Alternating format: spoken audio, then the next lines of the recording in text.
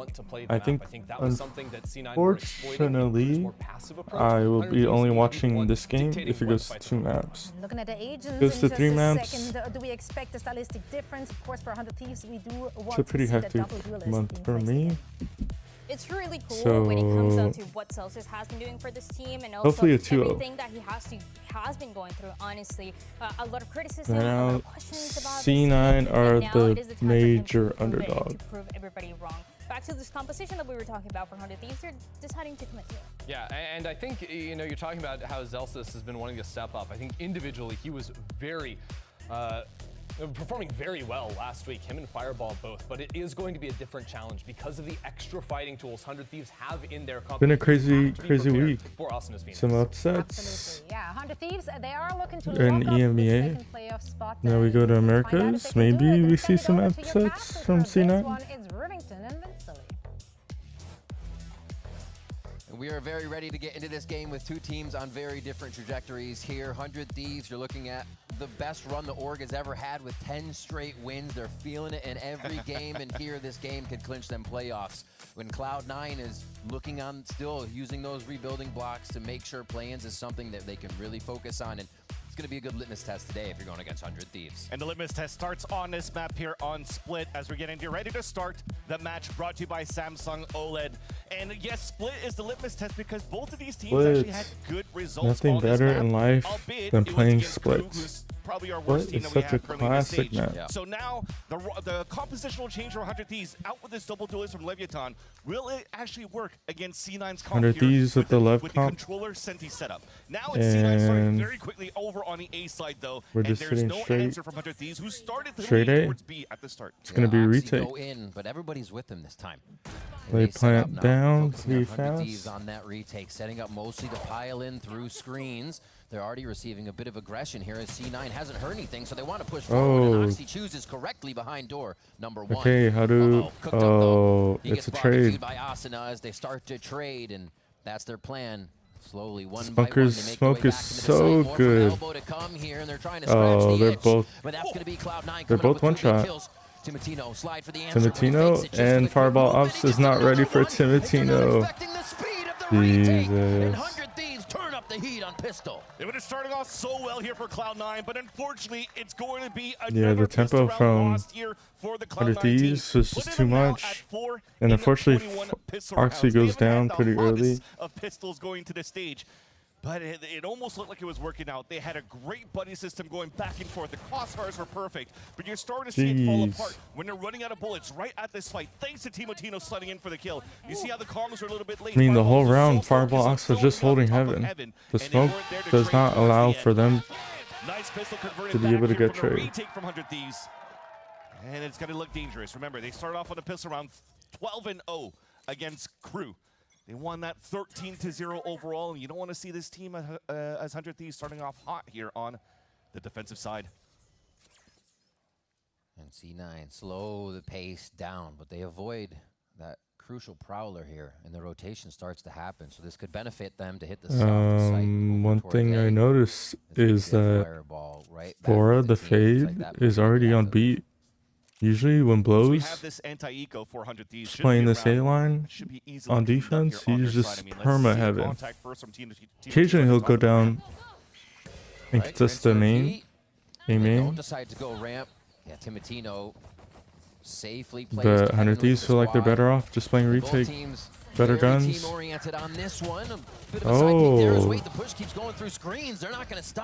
Oh, they didn't pick up any guns. And Cloud9 is a bit Crucial discombobulated detail. on that as 100 Thieves start to come back in with a little bit of cover here. And they're just going down to the mo. Look, the combo there from the flash to the C's was beautiful from both Bang and Vora. But now I want to focus here on the importance, maybe the win cons for both of these teams. 100 Thieves on the defensive side, because they're playing this double duelist, they are fairly proactive around that map. I think it bodes well into the comp of what C9 brings into this game, because now you have a cipher. You can find some very early information. I think the name of the game for C9 is to find that information early and to react on it and be proactive with the information that you get. So staying split across the map, I'm liking this too, that you keep the buddy system on the extremities. Because if there was a start from 100 Thieves on middle, well, at least it could start pressuring on the extremities based on the info that they hear. So this is actually quite nice. I think C9 might continue forward with this type of default here on their attack side. Quick check with that TP forward. Oh. Oops. I love the protocol. Looking to make something happen on that bonus round with Vic being the first blood what entry. happened? And that falls away. We'll see what is next on the list happened? for C9. And you'll notice it's always going to be these three together, right? The two duelists with Vora working together, trying to push the lanes, and that's a huge opener from Fireball Ups that will allow here 100 Thieves to start tempoing a little bit more quickly towards this B site. Beautiful play as well, juggling the utility to get himself to safety. It's exactly what you need to see from the rookie. As you go up against someone like 100 Thieves, depressurizing Timatino there. And now they head towards the other side of the map. B is the focus, after they've made a lot of noise over at that A side. Yeah, you group up. They were stopped by a smoke at the beginning of the round anyway, so they wanted to stall for a bit for 100 Thieves. Wait for the reheal, everybody gets topped up. Now they could fully hit a 4-1 split. Cryo might get the damage here onto Zelsis, but that will still force the hand of C9 to move quickly in the B site and get this plant down, which is now, as you can see, an open site for them to take. Big fight is on that flank here between both Fireball Ups and Cryo. I think that this is going to happen a lot in this matchup. A big responsibility for Fireball Ups as a rookie. He gets the spin. And the responsibility has dropped a moment.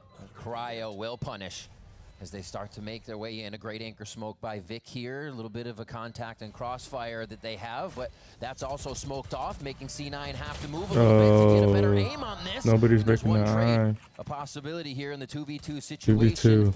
Oxy trading a few to draw eyes, draw attention. A nice spam from Jack here. And Vora could get both. Very nice. They may lose the players. No, they don't even do that.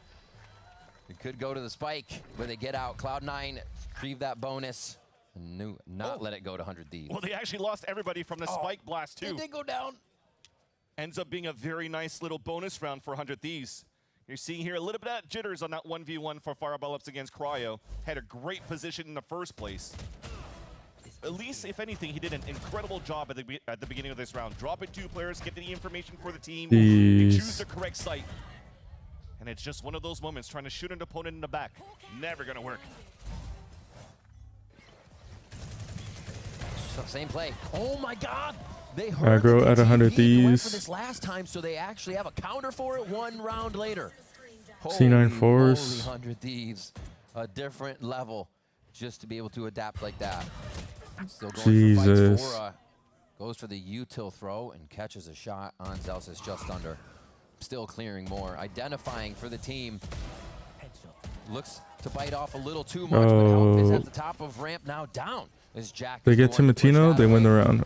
Nice kill. With another kill, The and they are really C9. catching 100 Thieves in transition. And have full information now from the neural theft of Fireball Ups. In a great position on the pulse plant too. So you plan a little bit more to the left so you have a better angle from top of heaven and also towards main.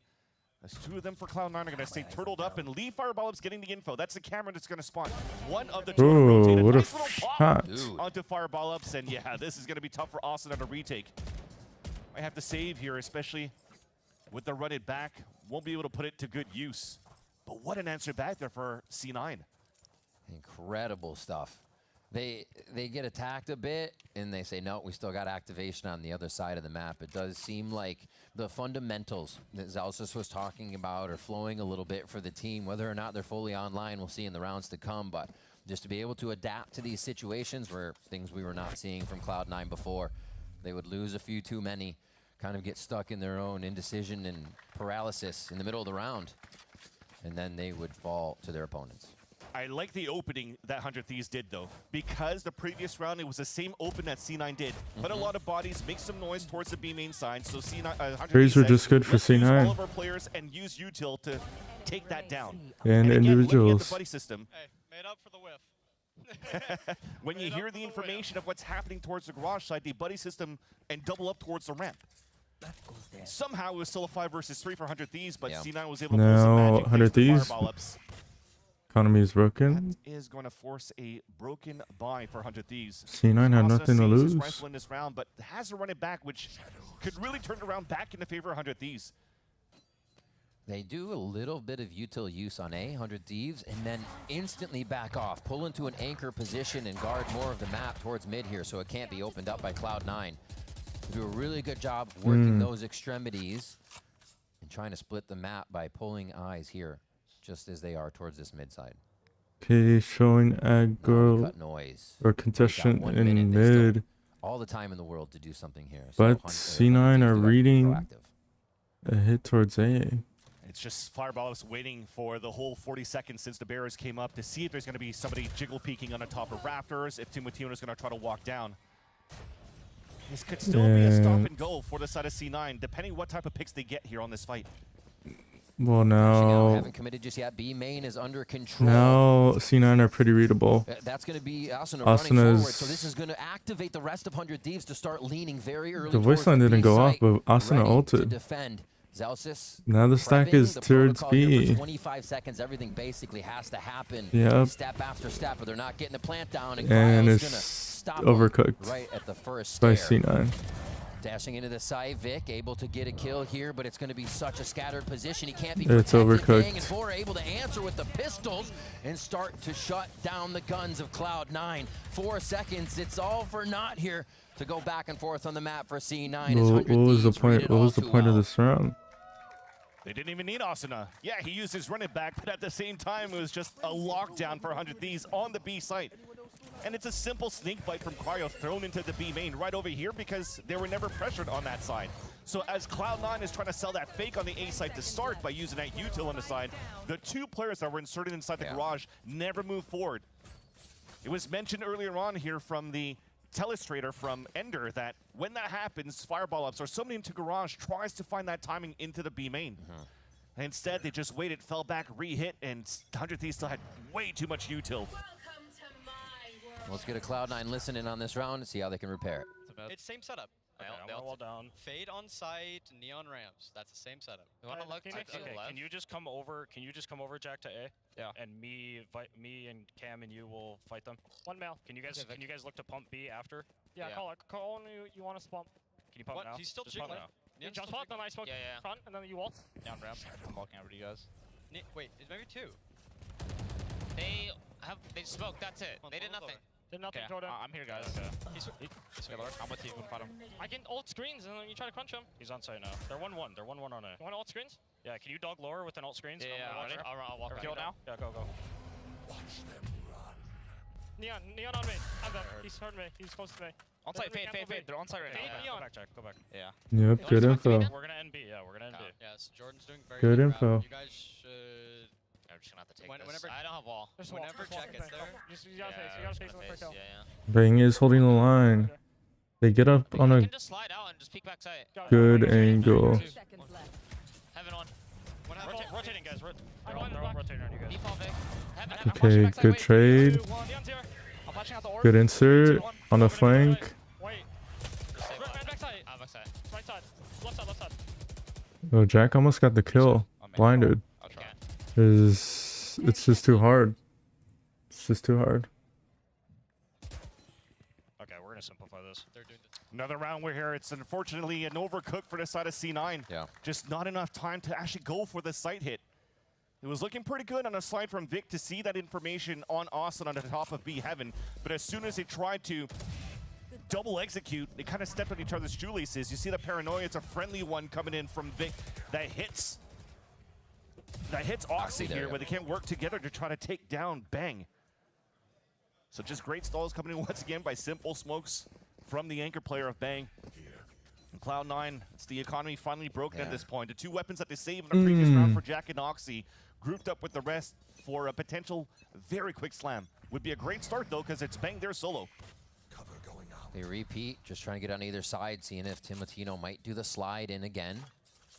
And God, 100 Thieves are rotating so fast. They're going to be here to collapse down. There's already 3 and 4 on site. He just walked into the crossfire, sending Oxy to die. It is a half buy. And they just lost It's a interesting to Phantom. look at how 100 Thieves are currently playing this defensive side versus Cloud9.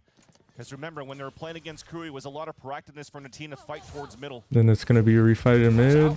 The dash out. Oh my gosh, the accuracy. They just have better control, they're guns. creating crossfires in the moment here as 100 Thieves push down mid. And they wipe more members of Cloud9. Spike. C9 need to contest mid either in male. Like, either they need to physically be in male or is a lot more slower at the beginning of these rounds because or it's actually invent. Cloud9 that's trying to force the hand They've for the only last 2. put But as util they're just going for to threaten that they have, but they haven't physically been there. Splits or pressure on middle at the start. There's a hot hands that slows him down. There's a snake bite that throws him down. One simple piece of molly that's being thrown by or Cryo or They can easily rotate to event because they know that nobody is there and then they're also to getting one contest way them. by the smoke by bang. So there's really nothing they could do on the hits. They gotta default a little bit more here and work that util, draw that util out for 100 Thieves so they can actually go for these strong splits, which is why finally we're going back here to that 1-3-1 setup. 3 in A, I love that look. 1 in mid, 1 in B. Need to be a good time to hit a 3, a good time to hit a B. We'll see if C9 B pop. can get some real estate back as Okay, they push towards finally vents get for into one of the vent. first times here to control that. And see how 100 Thieves reacts defensively. Already have Asuna. Oh man, he's ready to If you're able to bait it out, then that's a win. 3 and B for 100 Thieves here, just to see what they can find. Oh, and Zelsis is identified. So they're going to have to either rush. He did towards bait out the heaven here, or they're paranoia, gonna which is choose. good. This is actually where the mid rounding needs to be. Perfect for C9. Now C9 can pause. C9 can pause. They can wait for Zelsis. Already pressured by 3 players in front of that B main. Zelsis should hold, go and hold sewers. As if they did a hit. 100 Thieves somehow source a kill, re-clearing that heaven, and back up. Always playing their lives. So now you have to go on an adventure, and Vora actually gets caught off. Using a bit Bang of was low util. too. Bang repairs the situation Just a little here, but it's impatience gonna be from the a rush towards Cypher. B now. C9 keep bringing the timer down. It's not working out for Oh, them, but this time good it seems fights. to slide in their favor as they hit some beautiful shots on the way to the site. Ooh. C9 could have paused and hold the space in mid. Maybe beyond Asuna here. And then wait for Zelsis to clear sewer and hold that A main position as if they're hitting A site in the beginning of the round. They know where the relay bolt came from now. It's on 100 Thieves to source this out. Oxy actually goes for the slide overdrive. It's instantly diffused. And they're going to try to get the spike now. Hiding in the smoke. Timotino's just waiting for the mistake to be made before he makes any more noise. Asuna looks to get those footsteps out with some shots from the Phantom on high, but Vic is going to clean him up with 2 clean shots in a round Cloud9 needed very much. You're starting to see also the change in the upgrades and the reason why they picked up players like Fireball Ups here for Cloud9. With the recent coach changes between Veer and Imi, they talked about trying to engage a little bit more intuition into the plays. So despite them losing a little bit of map control or a player in the first place, you see that Fireball Ups is trying to find his timing on the lurks. And he opens up that B site to allow C9 to follow up and really try to go for the big fights. I'm loving how close this game is from both of these teams so far. And that yell, it's been a while since we heard the yell like that from the Vive Merchant. Seems like sales have been low, but they're coming back online, Vance. Yeah, that was also the conversation from Imi. You need to stand back up. You need to hype up the team once again. They follow behind that leadership, and Zelsis is back at it. Timotino's at it as well. Who's going to deliver the mail first? Zelsis gets there so he can actually just absorb so much Just information. 3 just holding. They can keep this insert. This heaven And position. it looks like they're actually just, again, going to wait out the time a little bit to see if they can get that from 100 Thieves. This is all very nice to start, but as the minute mark hits, you see 100 Thieves are actually backpedaling away, so... That's such a good adaptation. It also depends. See, they have an insert in mail. Leverage a moment to try to make some noise towards the A side. Maybe this insert right here from Zelsis. And if we look at... Now he's going to be the late rotate, the late backstab. This is a call now for C9 to late hit into the A site. Well, Dog to clear everything close. good job for 100 Thieves being proactive. They use the ult just in case they hit B. Vora hits all of the flood. Here it comes. And now except for they have Zelsis. still little next to no HP as they Trade into the site. to him Actually bunkered not in punished sight. as much as you would think here by 100 Thieves as they're waiting to find the And they're targets. all Only just the mowed down. crosshairs. It's the Oh easiest my kills for Cryo. gosh. Farming, They just let farming, C9 walk farming, into we're their farming. death. And that's twice, maybe 3 times that its intuition calls from the side of Zelsis, say maybe we should try to go for this in the last second hit. But again, they hit the same type of issue. Trying to go for that late entry into the A site. Everything just stalls them. Look at the combination from Nightfall to Seize to Hot Hands. And as you're trying to create your own walls and try to get the space for Cloud9, well, you put your back against everybody that's playing the Crossfire on a defense on the backside. So Veer will call the timeout here to try to fix the issues a bit for C9 to be a little bit more confident in the spacing that they get at the beginning. For now. You also kind of take a silver lining. C9 are not C9 looking that bad. I one of the think they things just need Oxy to pay said attention to the was that details. they They have pretty hectic comms, but they're are cleaned kind up. of You have alerted forcing the like issue Fireball rather Ops than coming waiting in, for the game Cloud seem a to lot come to cleaner, them. and he is They're forcing been heavily game sites pressured, we saw by being Timotino pretty and one other. predictable in terms of where they're going to go, These just numbers because decent against Crew, but he they don't popped leave off layers when in the he played round. against Loud just a couple of days before that. And I think the reason of his resurgence and see how good he is on these lurks and what we're currently seeing against 100 Thieves right now is thanks to the conversation that he had with Baby Bay after their loss to G2. He's like, man, it's just Challengers, just play like you play in Challengers, it's just different names. And you see here the level of confidence it brings towards maybe not the whiff that he had on Cryo Cells earlier on, but that whiff didn't bother him. Every single other one of those duels were instant laser beam headshot bursts and was basically playmaking rounds that allowed C9 to pick up these 3 rounds so far. See how they manage this. They play it close to the chest. They can do quite a bit of damage with the stingers. Oh, flex tech peek. And they hear him now. They heard one stinger go off, so they know exactly what they're dealing with on the side of 100 Thieves.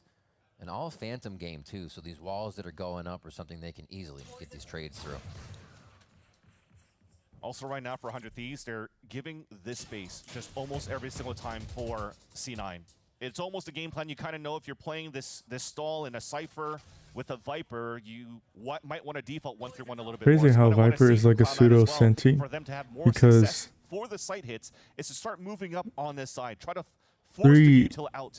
They on can any lurk defensive because they players that are can currently setting they're up on the not B side. within they And don't as need these to be dog within comes up, range of their he actually util. sees the players falling back here, so But that's actually an the opening catch is for that if Viper C9 dies to overtake the B during site. the They lurk, have a then they 3-on-2. lose Maybe that in 4-on-2 scenario they could take over potential B. molly, This time potential Fora rotated first, so they're going to have initiator potential utility smokes, back potential this up wall. if they do get any trouble with C9. but See, it they're looks just like flooding, just using disrespecting them. The shots, the aim, and the quick mechanics to shut C9 down again on their low buy. And Timotino's ready. Suicide plan.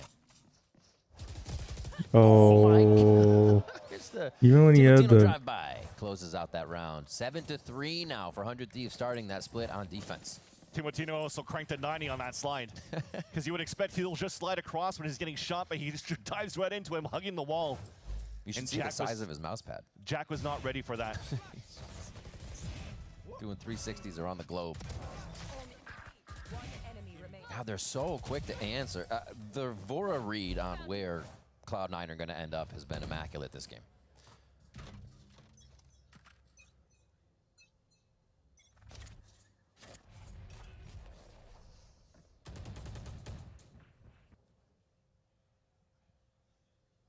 Asno is just starting towards that spawn at the beginning, so he can try to support ASAP in terms of the pressure that C9 would try to do, but it just becomes a spam fest at the beginning towards middle that ends up being a first blood for the side of the Thieves.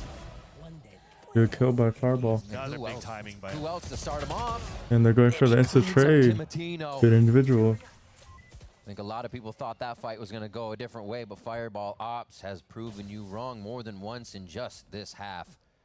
Zelsis already in sight, and bang, sources him instantly. And now that upper hand is only an A. It's got to run all the way back. They have time, though, and they have space. So this should be a C9 setup that favors them. Asana's run it back is really the only thing that's going to give them trouble. he's trying to make sure that Seekers are not peeking towards the A ramp so that Jack loses a spike crossing over towards the A site. All three of them now from the positioning here of that spike plant. Should have all been staying inside that site, but you see the wraparound from Oxy on top of the ramp. Pays off. He's got to be the last one here. Fully healthy. He's the fail-safe in the situation. Asa already has that. He goes down. He tries to push as the fight goes in. And that's Jack getting first kill. But that's Ooh, just Jack would need to work a miracle. Same number of attackers and 100 Thieves. Shake him out. Jack down in an 8th round. Reason why I felt like it was going to be difficult to wrap around on the A ramp. It's the spike's not planted for you, really. It's just at a default spot. And Oxy basically had to be, he had to bait pretty much from that position. There's no way he could really try to move in that spot. Thought that maybe all three of them wrapped behind, following to run it back from Asuna. And then unfortunately here read it incorrectly and just allows here for 100 Thieves to have 3 individual 3 versus 1s. It's one of those rounds where, yeah, they started 4v5 because Timotino got a spam, but then Fireball Ops trades, and these are the ones Cloud9 keep coming back to, saying we should have won these rounds. We were ahead. We should have won these rounds. And it just seems to escape them Timotino with tempo. Timotino getting a lot of info as they push up here, and it's going to be the Neon fight as they slide to safety on both sides, actually. More source of that info. Asuna, a quick trade off a curveball. They keep rotating who's in a position, thinking the reload is going to be a time when C9 can push. It's a good kill. 100 Thieves is more than ready. That time Oxy on site. The aim is in his favor. Spike should get planted here, and 100 Thieves are going to have to rotate before they can set up a retake. Got to get that pit towards that screen. Just block another lane to give a chance here for Cloud9 to just focus on 2 different angles. A main and A heaven. C9 we're not worried about. Really, the only thing you're focusing on right now is a flood out from the top heaven, which is why you have 2 players playing towards map for C9 to try to slow They're about to break both push trips. from 100 Thieves. Does Vora know? Some info from Vora here as they split both sides. They have a late lurk on this. Vic takes out 1, but they're all coming from the same side still. They got to get into the pit. They have to clear this out. Cloud9 have pretty good positioning, but somehow they've lost 2 players. It only leaves Vic in the pit. He's going to be sourced almost immediately. The double pit is going to be enough. Celsius in the corner. No time. He's going to go. Oh, no! It's too much time. No time on the spike. What a fight back and forth. Decent round. Round going over to Cloud9 is a one they very much needed going into the second half. Yeah, it ended up being great positioning by Cloud9 based off great utility too in the pulse plant. Yeah, it looked chaotic at first. It was a little bit of a missed push from Oxy outside of that pit, but the rest of the crew staying inside of that pit, playing in the back of the site, running that clock down, keeps Cloud9 in the fight going into the second half. There's more action here on Split for this series when we come back at VCT Americas. Don't go anywhere.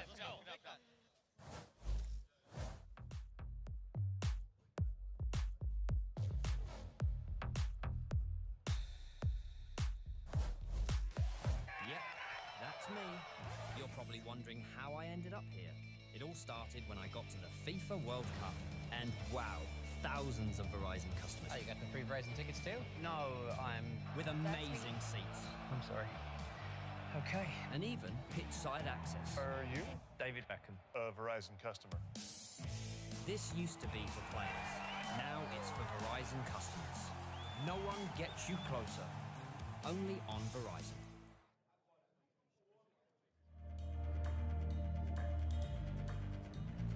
Oh, scared me.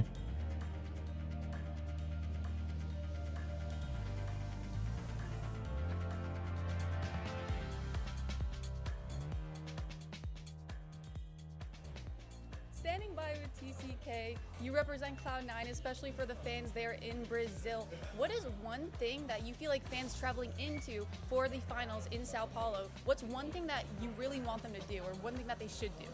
Okay, I think that's a pretty easy one. I just need you guys to be in a very energetic day when you go there, cheer, because definitely you're gonna be so welcomed by Brazilian fans. We're gonna have a great time together and cheer a lot together.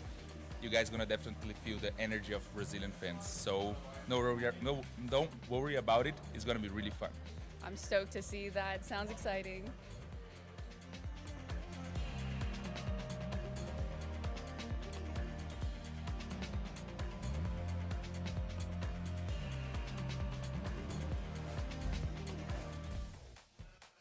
Welcome back to VCT Americas. We jump into the second half of Split as 100 Thieves have a 4-round lead here, taking the attack side. So Cloud9 have to be ready. We'll see what they've mixed up for the defensive side. Remember, the pistol round continues to be also important for Cloud9. Not only to pat the stats a little bit up here, currently at 4 out of 21 pistol rounds. And also to close that gap on this map against 100 Thieves. We talked about it, 100 Thieves, one victory in this series will guarantee them playoffs, while C9, they have a chance to maybe break a little bit of that ranking if they defeat 100 Thieves today, and looking at the other matches happening later on this weekend. But 100 Thieves are just looking to break trip, pop into the B site. C9 wants to leave that open. They already have 4 players focusing on middle to fight and crunch in that spot first, and that will become the Flood retake play. That's a sting. Can Jack find Oxy to get a little bit of a heal on? Yes, the answer is yes. And Cloud9 could waterfall out of heaven here. It looks like they're actually going to try to pressure the site just like that. Oxy with a bit more speed to draw eyes. Double flash potentially about to come out. Yeah, this is going to be tough to defend. They start to activate. Oxy first does find that drop box. Would be the first kill, and the peaks are going to have to happen from 100 Thieves here. Nice job by Cloud9 to be patient on this, but Cryo, the one to continue lurking, actually gets caught up by Fireball. Who else? And it looks like they got the defuse he's on here. not A little bit of a in a spin good for Vic. position. Right cut of the cord, and they come up big as Vora puts the final touches on the round. Little stink face from Vic, but he's happy for the defuse.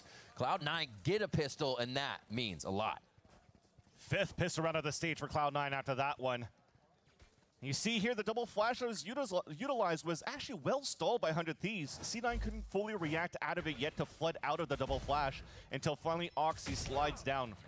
So as he keeps some players tucked in maybe on the flashes, it allows Oxy to isolate the 1v1 fight. And then the rest of them to just play the ante on Asana's flashes and get value off the retake here for Cloud9. Very nice to start.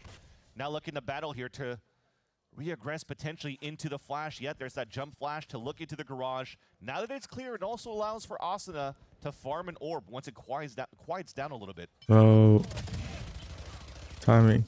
Observer timing. Push and shot into B main was that other kill as well for 100 Thieves. They're just trying to chase on this one to see if they can get any more down. A few more orbs.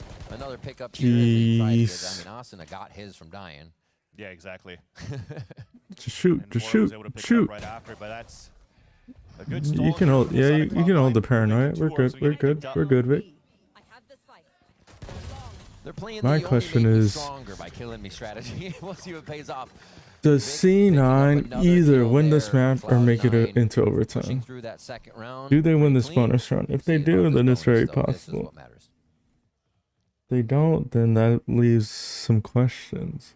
It's not expected, but I think it's a huge bonus. For Cloud9.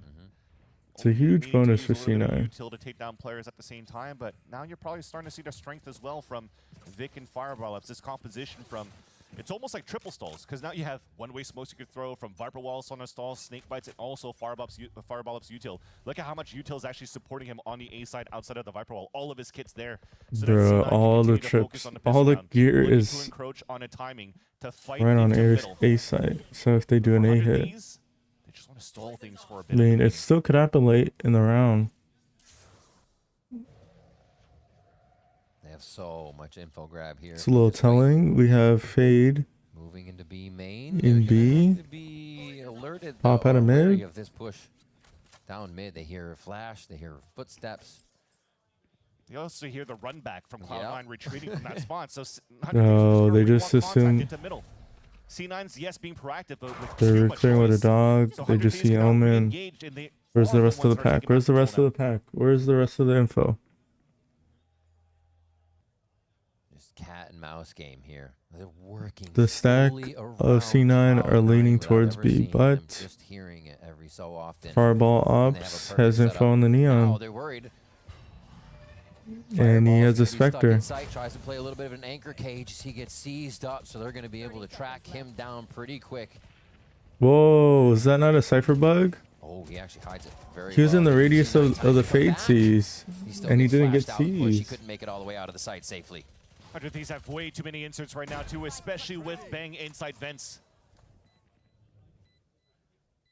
C9 are just going to wait it out. Seems like they want quite a few of these guns. Not giving it to run it back, which expends some of their time for Spike. T9 or Oxy with the timing. Checking his watch. Checking his watch. Oh, actually cleans up a nice shot on Jack just from a shoulder there. And he still has the paranoia to go for a little bit more audacity to take another fight against the entire team. Grab a gun. And Bang doesn't even have to They're trying to do more damage. Need to do more damage. This is gonna be Okay, and now Vic can just save the gun. Or sorry, other way around, Cloud9. And it's not going to be the defuse. It's going to be the runaway each time, and Bang being really the cutoff on that one. C9 had the right idea here to push down towards that middle in the first place, but I don't think they overcommitted to fully peek down towards Ramen, so they had to play that mid-round with zero information. And that allowed here that opening door for 100 Thieves to just flood 5 members into the A site against the solo fireball ops. Too much util. He can't play within trap kills with his cages. Nobody was tripping up on them. So it was a nice attempt, but the bonus round is not valued too much for the C9 crew. First, a bit of quick noise here from 100 Thieves, as it's been all quiet to start the other rounds. It's still the same formation though. He pumped towards B. C9 mixed up. Priority for them, even from attack side, was mid, and they still put quite a few mid on the defensive side. So nice pressure from 100 Thieves to start. Instantly break the camera. Cut noise. Now you're forcing C9 to utilize a little bit more util. At the minute mark, maybe the dog comes down. Unless the jiggle gets a lot here from Timotino. We're definitely going to see here the information that C9 is going to try to get. Will they get punished here? The walk in right now from 100 Thieves. They're trying to bait spam fence. They're going to get a double flash. And then the Haunt Oxy's ready for it, and the bait works beautifully. I think he played the ante too. Yep. And Jack let himself get hit, falls back, and that's a great double. Bang with one. Wide swing. They have a tell. Oh, and he's caught in the seas. He's not going to miss that one. But he does go down to 47 HP, so this is the timing. Those Vandals is different. And now the team can just lock it down. What a great round here. If on the last player. To not be thrown off again by the 100 Thieves push around the map. They just have big to blind, big omen blind. Try auto heaven here.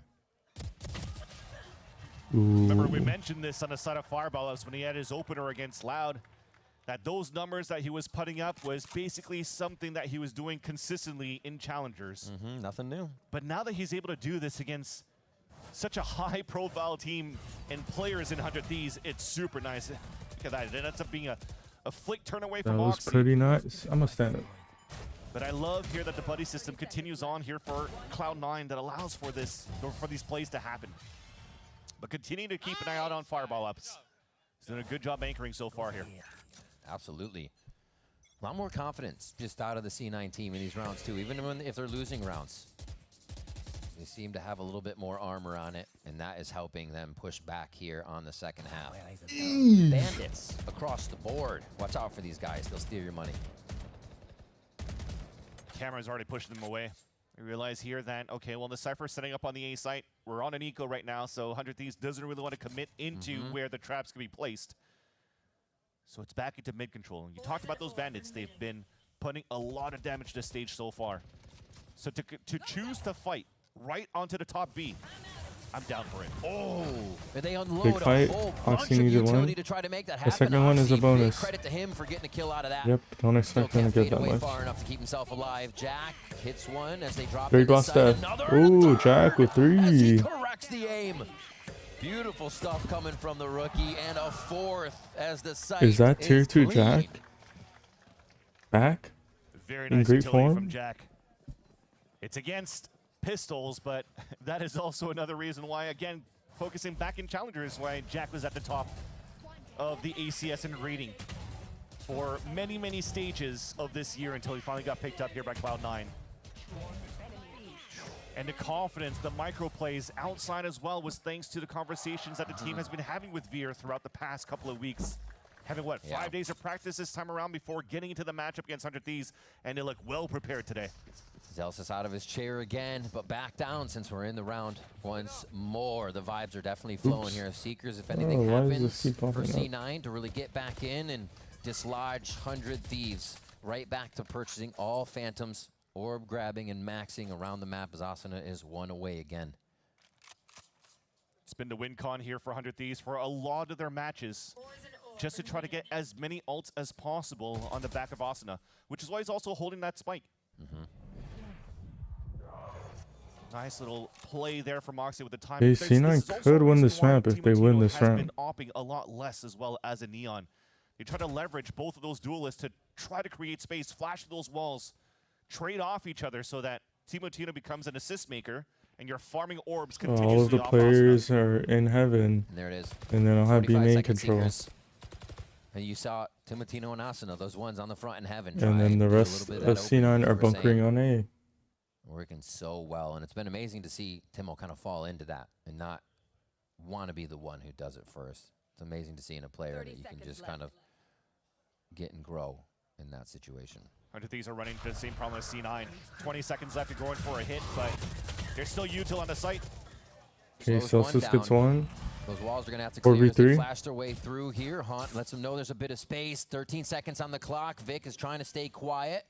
He's also got They think they're off. They think they're off. both They sides think. of this. They can set up a crossfire. They're actually going to let the plant go down. This gets a little bit stickier here, but Vic is able to get a kill. It's going to come in quick now as the team has to react and adapt. Ulted in the And that is going open. to be That's crazy. the run it back, shut down as soon as it comes up, and Cloud9 are going to tie up Split versus 100 Thieves. I want to see the micro of what happened there for the two players on site and Jack, because that looked kind of nice, because I didn't hear a flash getting popped. I think he just threw it towards the air, just forced some players to look away from the sky flash, good and flash then finally the players contact. swung out before the flash Burst. actually popped. You see there? That's why Vora At a staring B right main. into the top of heaven, trying to turn away from the flash. And then it just thwarts 100 Thieves trying to play that pulse plant off the spike. Their anchor smoke they throw for themselves in front of map too just denied the flash that Asuna tried to throw in. So a lot of 100 Thieves utility went to waste on that entry. They call a timeout.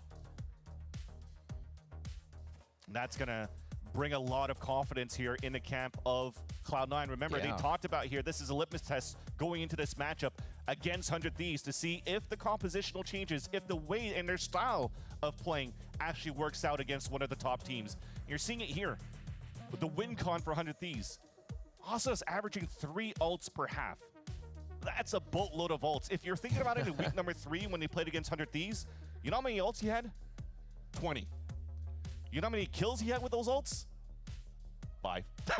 No, but what's important, though, is the respect that's given to Asuna when he actually does have to run it back. Yeah. It allows for you to get so much space, run that clock down, and You then just have this aura of get away from me. and close so many good rounds on our side here in the post plant scenarios. So you almost saw it there, how much delay he was trying to do with the run it back after the plant. But again, the beautiful play from Cloud9 by flooding behind that flash and taking down 100 Thieves shows the preparation that they have on the side of Cloud9 and what Veer brings to the table, trying to isolate the value that Asuna gets with these run it backs. Whoa. Very fast. Looks like Timotino has to stop and dodge for a second there. They're looking for trails, they're looking for links, but nothing's going to be there. That was a TP to heaven as soon as they hit it. So many layers to this strategy as they lose Asuna. It's a B split. On the way in. They're fighting towards B main. Vic can't die. He needs at least one. Wait, Vic is playing some tricks on the team, and he's already going to get help in time. Has he bought enough? Oxy gets the first Yeah, he kill bought from enough Heaven. time. They need some kills. Wow, C9. From C9 to get to B. And that Who was a knew timeout dressed that up by Split would be NBS defender just to sided? try to add that pressure into the top heaven to see how C9 is currently playing the mid and maybe try to punish them at the same time. So to play to do the Nightfall, mask it with the Omen ult on the top of heaven, and just try to encroach in that space. What's the difference, though? C9 playing the buddy system again. Back in the front of the B garage. They stall with the one-way smoke. They get the backstab on the back of the on the top of heaven from Celsius onto Asuna, and there's no more flashes to allow 100 Thieves to get into the site. Now they're on a broken buy. Back into their own 1-3-1s on the attack here on the setup. And also C9 changes their setup as well. So this will give them early information that there's pressure from 100 Thieves at this point, and they have the right numbers if 100 Thieves are going to try to split towards the A site. Follow. They're being very proactive now. Not the C9 we're used to. Oh, they're not ready for Confidence cryo them, and sewer parkours Oxy off the rope. timing. just in that timing. I mean, they're they pushing, hear they're it. still trying to keep a timing here. Bro, they could just mow them all down. And just do an early backstab. Wow, two ships. That's a right-hand model issue there for Oxy, because that should have been dead to rights on to Cryo the whole time. Oh. And finally, we have one backpedaling, and Jack will have all the info. Discipline. Oh. Discipline. Another one gets the flash out, and they're going to know they have to back up for a moment. Almost the ace was there just on the other side. Oh, the whiff yes. almost. One of us. Zelsis takes down Timotino. And now it's a battle for the spike. Against a top-rated player in Stage 2, though, in Asuna. Definitely doable, as you see. He has a full kit still. Two of the longest in the league here. Definitely some aura to this fight as the smoke goes down. A little bit of an anchor play coming in from Vic. Still goes wow, straight out. Zelsis just gets out. And he says, you know, I got 15 seconds. I got to go through No this. time. Went on time. Yeah, not going to be able to make it. A really nice job from C9 once again to thwart what 100 Thieves is doing. In 100 Thieves, why would they expect this? C9 hasn't done this to any of their teams. They are being so 11-9. C9. Which is what Cloud9 upset? Big on upset. that second or third round. It would be a big upset. Potentially the best team, a top 3 team. If they miss here the timing, at least they can play the flood retake as the team while still having full util.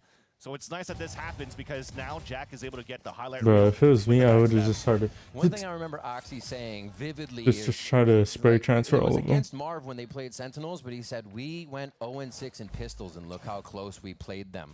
Well, they didn't even know where he died from. And look how much they're able to control it. So it definitely means a lot to them to have that momentum. They were even like 0-11 after that series against Sentinels. They were not having a good time on this round for Cloud9. Win this round, I'm going to have to sit down. Because look at the results now. They have a chance here to topple the chances of 100 Thieves securing playoffs if they win this series here. And looking like a C9 from the better years so far in this first map. Wow. Early pit from Zelsis covers up on the B side, and they're playing it at the same style as like a Fear comes in as coach, and they look good. Wow, I wonder why. I wonder why. Because as you walk in there and try to break the trip, your HP is also going down, so the sprays could easily melt you. Oh, oh my what a shot by Vic. Fast on Timotino. He's got those mechanics. Austin is That's just unlucky. He's trying to play very close to it, just seeing how C9 are reacting. They're trying to get back in, and they got to protect Zelsis. Getting good spacing. And he does a great job of getting they drown out the Viper 3-on-3. Cryo now has ult. The 3v3 now after all the dust settles. They don't give oh, the flash timing.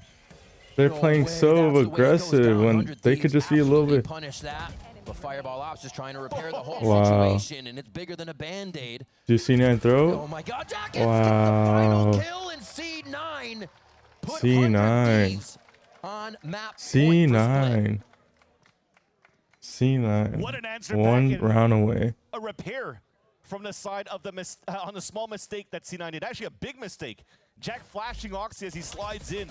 Gave a chance here for Cryo to maybe go for a second plant. That was super important for them to react to fight in that spot. Why? Because Cryo had the pit.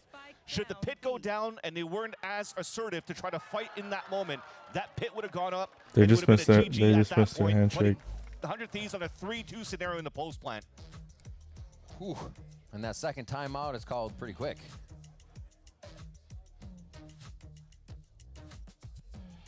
We'll see what they have to say coming out and just what's represented with the strategies.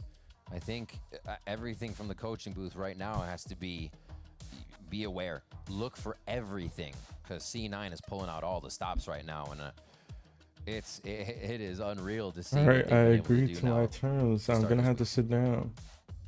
C9 won the round. C9 had 3 chances against Crew on Breeze, which is going to be our second map moving forward. But as much as we were talking about how Oxy was playing so well on Breeze, they kind of just walked into his crosshair. This time around, he has to create so much space. So he's not necessarily putting up the same type of numbers that you need for your star duelists, but look at how much pressure it adds onto 100 Thieves to allow for the rest of the team to follow up with it, right? It's a lot of Jack, engage, initiate for Oxy, flood with the rest of the team, fight behind Oxy, and make sure they get the trades. This is looking very good as a game plan for Cloud9 on the defense. Why does it feel like they're playing more of the double duelist style with a single right now on defense? That's the thing. If you're looking at Cloud9 from the way that they're utilizing this composition, though, because you have Fireball Ups and Zelsis lurking a little bit more, Vic is kind of like your double duelist, the secondary entry because of the TPs. When you got an Omen, you got a pseudo duelist, just like how you have a Viper. Pseudo duelist can lurk, can make util regardless of where they're on in the map. Back to the team, Oxy said this guy has such good comms around the team. Yeah, have to shoot. 100 Thieves are heavily contesting towards B. They add everything together.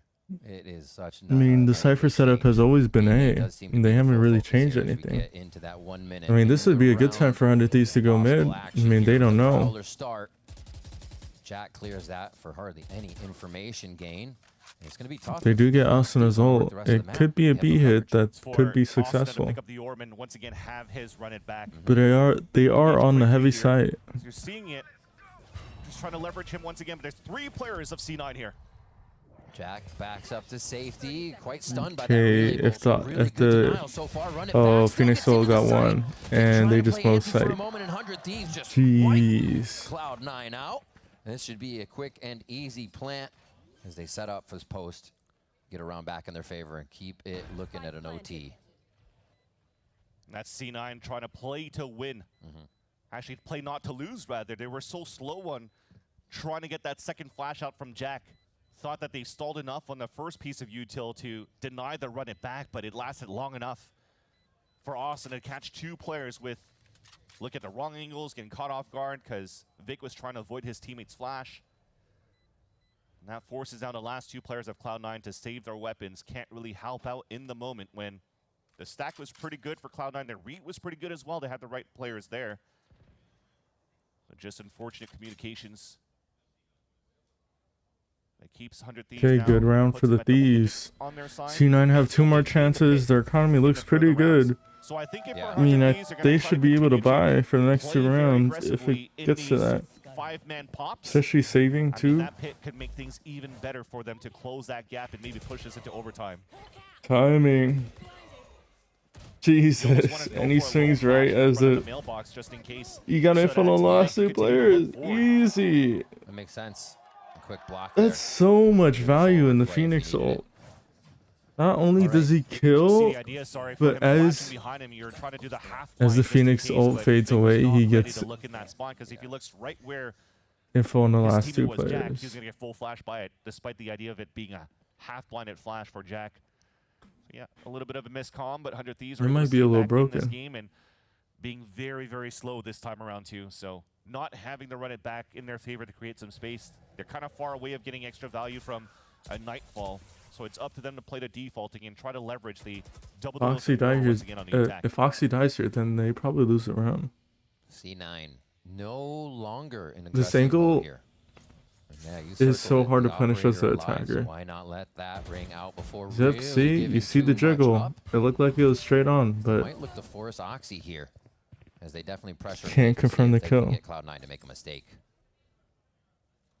They're going to position their players at the right spots. You have Zelsis on the op. Zelsis on the op to close the round. Huge info line. There's one more Prowler, though, from Vora. That might be the piece of util that's needed, but no, he gets caught instead. They wanted to wait and use the Prowler towards C9 never pulled closer out to B. So why would you want to try to throw a Prowler into the garage when you're trying to play the walk contact? Fireball's on A, activating and deactivating the camera just to draw their attention. So Zelsis can do this. Timotino do they drown the? Are they gonna drown the players on site? They haven't cleared Vic. That Jack is in Sands. Try to fight the oh, Vic, that was a chance. Around for so long, honestly. A few fights going in. Timing. Timing. Oh my God, does he get the safety? No, he doesn't. Asuna cleans him up. And now it's just going to be look towards heaven. Another round for 100 Thieves. Asuna with 4. And what a defense from C9. They still get through it, though. But C9's con must be hectic for Vic tonight. For the Viper pushing him through the smoke. Chosen to come out to deny that plant going down. A nice first blood to start, but it's the follow-up right after. That's 2 op kills coming out from Zelsis. Oh. but just too many bodies encroaching from the wraparound and from the B site, where Zelsis unfortunately was stuck playing solo for a bit, and the other team couldn't really follow up. Ooh, C9 timeout. They desperately needed a timeout. Why not? You got the ults. They have one more chance to close without overtime, and if but I respect here 100 Thieves make it into overtime, then they're heavily favored again. C9 are favored to win this map, or sorry, favored to win this round. But once it goes into overtime, the momentum switches to 100 Thieves. But C9 might be in a similar scenario. The first week haunted them back. Remember when they had such a strong lead on the first map of Lotus against Sentinels, and unfortunately, Sentinels were able to bring this back and defeat Cloud9 on that map. You know, Zelsis has talked about these moments, confirming those wins, confirming the strategies that he was talking about himself, those calls that are working. That confidence build is actually huge. And to get it over 100 Thieves in the first game of the series, that secures that confidence. So getting this here for C9 would be big. Or you're right, it does rear the head of those nightmares that they suffered in their first week of games. So it's on C9 to see if they can maintain their composure. If 100 Thieves, because of these site pops, and also overtaking the defense on the site pops, might force an error out for Cloud9. I think C9 are gonna lean towards A because Asuna is one away from ult. Asuna's one away from the pip, so you know here at least that the duelists are once again opening up on that side. Cryo is on the weak side, containing the space. Oxy even trying to get an angle there. Stoic under fire, didn't even turn to the right for the first few Vandal shots. Info plays his life. It doesn't stop him from going into vent. On the side of C9. Jesus, man.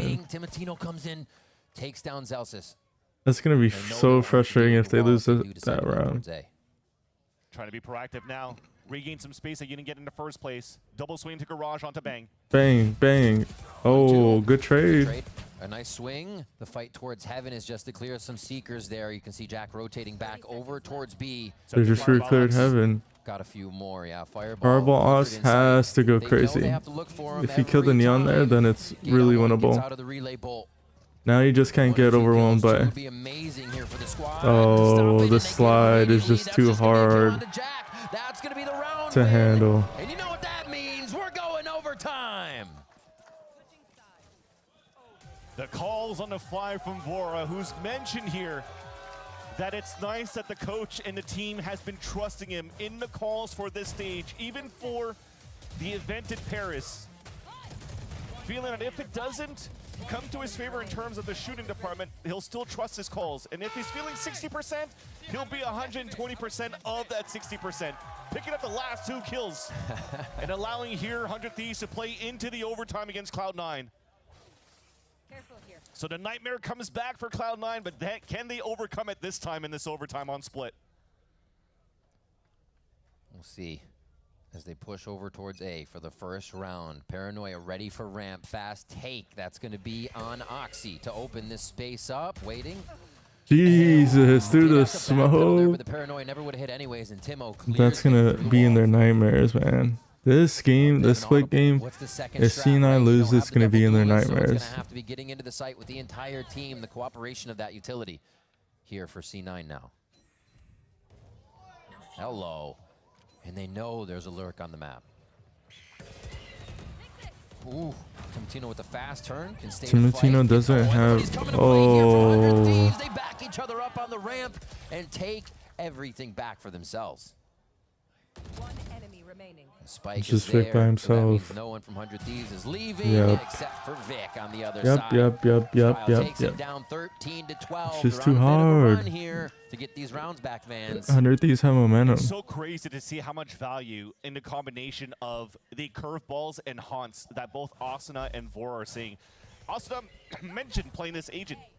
The flash is usually for myself, but look at the value.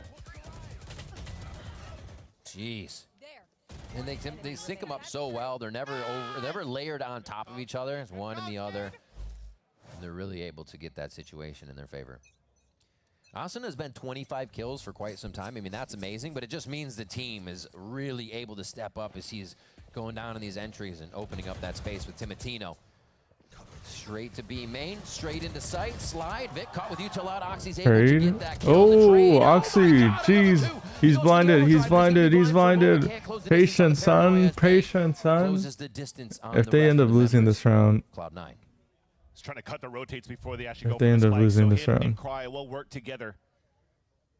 And then decide on a spike later because there's still so much time in the round to work with. good timing. Cry with that push up. He'll get modeled here. Yeah, he does. Zelsis. Clean aim. Bang Nice wins crosshair this. placement. I go bold. Buddy system. Let him plant. I think they're smart here for C9 to do that. While you wait so long before the plant comes down, you're waiting for the flash to come back up, and indeed it did here for Jack after Dog spotting him. Oh, just good spacing. Too much util to not allow Bang to get a good positioning in the pulse plant there, and C9, they answer right back here on the defensive side. Great defensive halves from both of these teams so far. Yeah, we go again. Oxy's dropping here. I mean, he loves to put this pressure on himself. He knows there's basically nobody that can help him in that situation. He's just doing Oxy things. Nice, good up. Yes, sir. Yes, sir. Yes, sir. So despite the win here for Cloud9 in the previous round, it's for Veer to try to get some value for the team on the attack side. There's definitely lots of pings, so I'm assuming at this point they're talking about trying to split towards this B site. How can you do it so far? And I think it comes down to what was happening at the beginning of the half when they were playing on the attack side, was not adding enough pressure to the top middle, wasting out util on the top of B heaven. And by not allowing to do so, 100 Thieves still has util to stall when you're actually trying to hit into the B main. And that's thanks to the Asuna cryo position. If it's not cryo on the top of B heaven, it'll be Asuna. They'll switch that position back and forth depending on how 100 Thieves want to set up their defense. But also the thing is once we get back here into the game, we'll realize that 100 Thieves are actually not necessarily playing into the Fate double duelist push into an angle, right, on that side. They're still encroaching stalls on the mid from both Cryo and Asuna. By stalls, it's double mollies they could do here to stop that from happening and get into fast split from Cloud9 coming out from this timeout. All right. So much chip damage C9's taking here. It's good that they have the Sky, but C9 would have loved so default, really but we have the Viper with the team instead of the... cases. Playing a little more spread out here. Yeah, the Viper with the team and the Cypher holding A Looks like main. they're quickly But it looks like the working back Cypher's towards each other and making sure there's no rotating. push on the extremities, so there's information gained by 100 Thieves they don't know about. Some pings across the map. Heaven smoke kind of alerts 100 Thieves already. They're not getting too much rotation in, but Bang repositions. Ooh, big kill by Vic. Steps. Thinks there's a moment, maybe a smoke up, but it's going to be the side hit now. Cloud9 is in and happy with this. It's just about getting that spike down. They're waiting to get the smoke. That is in towards Heaven. Timotino just on the outside here, knocking on the door. Relay Bolt's not going to do too much to the plant. Oxy doesn't get the kill. The rest of the team is flooding. Get in with the fast lane, though. Trying to punish Oxy. Heaven here to start their work on retaking the site. Fireball off. Again is able to make quick work of the team dropping in. And now they hide. Everybody Jeez, starts to play a no little bit way. safer. Fireball sourced from behind a box. Team of No way. spamming quite a bit. No. That kill. You always That would have been crazy. But Jack cleans it up. And C9 only need one to push it to the next overtime round. Even looks across the stage here after getting that pick onto Timotino, just to see the expression of 100 Thieves as Cloud9 are back at map point. Worked well here on the game plan that they had on the entry into the B site. So the Viper wall allows for them to play out in the open to disrespect the one-way smoke from the side of Bang and to avoid getting melted down by the hot hands. And as the util disappears here from the molly of Asuna, Bang feels like he has to peek just to see where the action could be coming from if they were actually going for the hit, and he gets caught by 3 players looking right down the line to punish him. I love that point you're making about the wall going up and down, and you're controlling the timing of what's being seen to really negate your opponent. Cool stuff, and looks like 100 Thieves coach not thinking it's so cool. They call it big round for C9. They need this round. And I mentioned it before. They want to make this a series. So they're holding him to these in these rounds. Now it's going to be space taken, assists and flash that you see going up here as he's 14 now. But yeah, they're making sure they're not dying to the entry as much, and that's helping C9's defensive side very much. Jack on top at 21 kills. He has been vibing in a lot of these series too, so it's cool to see him. And Fireball, the one's able to take the charge here on Split. Yeah, and C9's in a good spot here in terms of confidence moving into the second time that they have this map point scenario against 100 Thieves. Just because they've been very good at regaining space that they lose on a different area by keeping a buddy system going. So despite you have scenarios where they're falling behind in a 4 versus 5 scenario, they're still able to turn it back around from what you just mentioned, regaining that space and also allowing players like Fireball to just pop off. This time here for 100 Thieves, similar opening, but this time not picking up an orb. So they just want to backpedal as quickly as possible to re-hit towards the A site. So C9 has to still hesitate for the last couple of seconds to see, okay, well, this is going to be a straight A hit in a couple of seconds right now. The minute left. And that might dwindle down and then C9 have nobody to worry about in mid. At least they don't know. At least they don't know. See how there's still a couple of them focused on middle and watching towards his B side, and it's only Fireball up solo with the camera trying to spot here. All being blocked off by the wall, held up by Cryo. There's a reason to see why he's on Spot top. the neon. He's able to drop from the relay bolt. Instant help in that vent like you were talking about. They can really react to either side. Asuna goes down. Fireball quickly going to the right. He has patterned this each time, so Timotino expects it. And he's going to be ready Fireball still. just won them around. It doesn't matter if you expect him. Unless. Still fire. And it's still going to be C9 trying to hold the site. Plant goes down.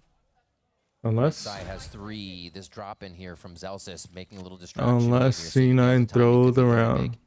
Paranoia there. They're looking at ults. Nothing besides Vora.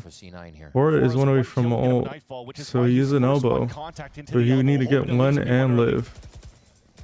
And goes Oxy. Always the first. Oh, spot both. Oh, and C9 wins. C9 wins. C9 wins. Wow. C9 wins. Taking down 100 Thieves. A big upset to start the series for Cloud9 against C9 win. But very similarly to the last time that C9 started off here on series against their opponents, since Veer has come up on the stage, they have won map 1. But in Veer's words, the job's not done. They have to try to close out the series. And Breeze is coming up, which is also 100 Thieves' strongest map. Looking overall, though, is how 100 Thieves have been playing so far on this map of Split, how C9 has been playing so far on Split. I feel that it's not going to be as easy or walk in the park here for the Thieves on their map pick of Breeze. An awesome series to start. I think a lot of people are already very interested with what C9 was able to do on this first map and wonder if 100 Thieves can continue this reign of terror. We'll find out when we come back. More VCT Americas right after this break.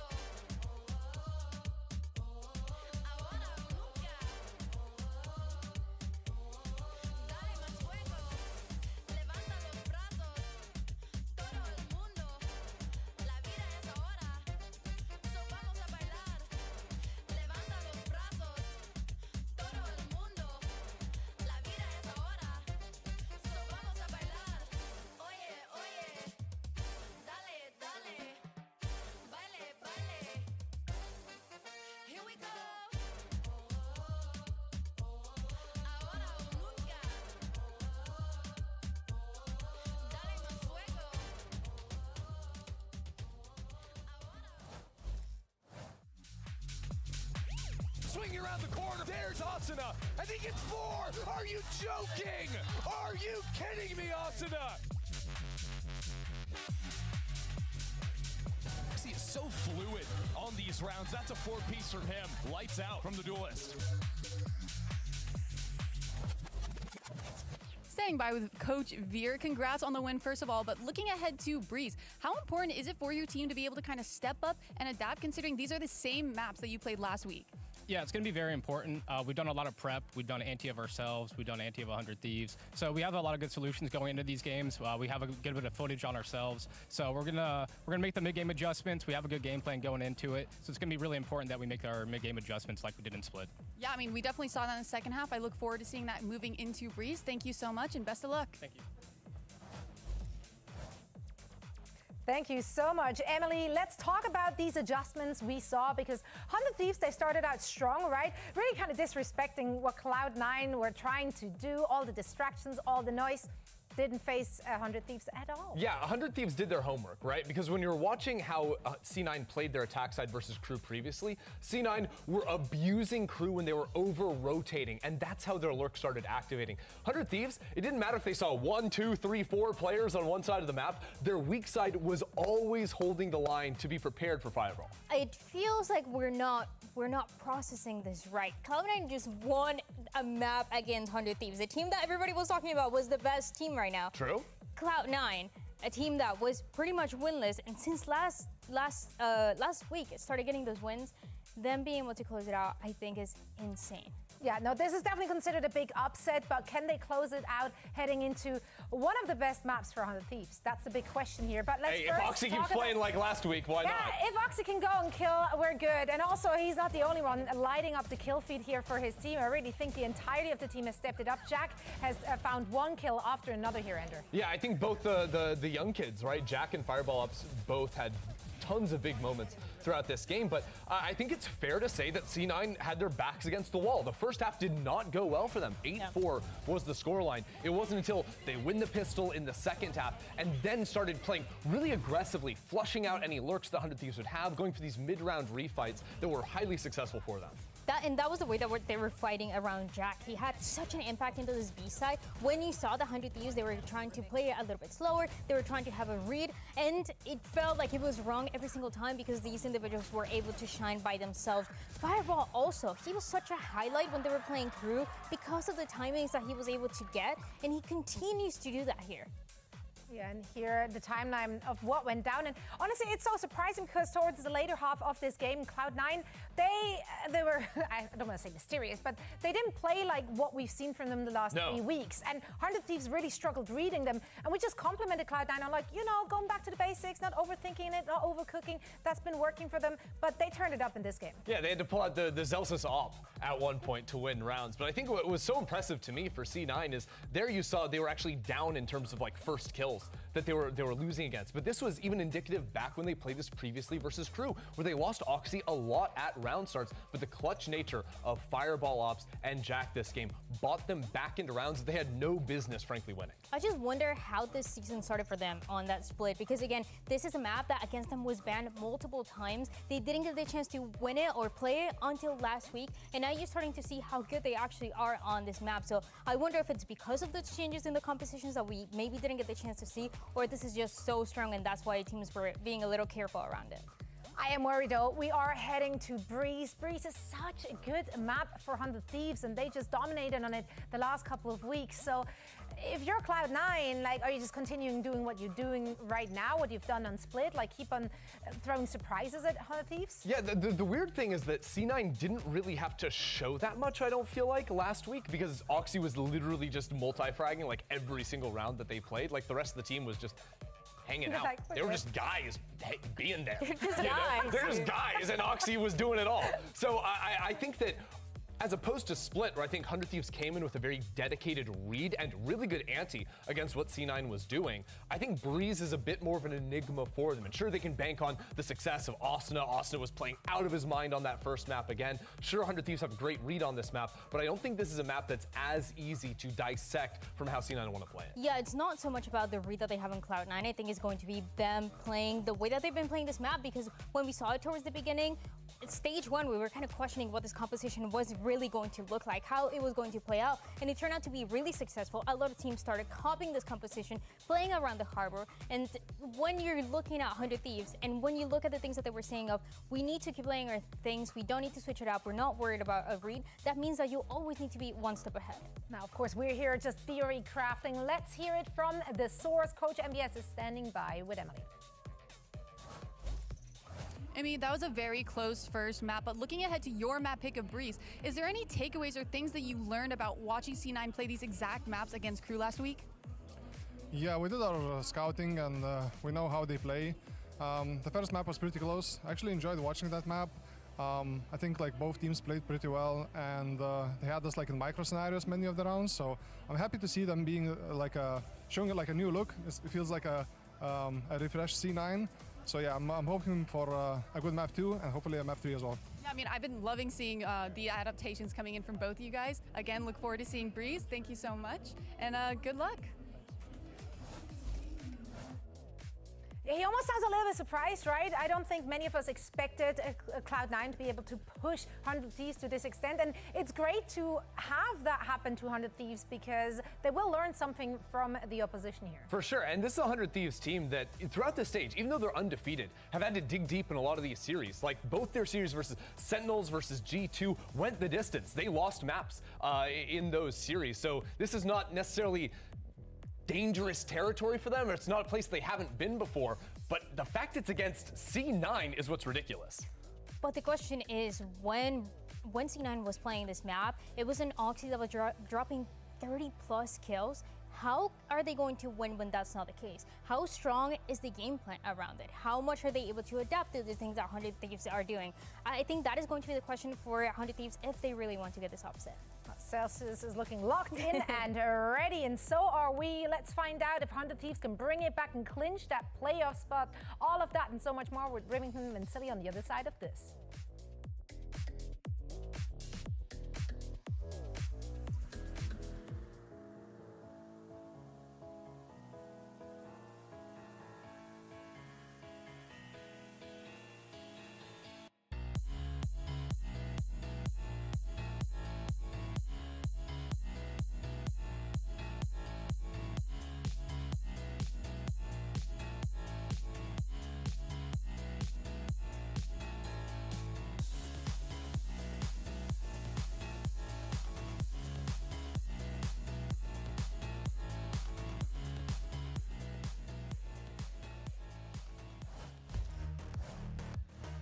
Welcome back to VCT Americas, where Cloud9 have taken down 100 Thieves on Split. And now we move to Breeze, where 100 Thieves are looking to get that reverse sweep to clinch playoffs.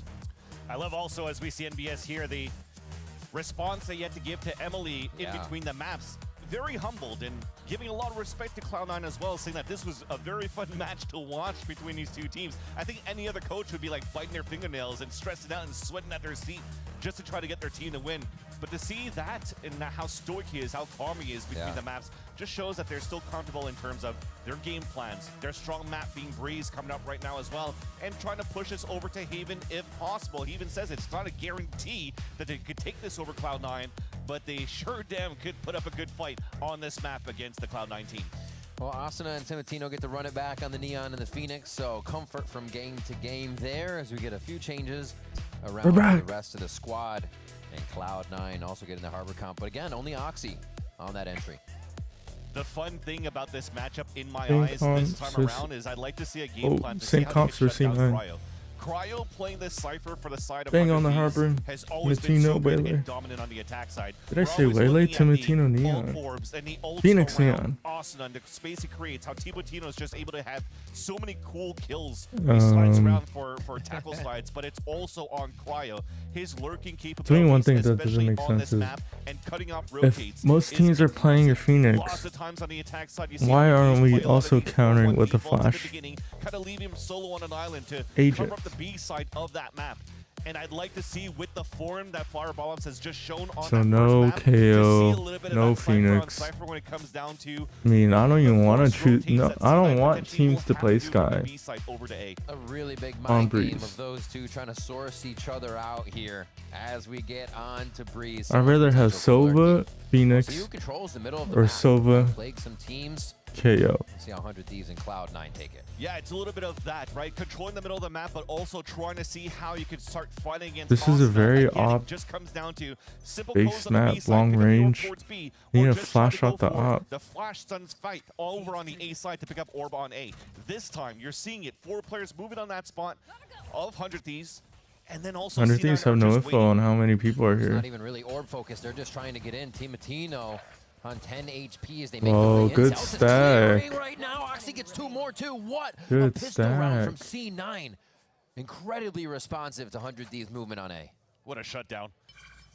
That could potentially be another pistol round for Cloud9, which would be a great start again moving into the series. So many things have been upgraded instantly from one week to another. How they play off each other, how they're actually converting pistol rounds too.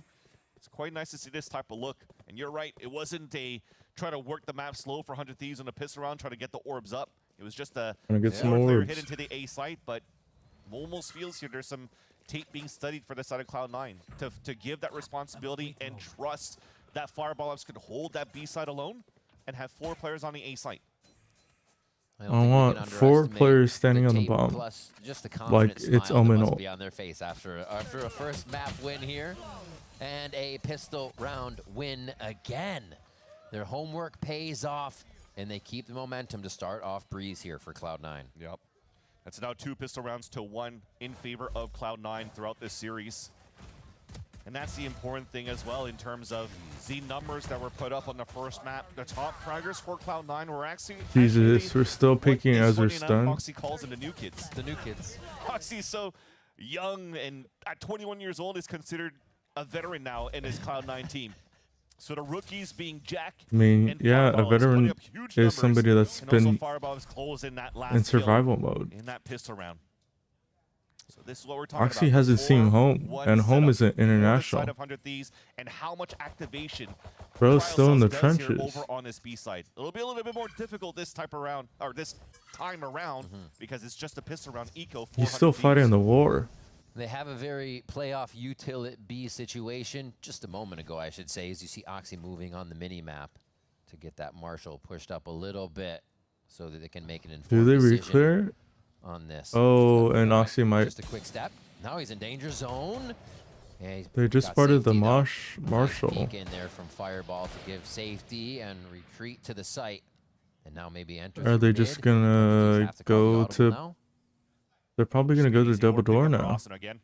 Just waiting here for Oh, the they're reload just to gonna happen. fight into that's a good opener, tunnel. A wild opener. Oh, and a better return. Still waiting. What a ping coming in from I mean, Jack as double well. Beautiful job on door. the scan, and he'll clean up the Double last door coulda kill worked. for the second round. I mean, And they didn't C9 know. Very patient, and they seem calm in the chaos 100 Thieves is trying to create. The 9-2 plans for Cloud9 is actually very nice too. Very surprising actually, you're looking at 2 rounds being played and 100 Thieves only muster up 1 single kill. But you were talking about that forward line. That was just from Oxy with the Marshall. That's just to avoid the Cove being dropped down. And he could trust his teammate Fireball Ups with the Guardian ADSing down that window to just protect his teammates back. So the setup's good. Fireball Still with unfortunate. 4. Couldn't deny the orbs onto Asuna, who's now 2 away from his ult. Still only Now halfway here, to his though. ult. Push forward. Give him one of those. He might even just stay for the next one. He's going to call for some team help to do it. I mean, yes, it makes Backs off. They'll have to give up that sense. space for now, but they're In trying to theory, gain to more push space out of across the A, map in mid and get a read on the situation. and at most you're getting 2. even then the round can still be winnable for 100 Thieves. But this run it back will You're not playing huge factor for some scrubs. And because Vora just instantly used a dart right into A main, you have to count the time. 40 seconds for it to come back up here, and that might actually just slow down the tempo as well for 100 Thieves. Or you want to wait for the dart to come back, or you might just gamble and use the run it back from Austin to try to get that information for the team and you follow behind it. Unfortunately, if they do that and they blaze one high tide, It's just going to be an A hit with the Phoenix ult. And the high tide to get back in from the side of C9. And they've got a nice little perpendicular setup here to clear out some quadrants and get that spike down. Got to be careful of Zelsis. The Sheriff needs to hit. Oh, you just picked up a gun. See if the team in sight for C9 can make a little bit of noise here to make this feel like that much more. Picks up a weapon. This is a big... Oh, the timing. The timing. The timing.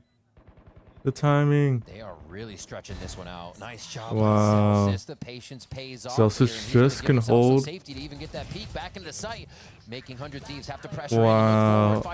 Oh, Crowd gets back into A main. That was the link. But it's too much. Cloud9 can keep swinging together. Wow. They have such good protection on these lines. And that was a nice timing that Zelsis found as well for the backstab, because taking that pick down doesn't allow a recon dart to Technically, come out from Vora. Crowd getting back into A main and having control of it allows him to isolate fights. Or from bricks. Especially if Cypher doesn't have cages, then he's just can With that kill, they're playing with be a zero little info. bit They have to swing patient. out for information right now, and unfortunately swinging one by one.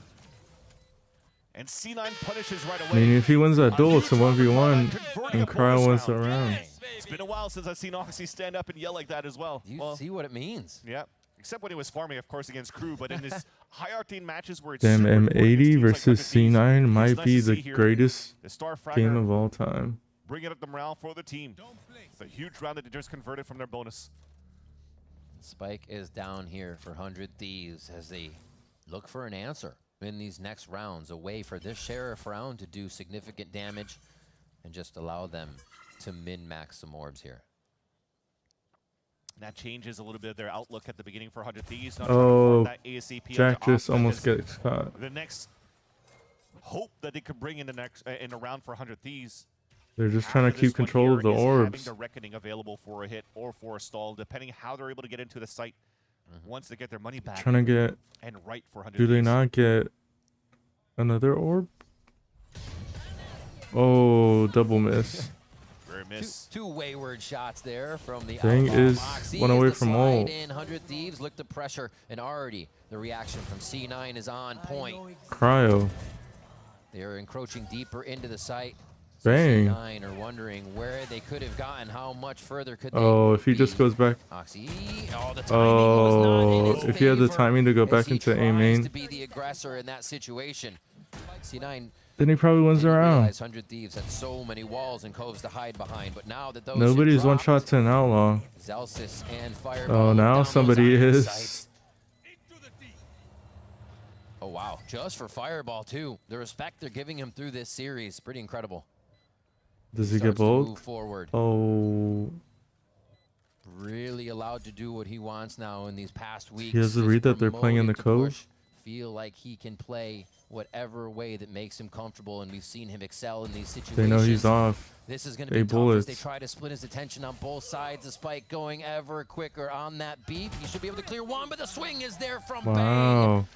And they just 100 make it Thieves impossible respond. for Fireball. Sign him for 100 Thieves to wake By 100 Thieves. the fuck This should have been a up. snowball effect here from Cloud9, but unfortunately the outlaw shots from Oxy, who's been so good against Crew just in the last game.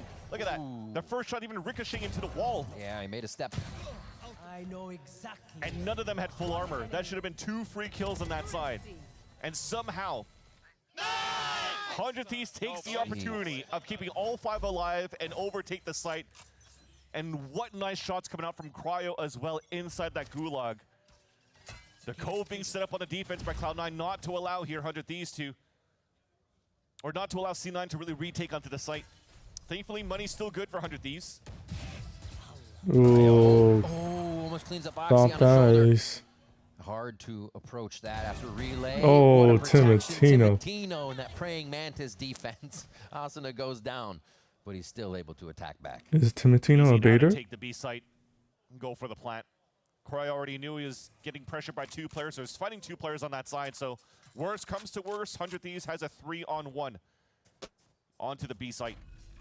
And thankfully, Vic is there with Oxy, which would give him a chance to try to save their weapons into the next round. And I like the look from 100 Thieves once they open things up, though. Talked about multiple times on the 4-1 setup to put Cryo often solo over on the elbow side. This time he's holding the And it's just a save for C9. As he thinks here that C9 wants to try to prevent Asuna from farming up these orbs. And somehow still able to get 1 pick and escape when he's playing against an operator. So that's now what for Oxy's side. 2 outlaw shots and an op shot. Just unfortunately missing on the side. So not as hot as he was from a couple of days ago on this map. Yeah. And it could be pretty scary. Similar situation going back to, I think it was Jerwin, Oxy mentioned on Summit, when they lost that 1v4. They lost a situation they know they should have won. It snowballed out of control. There's something they couldn't get back about the game. Very reminiscent of the rounds we just saw that now put favor back into 100 Thieves. So another, if you want, litmus test for C9 to be able to come out of that situation head held high. Excuse me, sorry. Get these rounds back in their favor. Back to buys Oxy with that operator. I'm sleep deprived. We move into round 6. Last buy available for Cloud9 before they might force the eco if they lose this one here against 100 Thieves, or a half buy in the next, because they'll be max bonus. They are setting up a lot here to prevent the scaling for both Asuna and Timotino. If you're looking at this comp here for 100 Thieves, lots of util to try to scale up over on this side. So he dodges the drone. To prevent that from happening. So camera's going to watch it. The trips are going to watch it. He's going to have to get out. First one is a judge from Zelsis inside the smoke just to try to do some pop damage if he can. I don't know if he tries to even worry about the neon. Fireball. That's fireball. Oh, Zelsis wants in. There's one. He knows there's another, but he still backs up Three to just play it. bullets. Very He's tempered. dead. Oh, he gets cooked for his situation, though. Vic answers from the backside. All of C9 starting to rotate back over, and the spike just picked up. As they're trying to reconsider the situation, Asuna's so Cryo twitchy. has a really good run on mid here, and they think they can play cutoff with the rest of the members of Cloud9. He's about to have his back exposed, though, if Vic wants to continue to move towards the tunnel. But instead, now that's the opening for 100 Thieves to take. So Asuna could go in for a plant. Might even flip the site here, try to bring up the percentage of chances to make 100 Thieves be able to convert this. Because if you're going to be able to plant over here, that gives a chance here for Cryo to play late. Yeah, they're giving up a little too much space. Already. You can see Asuna was looking because he didn't have a full watch on anyone crossing. They wait for the plant. They're going to get together. Or do they decide to clear? Wait, wasting a little bit of time just deciding which way they wanted to go, and they said, no, we'll all go spawn, and now Cryo's going to get this. They did pick up guns. Timing. Very nicely done. He's going to wait for the late backstab. I mean, Cryo's just going to call all that audio here for Asuna. And Asuna exactly can start to run it back here just to stall. That opens up the window here for Cryo to Bro, start the so much backstab. time wasted by C9. Starts actually making a little bit of noise. They have to turn around and look, so they don't know which way to go. Decision paralysis coming in. Jack's able to get a kill there, but really nicely played before they even shot a bullet to get those steps into the head of C9. 100 Thieves work the map, and it did not. That should have been around again for C9. They have the numbers. They just lose control of the state of the game and where their opponent is. It's just very nice from Asuna to be the escape artist over on the B site. Throws a hot hands to take down his opponent, which I think was Zelsis with the judge in the corner. And as he picks up the spike, escapes. And all of that ruckus created allowed Cryocells to move up and to block the rotates. You're insane, bro. Matt's the listener. He's in the walls. That's exactly what they were saying, right? He was playing on the top of the A nest, or the mid nest. He hears all of the rotates while C9 are moving forward, picking up weapons. He's like, yeah, you got plenty of time before wasting out the ult here for the side of Asuna. Just wait. And once you see here that the opponents are far enough away here from Cryo, that's where Asuna pops up the ult. Yet still on top of that, gets value, gets 1 kill as the running back's about to dwindle down. And allows for both players to, longest standing members as well, for the side of Asuna and Cryo for 100 Thieves to win that 2 versus X and to tie up the game. And that gets Veer in the ear of the C9 members here. You see where they might be able to shore up the defense or follow through. Maybe it's to be more confident after you get those kills. And numbers up is a very scary situation to peak in. If you're the team with numbers up, you want the other team to come to you, but sometimes it's still imperative to keep control of the round. So we'll see if C9 maybe even go into that proactive mode we saw on Split. A little bit harder on Breeze, but man, did it do wonders for him. Not enough money for an operator for the side of Cloud9, so it'll change a bit. It doesn't seem that they have that same confidence to want to try to fight towards the A main line yet. 100 Thieves going back into a 1-3-1. Vora's the one that's assisting here on the B side first. When the pick instantly comes out, though, 100 Thieves will try to find info on the top and middle to start. Looks like they all wanted to rotate off, but they really only need Vic, it seems, when they clear the comms. The 2-1-2 defense, is it still 100 Thieves looking for that first shot? Expect that high tide to go backside or just split it right in half so 100 Thieves can work the fight that they want front to back here. I think right now, especially with Oxy being pinged out, you have to just wait your line for the rest of Cloud9 and wait for the retake to happen, for your rotate to happen. Here we go. 100 Thieves working from double door, clearing that site left to Vic right, is here. front to back. And this wall drop is going to mean the chaos. They back out again. Seems to be a reoccurring thing for them, that they're really trying to throw C9 for a loop on these strats. They're headed back to top mid, but there is a trip. The camera, or sorry, 100 Thieves broke the camera of C9 at the beginning of the round.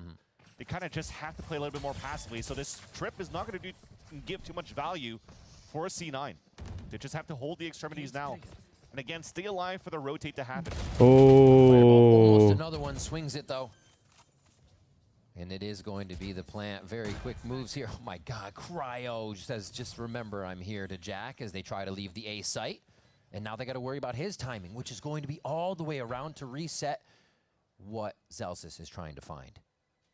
This might be too late for them to try to come back now for C9. Unless this kill comes in instantly, but no, that might have to be the call now for the last two players. You can already see them backpedaling, saving their weapons for Oxy and Vic. So very similarly, 100 Thieves to the outlook and the defaulting that they're doing on Split. As soon as they take down that camera of Cloud9, they just keep slowing down the round and forcing out some early util and rotates, which, what I was mentioning, was missing for Cloud9 on the attack side on Split earlier on. They think that they're able to deny and stall with their high tides, but instead it's just blocking their own vision, creating their own fog of war, and 100 Thieves has a lot more space to take on their attack side here on Breeze. Nice reaction. Fireball, players do have great timing, though. Really big chances for the impact frags to come through. It's going to be hard for each one to work, though, against 100 Thieves, that's for sure. So, straight to this bomb site. Spike's gun down. You see the last 4 rounds. One with just kills in there, but 100 Thieves are dominating the map and sites right now. So, C9 need an answer to that. The Cryo impact on the attack side continues to be a thorn on the side of the defense for Cloud9. This time, though, you see a little bit more proactiveness from C9. Walking down towards the elbow and mid. Maybe heard that camera earlier on, so might be an inkling to know that 100 Thieves are back into that 4-1 scenario of the attack. Seeing 3 players really setting up the recon and crossfire. Why is this Breeze game so slow? Against the 100 Thieves push. They're just walking. Pacific, they would take a timing. Wants to make a play in this situation. He has the sonar bolt right behind And he him, takes his timing. He goes Oh, barrel stuff. call of util to distract in the environment. Timotino would need to go crazy. All for ult. All for ult. Now it's a 2v2. 52 HP. Does not stop him one bit. He's still going forward. Gets the He spike. grabs Spike and lives. And he's so low. Great protection. How does C9 throw this round? Wow. Not even close for 100 Thieves, and it looked like so much chaos. Yeah. No way once again that 100 Thieves were able to save a round on a 2 versus X. That's all thanks to Timotino just running around with the overdrive and not giving a chance for C9 through the chaos to get their gears rolling together. You're seeing Oxy's trying as hard as he can to try to delay so that somebody can move forward and help out. I'm legit just going like, woo, woo, woo. Exactly. dodging every single bullet. Picking up the spike on top of that with the high tide and not allowing C9 to protect the spike. Yeah. And lose around 2 crucial rounds that might be No game audio. the end of the first half. Good aggression. C9. A team, the org has been always known for those ecos, no matter who's on the squad for some reason. The moons align in these times. That neural theft is going to be a lot of info. They're going to pack a big punch here. It's a 3v5. Picked up 2 guns. With the Vandal, Oxy, with the Phantom. Yeah, actually all 5 of them grouped up with the Reckoning. Might try to utilize this because this is some Jack has ult. that they can actually utilize. And Oxy just gets spammed. Why not? I mean, you got to pepper him before they even get into the site here if you want a So chance. It seems Vic's ult just did nothing. but he's more than happy to be seen. Vic's ult just did nothing. That are going to come out of the woodwork here to make And they're going to throw a man advantage. Gives a little shake It was a 3v5. and bang. It was a Gets 3v5. Celsius, but not before he finds one. 100 Thieves still. I'm going to have to make a compilation of all these In the rounds. first half. Chat, you have to understand that this is now 3 rounds in a row that C9 has an advantage by 1 or 2 players. Yeah. Yet still loses the round. I think on that retake, because he felt that they closed that gap and they knew that C9 from the neural theft, sorry, 100 Thieves under neural theft, had to play inside the B site. Holy shit. Yeah. They just went straight for the Reckoning instead of droning before as well. Just to try to confirm where the players could be at and they get punished right away. So C9, thankfully, there was just an eke around on that side. Still have room to breathe, room to fight. Asuna with the ult to gain space into the A Is this site. Asuna's like C9's going to respect it. 3rd ult? Who gets that? Goes back. Is he going to take it himself? Get another pit point? Let's say from Vora plant. You're 3 away. And they're going to plant it towards the outside too. So all of his util, anything that comes back up is going to be super helpful. Does get hit in the shin right there. Little Sova on Sova damage. Timotino. They have no idea about Timotino.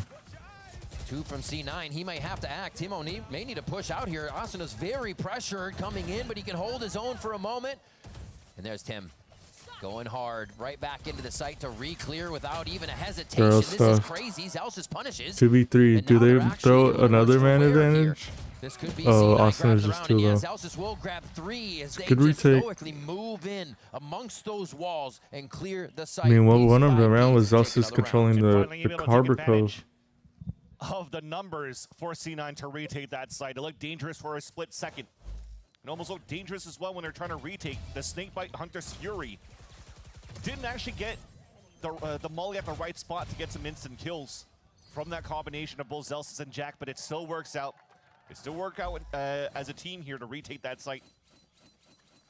100 Thieves, finally, for a sigh of relief for the side of Cloud9, could hold here and play the retake against 100 Thieves and not let another round falter. They needed to prove to themselves that it could happen, but 100 Thieves is going to come back Temple hard. Let's towards listen and see elbow. how they do it. Our double duelist. Alright, come back now. Could be Shadow. Neon. Wait, we need to fight that, guys. We need to clear this. Okay. They're coming to fight mid, They though. cove mid, yeah. They cove this off. Wait, hide from this, hide from this. Hide from I this. can't. Can you break it? No. It's not gonna see you. I'm only with you. Where's that It's body? It's on me. It's in mid. I have the gap. Just group A, boys. Just That group body A. might be ultable. Yeah. It is. They just hardened. not ready. Pulling the cove. Matt's gonna come ult. Yeah, let's lean. I'm gonna lean towards A. Slide the elbow. Can we refight it? I'm gonna. We're gonna ult. Yeah, I'm we're gonna gonna ult. cove We're double gonna walk into B. Alright, come back to B. Wait. Walk B. They're gonna panic. He's gonna have cam. He's on cam. I'm going. I'm gonna wall. They're gonna fast rotate. Kill them with trips. I'm walling. I'm shocking pillar for Tim. Broke one. I'll hold double stun. Yeah. Tim, come right. After your stun. Yes. I'm a flash. 3, 2, 1. Yo. I know he was at, bro. He's mid. He walled from mid. Yeah, I'm holding. There's a gap. He could technically walk to emo. I'm gonna drone. Yeah, you're gonna need a hold. Breathe, guys. We're good. Spike planted. Take flight. I think he's out emo. He could be. Definitely could be. Oh shit, I'm gonna get off. I'm gonna drone for me. Revealing area. Alright, we're good. Bro, Yeah, what, Timotino? I love being a body shot. So you see lots of layers going into those comms. First off, they know that the camera's being played towards that B site, even if it spots them, because the ult, and they knew the position of where Cloud9 were at. 100 Thieves could just say, I'm going to just go in. So they get that space from the advantage that they have in the first place. But then that 3-2-1 flash from Asuna, it comes back to what we were mentioning before, why Timotino is opping a lot less here for 100 Thieves. in this roster playing as this Neon because he needs to create that space behind the flashes of Asuna. And you just see Asuna just picking up all the kills behind because of the selfish plays of Timotino.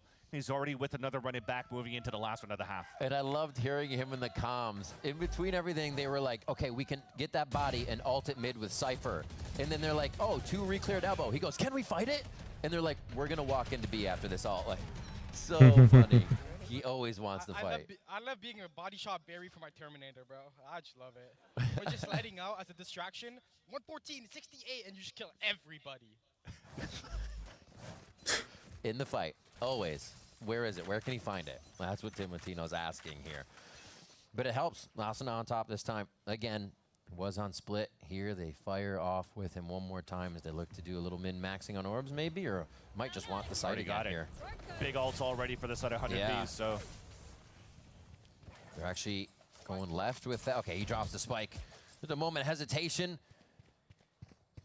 Clears the ground and sees that Vic is in the back. So this is going to be a double door retake from C9. That's where the power's coming from. Vic waits a moment. Celsius goes down, and they're just trying to get back in with their members. Said, guys, start playing we need to trade up. The Reckoning won't be at the perfect spot. They need players to back up. This is why you're seeing Timotino walk a little bit towards that wall just to give a chance for some space for the Reckoning to get some value. No matter what they place down, Vora has his dart. Actually, just use it. Never mind. So the plant could definitely happen, or the diffuse. If oh, Oxy. Kills bricks. Fireball answers as well. Oxy's they low. are swarming so quick. This should be a squeeze wow, out of Oxy with 4. like that. With the op, I did not think they would be able to win that round. As C9 weathers the storm that 100 Thieves brings. And Oxy finishing with a 4-piece for the round. I was about to mention the Operator going to be a lot more difficult to play against 100 Thieves because of the amount of wall slices that they have for the comp of 100 Thieves. Yet he still gets that pick onto Asuna, switches to the rifle, and does that. The only way we get back quick is to get to break quick. There's more action right after this. VCT Americas. Don't go anywhere.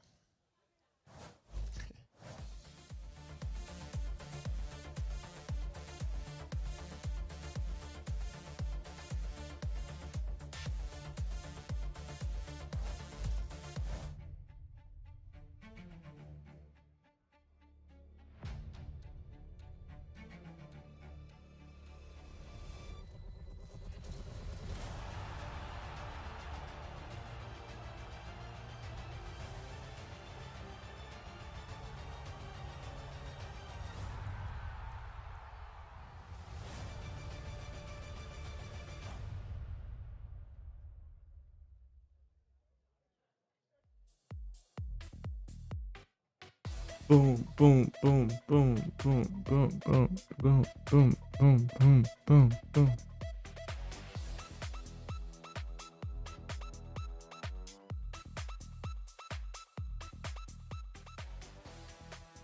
In the most recent matches, it feels like you guys have started to really find your footing. You guys are improving match by match.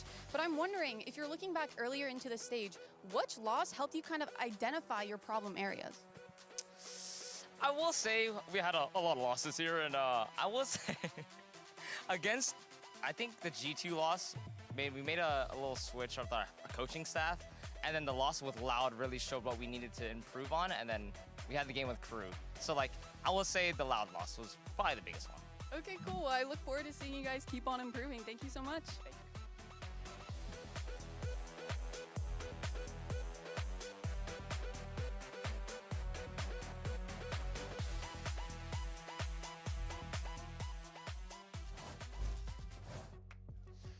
We are back for more Cloud9 versus 100 Thieves in our first series of the day. The second map, first half ends 7-5 in favor of 100 Thieves, but that was a C9 clawback there. It looks like they're showing quite a bit of momentum, and now they get to put their attacking side to the test versus 100 Thieves. And at the risk of sounding like a broken record, though, that first half, that round number 7, 8, and 9, the advantageous positions that they were at every single one of those rounds and still let that slip. Yeah, for Cloud9. That was what was happening often in the past couple of matches throughout this stage 2 for Cloud9. So hopefully that fixes this time around here as they take the attack side. Lots of big pistols across the board here. 3 shares. So this is going to be probably a little bit less util fight for C9 and more into the let's duel them on a map like Breeze. 100 Thieves hadn't fully rotated there. C9 are actually still Tags. activating while everybody's home. Thinking The call back is coming from inside the side. house. But C9's there's in. gonna be a They're big trying to fight. hunker down towards that backside, but this is where They're nobody's died just not just yet. ready. It's going to be explosive. The kill feed starts to light up. Bunch of and spam. Oxy is trying to push. Oh, to make and it a he little does bit it. worse for 100 Thieves. Wow, he almost does gets. enough to get 2. It's cleaned up by Fireball. That was the He proactive gets. move C9 needed to break the defense. Oxy spamming He's on definitely the man that Asuna. can do it. Also has his own sheriff. And Only somehow gets Fireball is Timatino. one-shottable right now in the chest. And dies to Asuna. So the other shots from Cryo have to be very clean. Out of this world shots. Just on the timing. Just on the barrel of the gun. Cryo's played Cypher most in the past 30 days, and he's gotten so many kills. He's been able to lead the team from that position, from the lurks, the info, and it's not going to happen this time. Cloud9 too informed about the situation, and they pick up another pistol for themselves. 3-1 now for Cloud9. Ooh, let's go. Well, I wonder what the change was in that. I mean, Veer definitely helps with quite a bit of what they changed a focus on, but what a way to start bringing them back against 100 Thieves of all teams. Right there. Yeah, this would be a massive upset.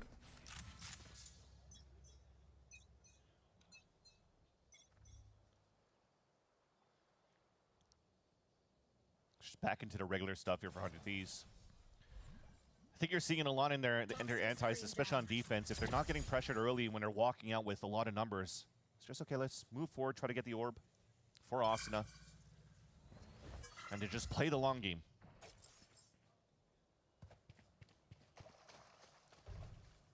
Okay. Different too for 100 Thieves, having not really. C9 know that Asuna grabbed orb. But in a situation where it really feels like you're going to be overthrown possibly in a second map here. It doesn't seem like it's going to be too troublesome. They for could assume that place they haven't 100 Thieves are rotating to the other side. Other side, right now they're kind of like prodding. fully for the double door take. And Cypher by himself seems like the weak site. Still just Yep. across the map here. Now they know Cypher was the weak site. The drone will also confirm there's a couple more players of 100 Thieves into the A side, so Cloud9 has the good read. They move into B and going for a plant. Maximizing orb value as Vic picks up the orb before going for a plant into the B site. 100 Thieves are not really together here to try to do some good damage against Cloud9. Should be an easier fight for C9 in a pulse fight. No surprises this time around, like 100 Thieves had that thrifty in that round number 4 in the first half.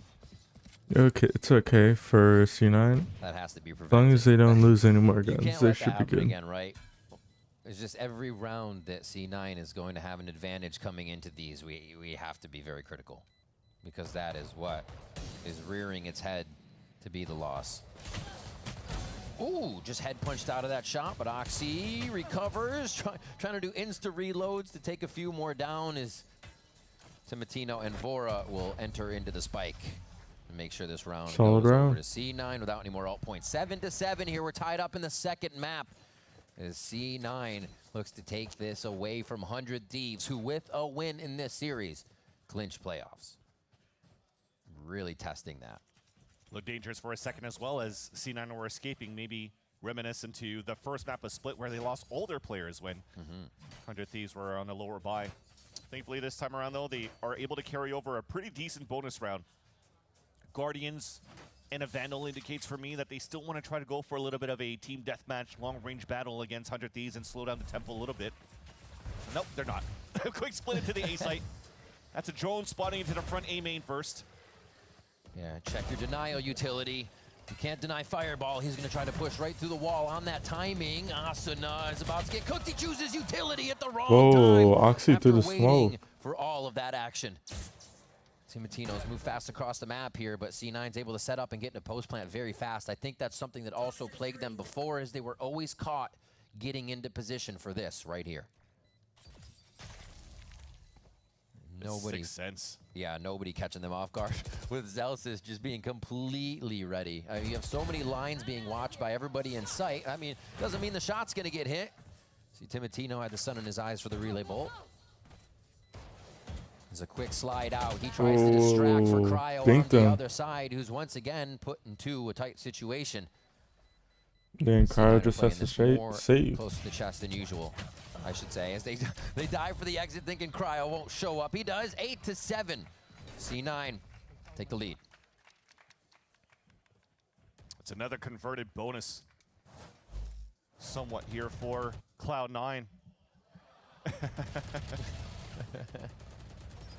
Yeah, caught Asuna raising a roof in that emote, but I think it's just nice that C9 understands a little bit of the state of what happens in our execs. You think about other players that always instantly hides within smokes on this map is like Mata when he's playing the Harbor on this map, right? So you're expecting here that Asuna is going to try to find a little bit of gaps and try to get those pop flashes out that he's so good at. So C9 are not given that space for 100 Thieves to take and get any value on Asuna's utility on that previous round, which is really nice. They don't go in too much here. They see Cryo, so they know there's probably a bit more to fight on this. Inside the site, Timatino's Timatino low. has to push forward here as Cloud9 is pushing the issue, forcing 100 Thieves' hands in these rounds, and they are not able to adapt, which is a weird thing to say for 100 Thieves. C9 has found a way in. It's been a while also since I've seen like Viper orbs being thrown on the top of Nest to try to cut the vision as well. This is very old school Breeze style too that allows C9 to get that B-side split. Oh, Asuna's the timing. Asuna with the jumping 180. Asuna's run it back. There's no really chance to use it in this situation. Jack wasn't ready. And Vora don't have to because Vora's just going to swing it, expecting Asuna to get the trade in the end. Vora diffuses, and all of that momentum from C9 is brought to a halt. Yeah, I was talking like the round was over because technically it should have been for C9. It was another one of those rounds for C9 that rears its head. Sometimes just playing your life, staying up late, playing your life, bends the pressure of like, okay, we don't know where this player is. In that case, Celsius could have been the late, a last insert in the late round. Could have just played his life. Round 17. So you can count with your fingers now, maybe 4 rounds. But Asuna gets a kill, and yes, maybe Jack gets the kill on Voro, but that might be the story here if this moves over to Haven, that the momentum swings. That's a round to look back on. On the side of 100 Thieves. C9 though continuing to try to force the issue, still want to control the tempo of this map, so they're currently encroaching into the space that Fireball is engaged and took early in the round on Elbow. Yeah, besides the early orb throw, this is a completely hold shift strategy here for C9. So you have this Outlaw just try to peek out towards the site, trying to see if anybody's going to be jump spotting first, but instead it's the camera. So similar look. Getting rid of the camera early forces out util for 100 Thieves, and C9 can now stall and rework that map. I gotta know they're gonna deal with a run it back here, so everything needs to happen a little bit faster so they can react to Asuna just running straight at them. Instant activation of the run it back as C9 activates their strat here. Oh, Vora with the lineup. On Oxy and Vic. And Zelsis only then is It's a able to drop 3v4. Vora. Spikes down in a very awkward position. Zelsis, that actually turned into being out in the open, but the Cove keeps Wow, him so alive, much down to 20 damage. HP. There's a spam from Guys, Bang, is this it's a true. winnable round? Oh my gosh, they're just planting in the frying pan right here. This makes it really tough. Zelsis Wow, goes get the down to a plant sliver of health, down. gets taken down, and it's going to be a fake defuse to get C9 to Oh, be a that little duel bit was quicker on their big. positions, and yes, it pulls them out into error in 100 Thieves. NT. We'll take the lead right back as we go punch for punch. The idea was nice for Zelsis to get that wall up and the pit down. But what was missing was util to allow the other two players on middle to cross over and to pick up that spike. So as Asuna comes back from running back from yellow, sees a crossover, and that's where the rest of 100 Thieves can start activating in and encroaching into denying the post-plant positioning of C9 after that pit. Wow. That was Jack that got that plant down, thankfully at 5 HP remaining. But that was 2 players very low on HP in the post plant in Zelsis and Jack. Made it very difficult there for them to hold that post plant. So 100 Thieves are able to maintain their lead and also maybe try to string some more. Surprised there hasn't. Big ults on their side. I was just about to say there hasn't been an op in play. Already one on the And elbow it just pans to the Timatino with the operator. 100 Thieves will know that C9 are I mean, Oxy did bring out the op, but like, in terms of an exit getting taken down with an op, I have yet to see that this map. Gate retreat if they need to even slide out. And A main's controlled here by 100 Thieves, so this is a well-informed decision. Their defense to move over towards B early. Timatino starts off. They get the op. Right out into the fight, thinking he was protected. Oh my God! Smooth criminal. Things as he slides into the site and makes the impossible look possible. Great job by the rest of 100 or C9 rather for the buddy system on clearing the rest of the site. Just gotta wait it Bro, out that's right a now, huge though, but molly this gives a chance for radius. Bang to rotate across. Earlier on, though, the orb was picked up by Asuna. If Bang picked it up, they had a reckoning to work with. Now they only have their weapons to try to retake the Info site. on somebody backside. Critical choice. Asuna moves in, finding the 1v1. Wow, What a good step up timing from peek. Vic there in the peekaboo shot. Boom. And another one for What a C9 tap. One as tap. they take a round right back in their C9, favor. one Both round at a teams having time. the read. This time C9's not going to let that player advantage go to waste from some great entries once again by Oxy. Not getting too much value with the snipes, but holy is he looking good in rifling for the openers. Currently at 23, 13, and 6. Remember he dropped what, 33 kills against Crew. Wow, that's good layering from C9 finally. And now he's They have their duelists. value on the attack side as well. Go through Hyping up tunnel. the team and forcing a timeout. Punish aggression Well, and then patience BS onto from 100 Thieves to discuss things a little bit and probably try to patch up that middle. 100 Thieves. C9 on these splits are very deadly on B. The issue has always been in the post plan scenarios, or at least when the numbers are in favor of C9, they're not communicating right. But I think 100 Thieves have to do a better job on controlling the macro at the beginning of these rounds. You see Asuna been controlling that Phoenix for this season, but over the years, I mean, this guy recently said, I'm just here day to day, take a paycheck. It's like, you're not taking paychecks, man. You're helping everybody get paid. Look at these scores. Always increasing, always going up, no matter what the team needs him to play. And the Phoenix just, as people have said, that kit fits everything he wants. Yeah, so throughout the years, it's the experience that he gains individually as a player, but also through the coaches and the IGLs that he's gone through the past years at 100 Thieves. And I think most recently, after having Zix as the head coach in the past for 100 Thieves, now having NBS also with Doom Bros to help continue to increase his skill set.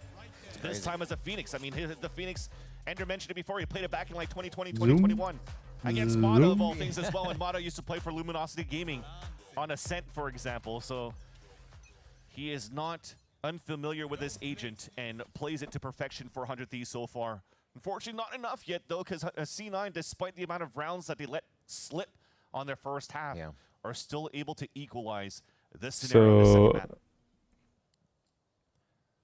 It's a heavy A stack. Waiting. From C, or not C9, 100 Thieves. Too much, But they are on an eco. Quick fight back to see who's trying to knock on the front door at A. A push already from Timothy. Fireball offs might die. Fireball off guard here. Get a gun in the hands. Oh, he It just. doesn't. I mean, we would expect from He just Fireball got the throughout shot this off. series. Oh wait, Zelsis is about to be tested. That's one, almost a second Wow. one, but the elevation changed ever so slightly. They're about to find him in mid. They're about to find him in mid. They don't know. Stop. They're trying to keep the chaos rolling right now. Oh, What the hell? Oxy, jeez. I blinked. Did you blink? I was about to Oxy say, comes up with do three they not hear? in that one. It looked And like all that's, three I were think, another blinded story in bottom this mid. game is both teams being able to adapt to just super chaotic situations, Vance. I was just able to see those 3 kills as I was blinking. Okay. So just before my eyelids closed, because those kills were instant from Oxy. But you see the idea was there. Asuna trying to find that gap, flash out of it, and Oxy was just ready. Somehow accidentally plays the anti-flash and picks up all the kills and now has the overdrive available. But yeah, 26 now on the board. Damn.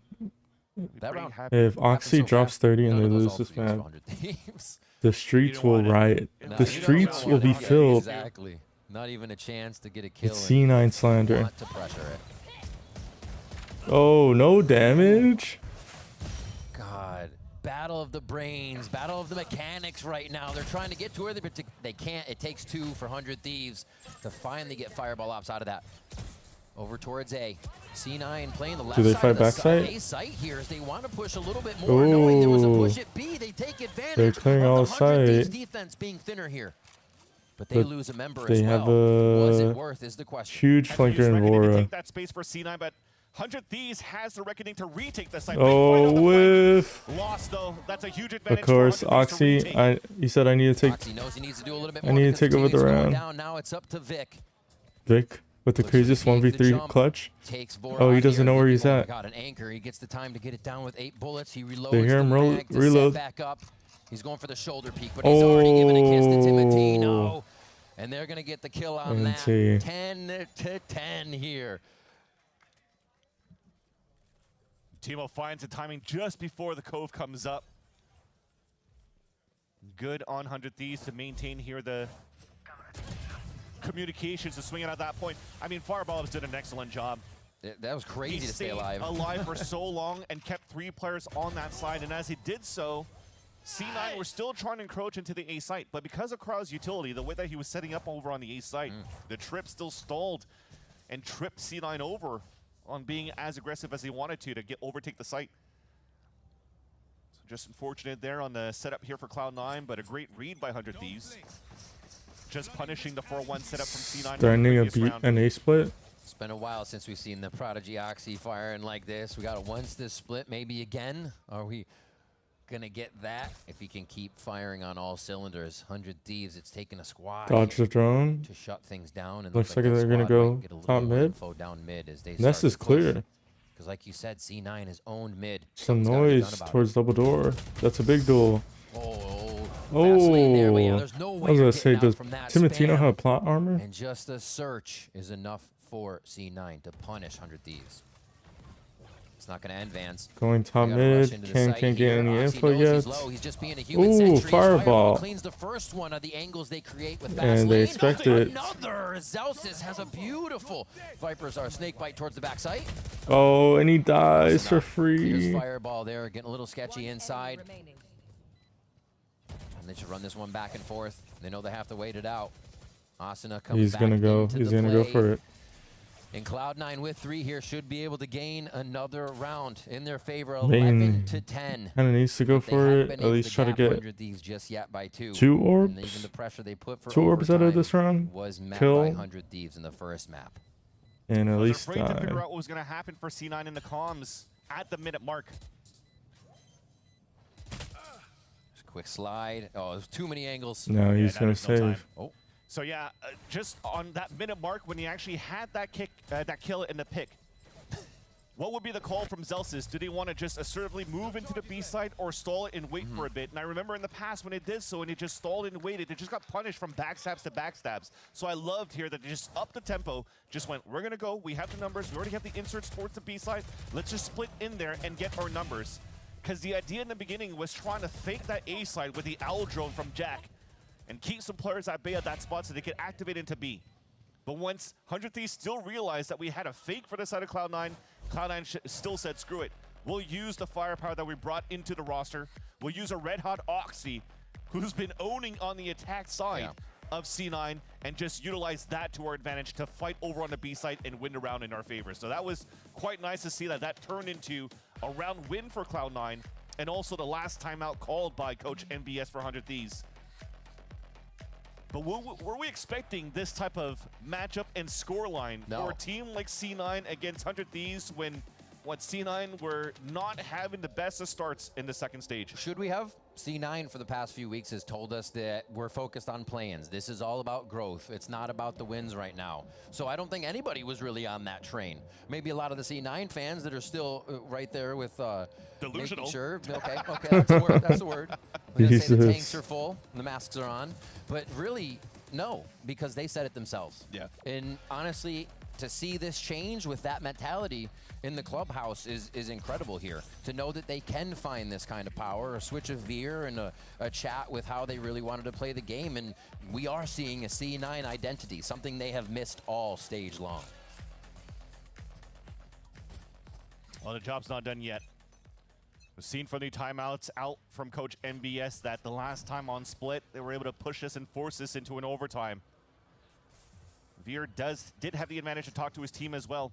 They're trying to use that to the advantage and put them at 12. But it's an early reckoning out from the side of Bang. And that's going to stall even by time. Very quick there. You can see how much they're wondering. Like, that was pretty active from 100 Thieves. We have to look behind us, keep this. There were more than one person checking that. So how do they get out of this? Probably have to wait for the fuel to come back up here for Zelsis. They could recon Hunter's Fury, take the pit into the site.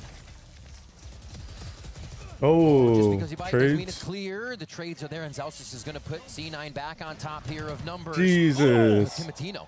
Timatino with the kebab. There.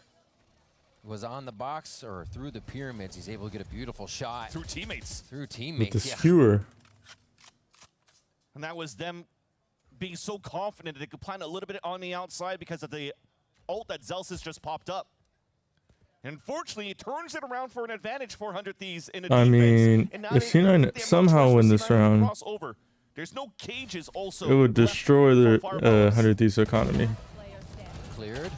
Jack has to Oh, swing. It's not going to be enough. And what would you expect, Vans? We go round for round again. saved the op too. 11 here. And honestly, the pressure on 100 Thieves to keep the series alive. Such an important shot there for Team Latino as well. Story would have been different because that would have been pit up in a pulse plant. jeez. With the Hunter's Fury still available. And look at that. One enemy remaining. And usually you want to try to plan a little more safely behind the pyramid on the outside so you could still spray. And funny enough that you're trying to play such an outside plant because you have the Hunter's Fury as a silver lining towards the end, but we'll hold that thought. C9, they want to control the tempo still.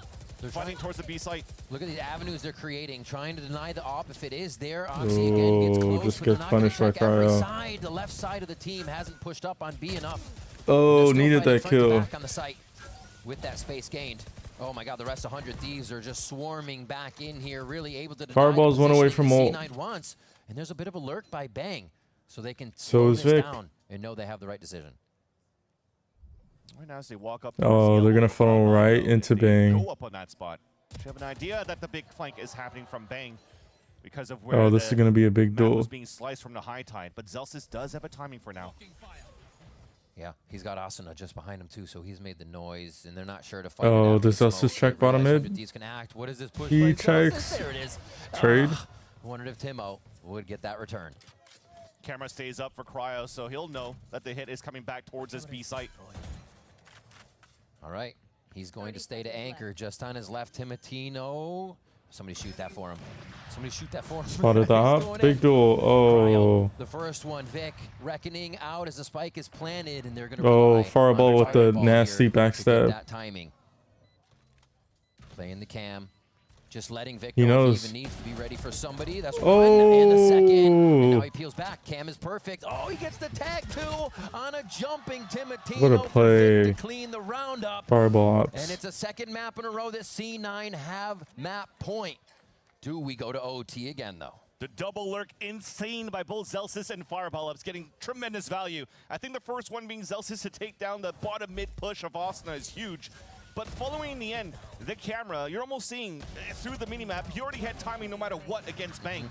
But with the camera, he sees the util being thrown across the stage, so he's like, or across his camera, he's like, I know I have this timing now. And guarantees now the backstab. But this time, shooting players in the back, he connects them beautifully. And C9 is now at series point, looking for the biggest upset of this stage against the top team of a Pretty much just destroyed their economy. They have to force with Bulldogs. But Timatino is one away from ult. Voro could get his ult, but you would need 2 kills. 3 kills. 2 kills in orb. Or 3 kills. Look at the guns and the util from the side of 100 Thieves with this round number 24 as well. No drone. Yep, and it looks like 100 Thieves are just containing mid. No armor for sort of like, I say cheating. They're cheating because they hold mid. So if it's a B site hit, then they can fast rotate.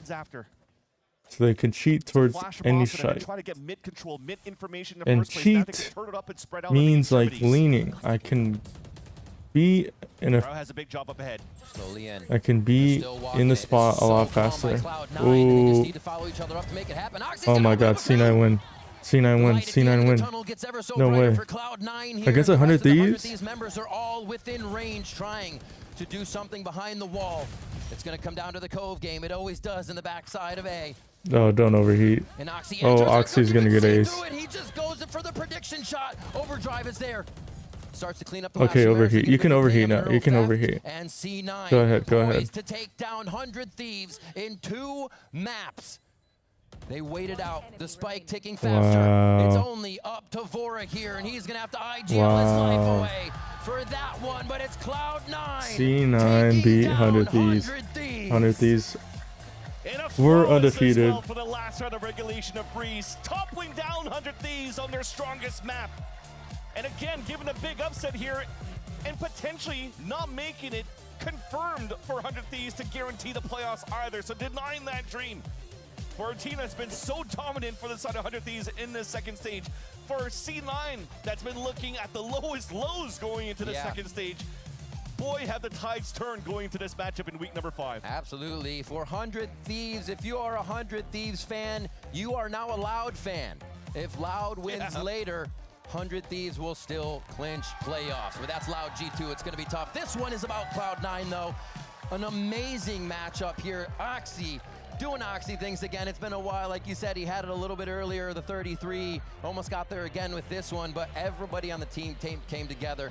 Zeus is talking about the fundamentals. It definitely seemed like they were a bit more patient with those. Not just swing peeking, but together anchoring, trading, and overall running some pretty sick strats to take down none other than our undefeated and now defeated 100 Thieves. Yeah, 33 against Crew, now 32 in this matchup against 100 Thieves. And also being at a plus 16. Yeah, Oxy was just shooting today. Man, what a matchup we just had.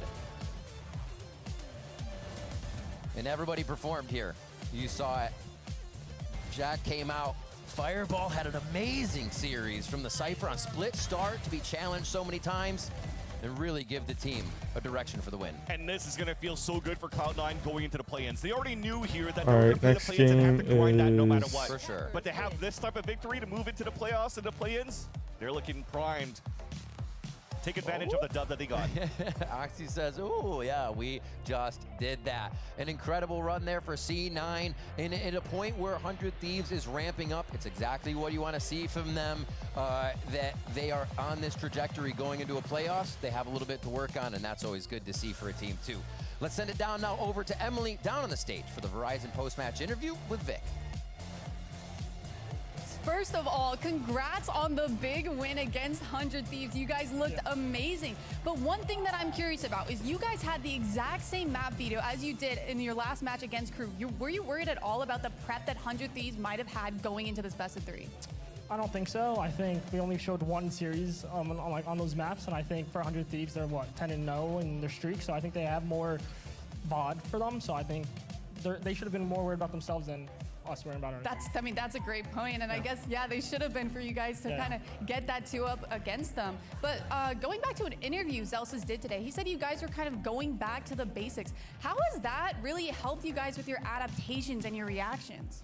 I think what Zelsis is saying, I think just making sure everyone gets to play their own individual style, but making sure we kind of reel it in and having the fundamentals where we can slow down rounds, play the game out, and I think today really showed where we're able to be composed, but also play to our individual selves, and I think everyone shined today.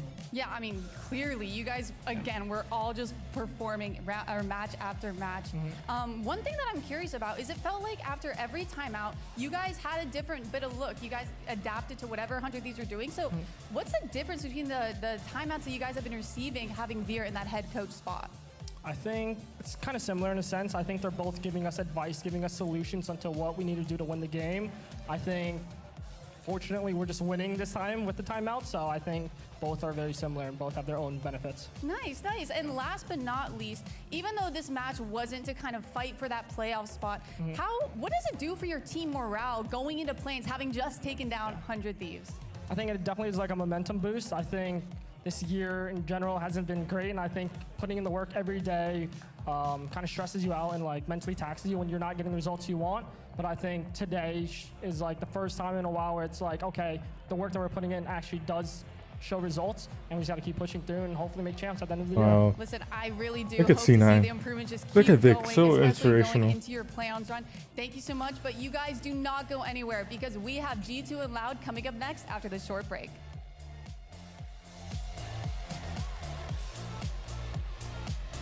Look at Vic, so inspirational, man.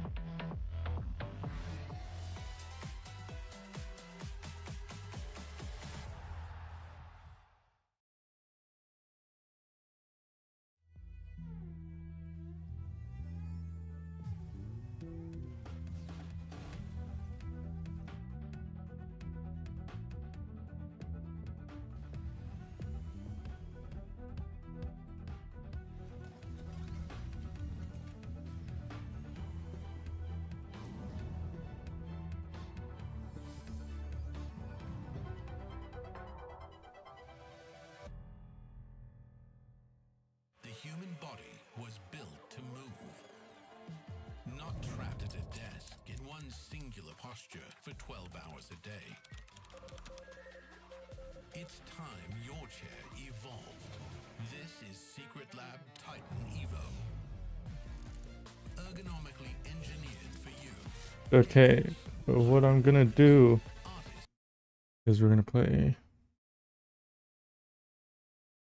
3-0. We're just gonna play one, play hard in Americas, in Americas, man. Navi 25. We got a minute 20. Navi 25, hero, no question about it. You haven't seen G2. Xferal in 24. Xferal. RQ in 24. Oh. Jumpkin on the chamber.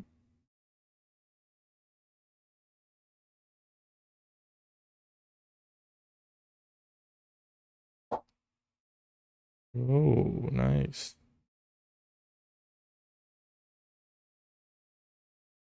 Figure 23. Jesus.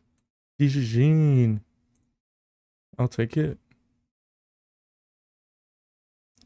23 foot.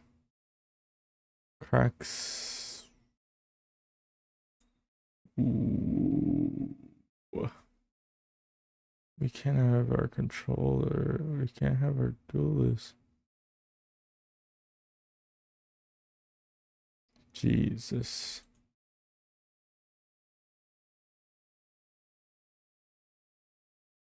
We're gonna pick a bad captain, and plus we don't have a caller. We don't have a caller. No. No. 25.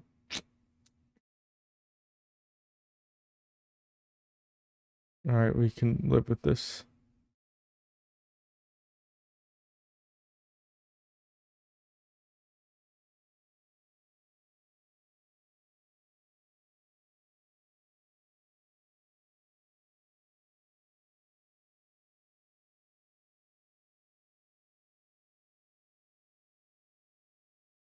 No. Let's see. Ooh, clean sweep. Whoa, is this my first 13-0? No, I mean not 13-0, 3-0. Sad.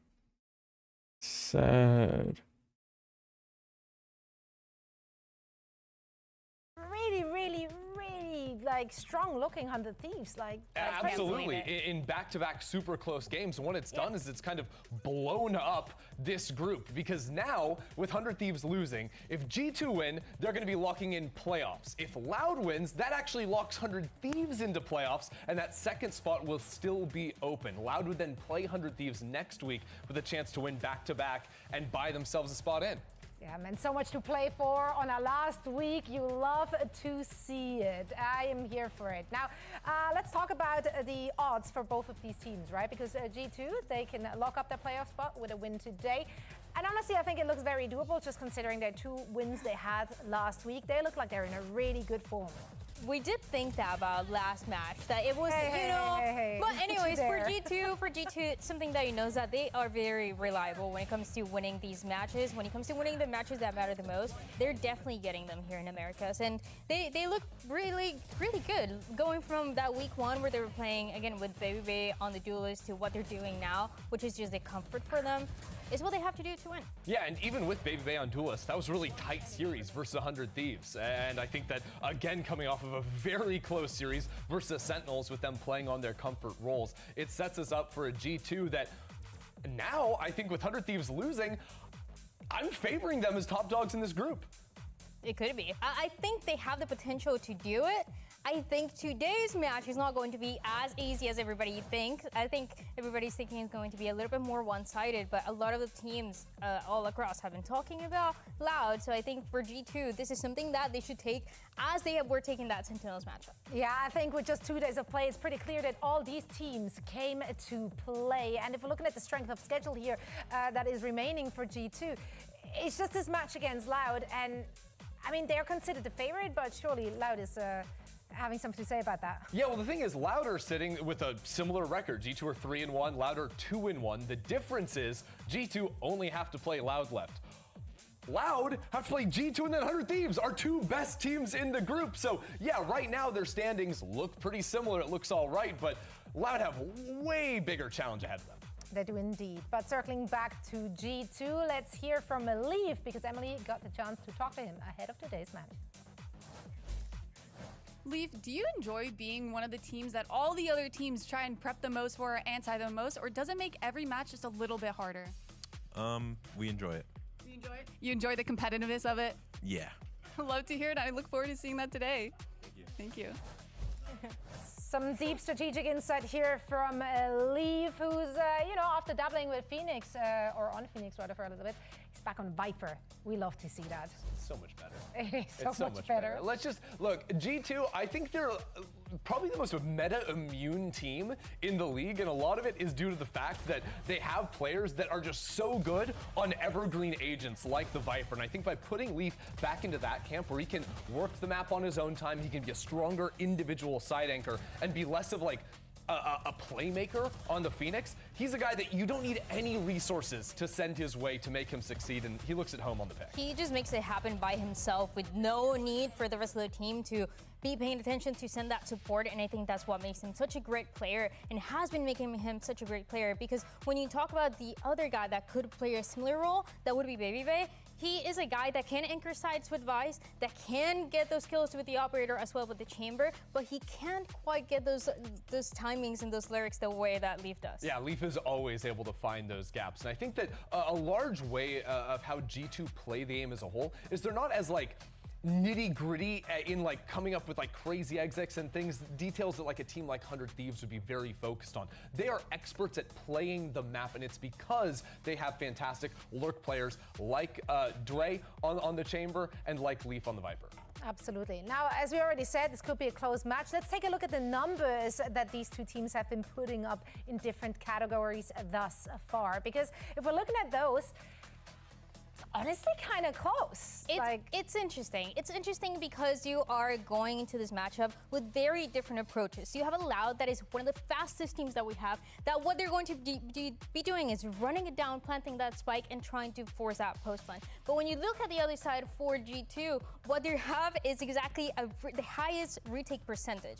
And this is kind of similar to what they've been cooking since London, when they were going for retake every single round, which can be really risky. But I think for Loud, it can be a matchup between the two of who is able to force that playstyle more than the other. Yeah, because Loud know that G2 are gonna, on their weak side of the map, have like one guy, have your Chamber, your Viper, the guys we were just talking about, trying to get one kill, get out, and then group up to 5-on-5 retake. And I think Loud knowing that, it's very important that they are proactive in their post plants, right? After they get the spike on the ground, they can't just give up that space for G2 to come back in. They need to hold forward angles and find moments moments to fight up into G2 before G2 themselves are initiating that retake. It's what they were doing and what G2 has been doing in a map like Breeze, for example, where you see how the read for the other teams is, okay, we're going to plant the spike, we're going to get all that space towards Orange, for example. But G2, they're always there. They're always ready for the fight. They're always ready for the floods as well. So that's where it gets the most challenging. I think that is going to be very scary for Loud,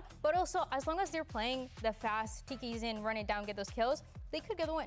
I mean, as much hopium and copium we have for Loud, it's not going to be easy for them. Their final 2 matches are tough, but if they win, they could skip the play-ins, and I'm sure that's on their radar right now. I mean, for sure, this team would love to get as far as they could possibly go. Kind of a breakout team here with a lot of fresh talent to join the roster, and Erde, I think, as well, trying to find the right moments to call around teams. But I do think that this is the biggest challenge they've faced since coming into the league. This is them trying to call against the best IGL we have in Valen, some of the best raw talent as well in the server too. They're going to need to be firing on all cylinders here to make an impact. It's such a contrast between Valen on one side, who has so much experience, who has lifted so many America's trophies, and Erde, who is that guy that we saw just at the end of stage 1, and this is the first stage where he's playing from beginning to end.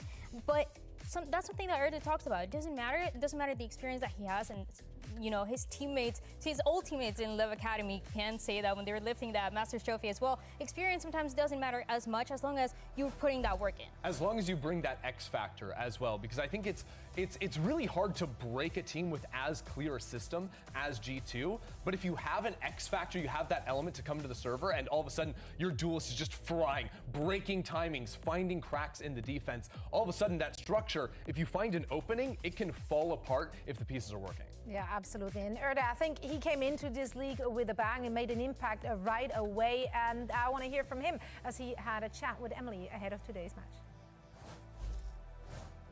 Erde, you guys are currently 2-1 in groups. Like, you guys have found success, but do you still feel like you might be getting overlooked by your opponents? No, I think no one is underestimating us right now.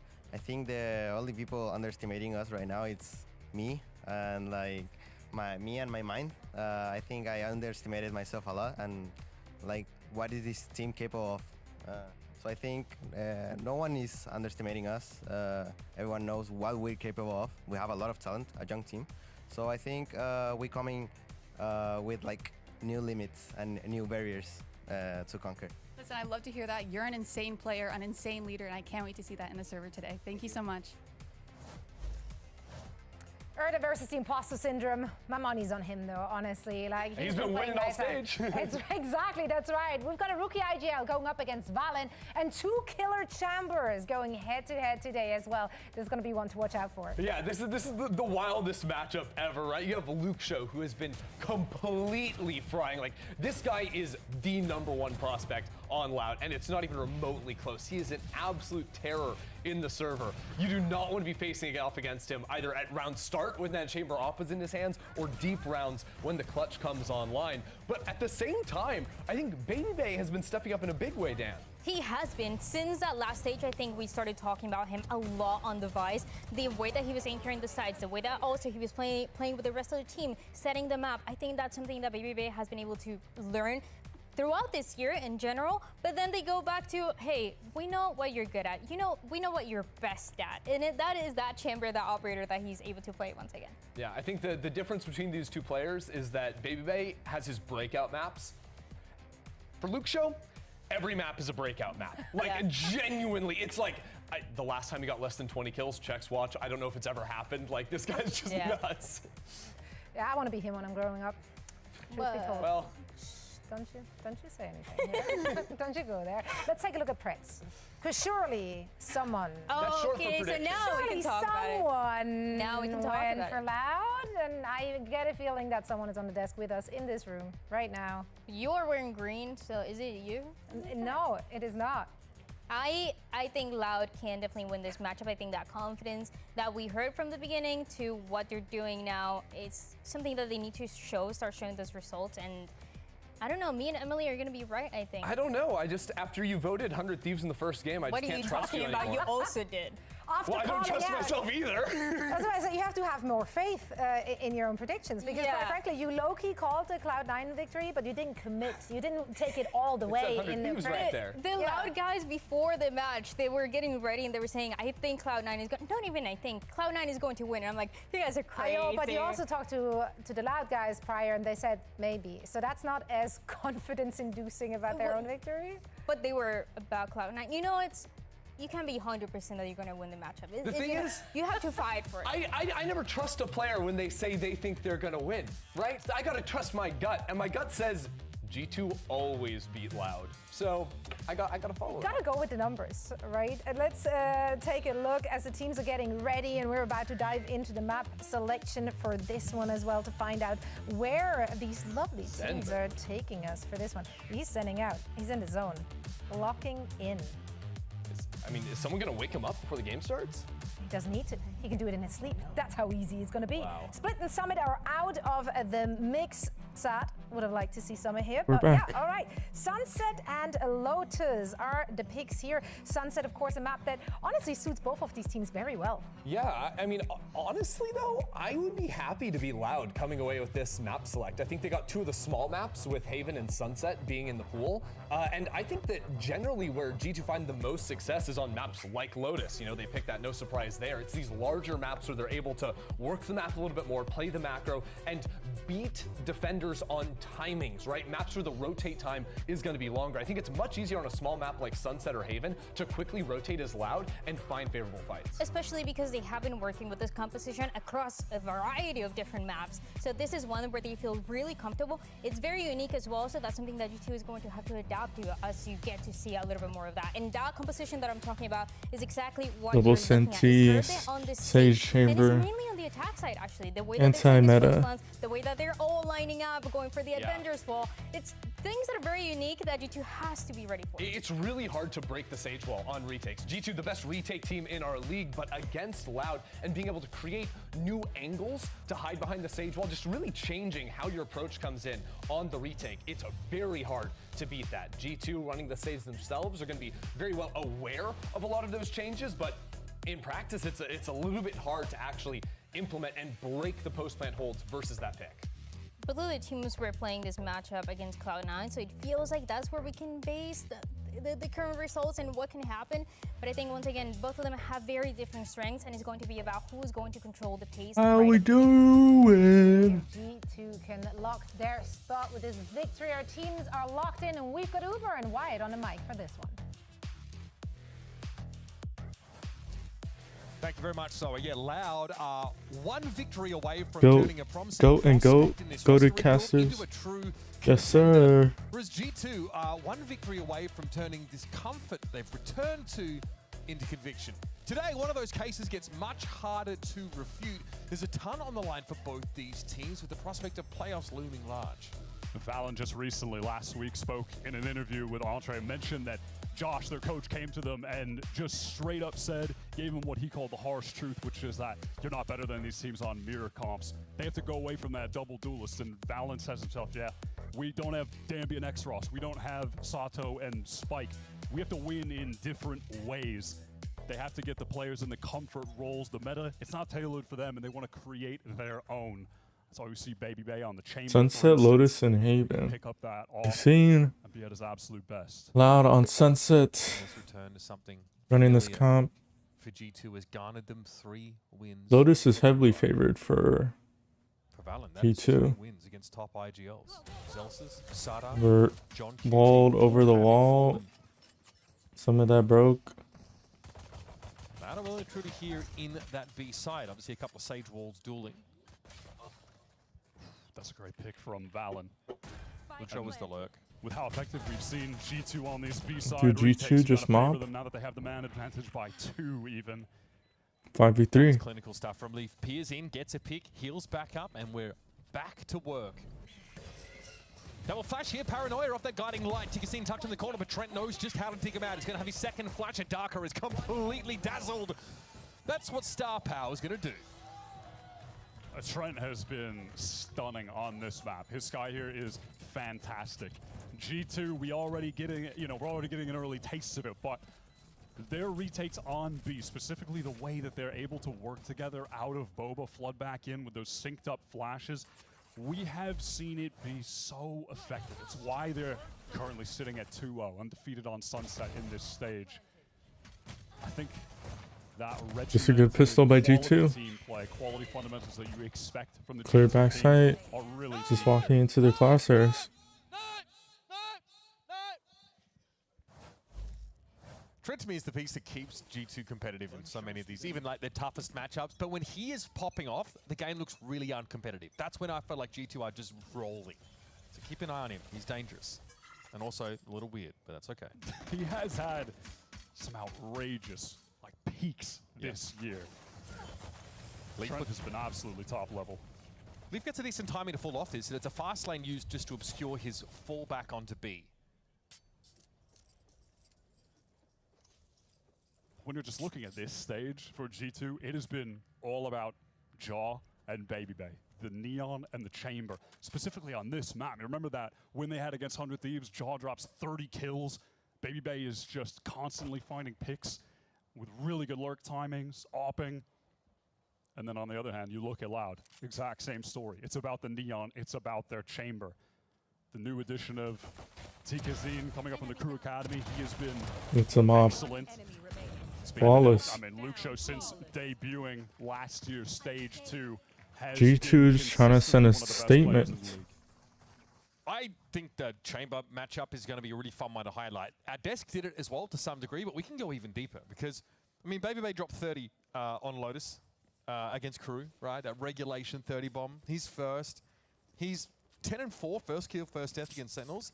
And for me, what's so funny about his story is that, you know, Baby Bay's comeback, that whole idea, it's not becoming heartwarming and like novel the moment we realize G2 are actually depending on this guy, like actually leaning on this guy as a central pillar. He has been undoubtedly one of the most consistent players on the team this year. You could just say he was the best, and I honestly wouldn't blink, which is at some insane. moments, definitely, when he was playing the Vice full time, and now they're trying to get him in that zone on the Chamber.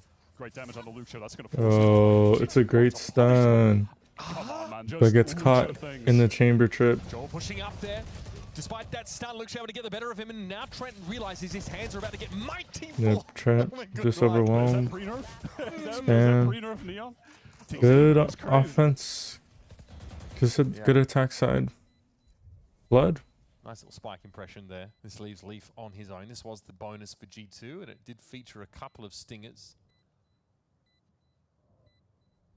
Honestly, I like the idea from both the teams in the situation that we saw. G2 having that trap set in B main. Baby Bay gets the damage off. Jaw tries to punish, but Luxo is just going to be good for outrageous kills with outrageous consistency. But it's in addition to that, Loud, now finding out where G2 are, they press into that split into the B side so quickly. Wall off the stairs, get in there, and they just have those G2 players completely pinched.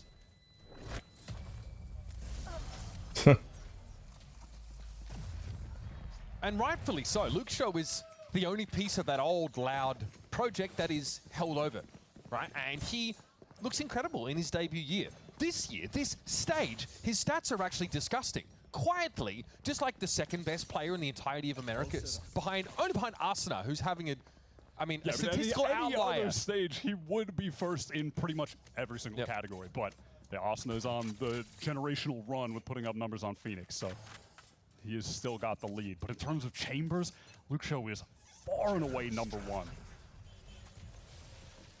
He's putting up some 185 average damage per round. There's Baby Bay. As soon as he gets that op online.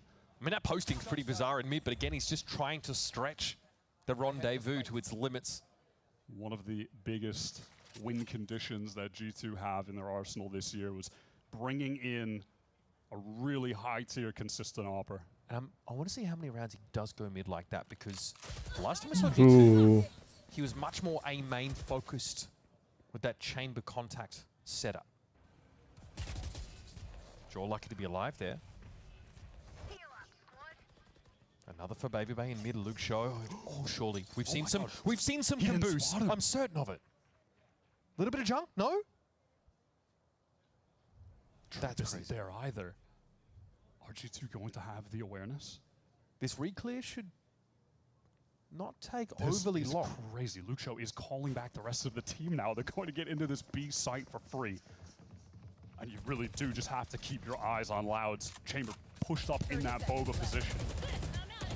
He is going to maneuver to backstab the site just in case, but I love this. He needs to play forward, find a pick to even this up, and then get back with the rest of the team. This rendezvous position can be very 4v3. powerful here. You can stand, play more aggressively, get a free pick and fall back. Baby wait. Luxo, though, concerned about being He picked. knows. No one is checking towards Boba. They're gonna peek into Baby it. eventually gets his Ooh, revenge, but timing. it's traded out easily by Tikazine.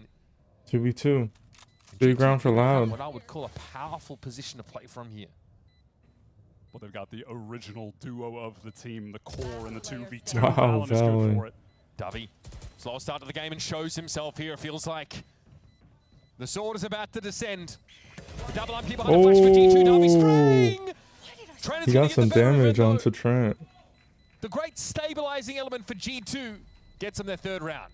Don't even start that shit here, mate. Just narrowly. I think one of the aspects of Davi's game that has looked high quality since joining this team is his ability in the clutch situations, but the flash from Trent is just a little bit too much for him to handle. Again, I think Loud made some good decisions in that round. They were setting themselves up well, but it is Baby Bay with the op, finding 2 critical kills to maintain the advantage for G2 to trade off the back of.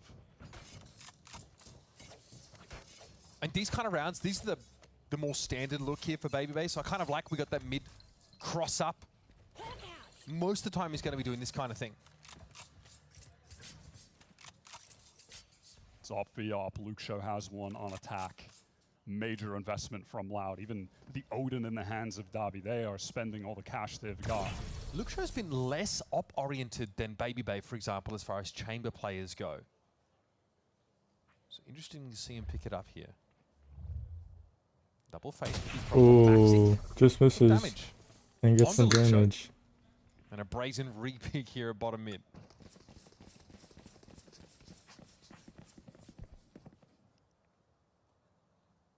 There is still a Sage wall here over towards this B side of the map, so whichever way you slice it, Loud are going to have to make some noise to get on this site. And Valen is in position. You can get some stall util here as well from the defenders. Look at this G2. They are aware that Loud are just waiting for the wall to drop to go in off this execute. Counter paranoia is great from Valen.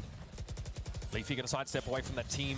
They're just holding him front side, walled him off. G2 have been waiting half the day for Loud to hit this site. They are well and truly entrenched. No peek off From that anchored up the position, flash. Valen's able to snipe Luxo away.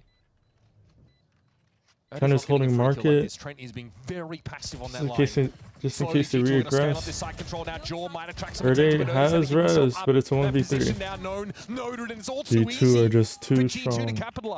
G2 They have are the read just earlier in the round too to get the strong. rotation headed towards that B side. G2 are just expecting that the too pit would come in when strong. the wall expires. They're right. And because of that, they've fully maintained that backside control. You know, the wall from Erde, yeah, it provides some safety going up on stairs so they can get the plant down, but Leaf with the Odin. no control Baby of Bay that with the op. backside. Now we're just gun Feels like abusing. inevitability that G2 are going to win out that How many first rounds round. do Loud get?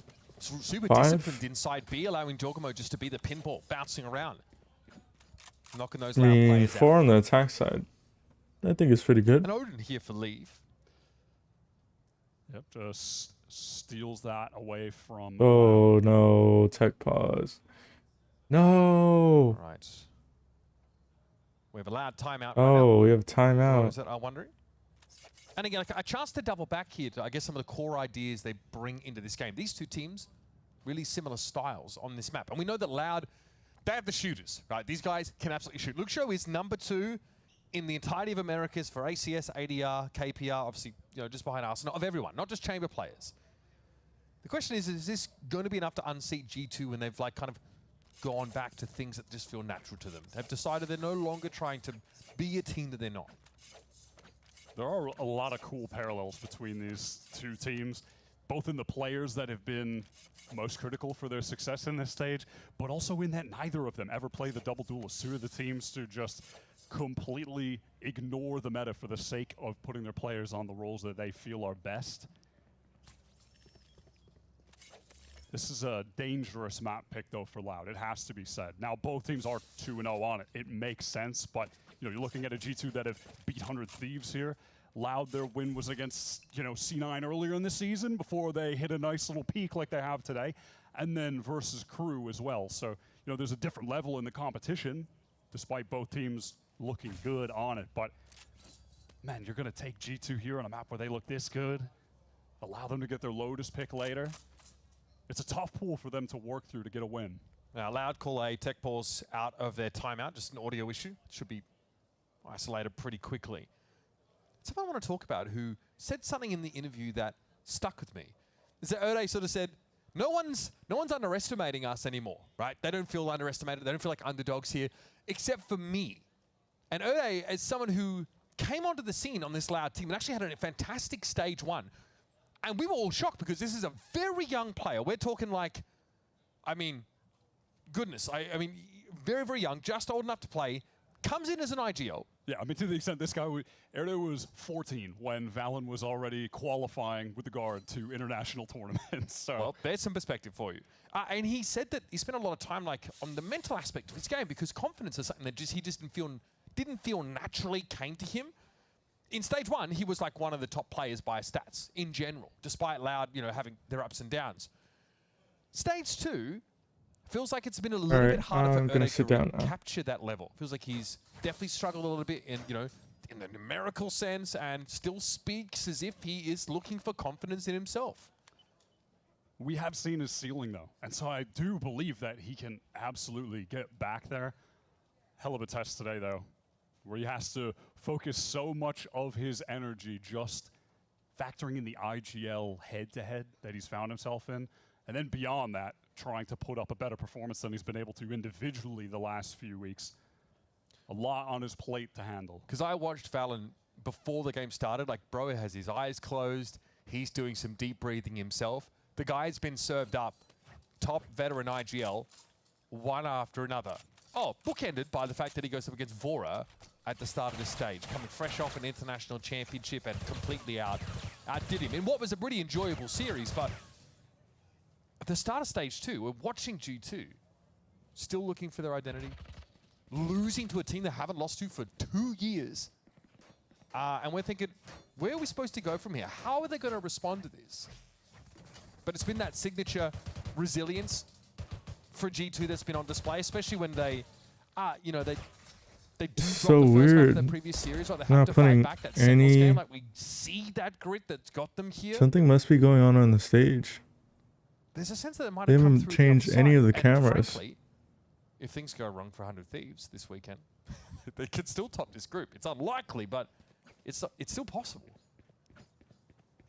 Yeah, some significant playoff implications either way that this game goes. But yeah, you talk about that first game, the loss to 100 Thieves. That was the sticking point for G2, which Valen and Josh have been discussing publicly.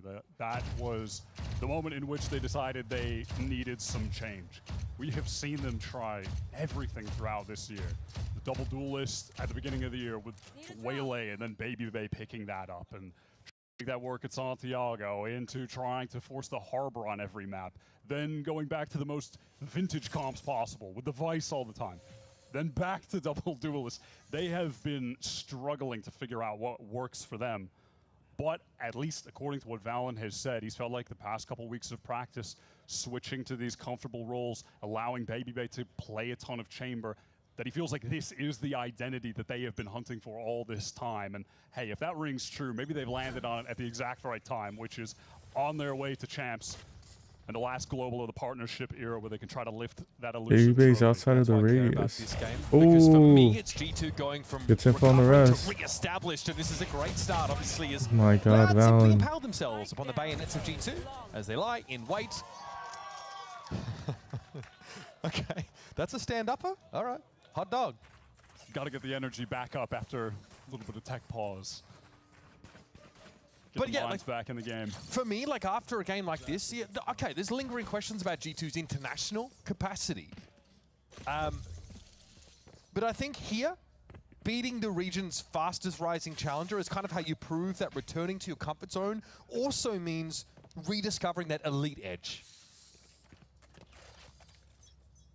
Baby Bay is ready to push down mid.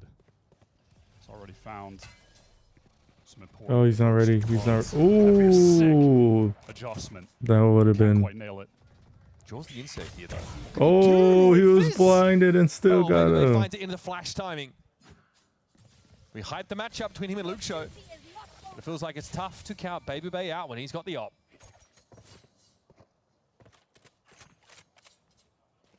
So Luke Show will have another crack at it. In the meantime, Loud are getting activated over towards that A side, the more lightly held side of the map for G2. This means unfettered passage into elbow for Loud. Might end up in a situation where maybe they're going through elbow. Valen can just TP on that back box towards A. And Loud are taking it extremely slow. Would love to get some good spam off here. So that's going to be a retake set up here over towards this A side. Yeah, keep your eyes on the mini-map, see if there's a TP in from Valen at some point. But Jaw, this was already cleared earlier on. The Trailblazer went straight down tile, so Jaw could just walk up there and find an easy pick. That Haunter's Fury from Dabby. They've been in a lot of post-plant situations. But Oh, G2 they have just been killed able the to most win important them out. player. Maybe the ultimate can give them the edge. Okay, Flooding Jordan into sight. the site though. He's been given a bit of a stay of execution there as Luke Shaw doesn't quite connect the 2v3. shot, but he's still at large. Jordan needs to clear the site, needs to get his hands dirty, but there are far too many plays ferreted away in the darkest corners. And Baby Bay, Luke Show's just on a time. good start this round, finds a pick through Flash. It's going to be Luke Shaw back from the dead to punish him. Critical win for Loud at the exact right moment. Felt like it was going to go G2's way, not just because of the man advantage, but for another retake. They have been phenomenal with those. But maybe it's just the switching of the site, getting away from that B side that to some extent will give Loud a bit more of an advantage. They invest so heavily in mid early in the round. That's why the A side is kind of soft, because Jaw gets inserted deep in mid for the defenders and does get that kill eventually towards tiles, but that's all that G2 get out of that exchange. Let's play. Not one to be caught without a scoped weapon. Baby Bay fires up the tour de force. Oh, And he just sets missed. himself up. Baby Bay's going to be TPing out of the way. Sat now inside Oh, market. Erde. What a setup there from Darker. Sole Colombian Erde. player in the league. Does himself proud. That's the kind of play that gives you the surge of confidence for Erde to get back Digging into into that elite that. form we saw on stage one. Luke Show on the right angle, pushed up all the way through Boba. Oh, man. Oh, that's as clinical as it gets for Loud. Cool. G2's Loud are economy, one though, away still strong. from. They're going to be able to put together multiple buys in a row. Loud coming to life. That's something to chew on, though, for G2. Sure, you got money, but that round, we saw some concerning trends start to emerge. That fast push-up tiles that Baby Bay wasn't ready for into the paranoia in market completely undid G2. Yeah, that was one of the prior Loud round wins. It did come down to a very decisive split execute onto B, coming through market, getting kills there. So maybe Loud are trying to, or rather they are figuring out the recipe for success here, narrowing down what has been working for them and trying to go back to the well. Once again, Baby Bay's on the op in hand. It would have had to be another big correction. So many of these situations, yeah, where he's They're just going up, B up, up, B up. needs to hit a crazy flick to actually find the kill. Not going to be able to get one with the fast lane. Oh, again! What a setup from Darker. Leaf didn't know what hit him. And Baby Bay had to fall off the side and missed my another goodness, okay, I shot. thought that was him. No, Jaw with the backup. All right, that time a little bit lighter in utility. TKZ 4v4. might be regretting that decision. As G2, their bread and butter, they want to flood out of Boba, play off the util from Trent, still has that flash and can sync it up with a paranoia from Valen. Relay bot and paranoia, two big pieces of util to get you into the site, but Loud completely unflappable by the looks. Baby Bay found it Darker above the smoke, but still a sense for G2 that this round is unsalvageable. This time Loud make the adjustment in that post plant. Their players are able to circumvent eating too much of the flashes. And then they're just ready to fight at that choke point together. I love the sequencing of Loud's utility to get through that site, the late paranoia, and even though TKZ got a little bit ahead of himself, trying to get some more kills, they're still able to close it out. Loud got the rounds they needed. 5. These first I guess these first entrances on these sites have been really big for Loud so far. It's been behind these own 5-7 would be great. But yeah, you need a timeout at this point because your economy is teetering. Somehow, Baby Bay's been able to have a 4th round in a row here with the op, or an op-like weapon, despite G2 having lost the last 3. That's because they've been conservative, saving at the end of these rounds, right? There's definitely been a sense that they need to keep that weapon in his hands. And like we said at the beginning of the round, it's not like he's choosing the wrong positions to be in. He's had opportunities for the kills, but on the 50-50 angle that he's gone for, it's just been the wrong one a couple times in a row. So he's got to hit some insane flicks. That's kind of the beauty of Chamber. You can post up in spots where there is a wrong answer, so to speak. You can get out with that rendezvous, but yeah, sometimes getting forced off that angle, not being able to find the pick, then being forced out of a site, being forced to retake in with that weapon is very, very challenging.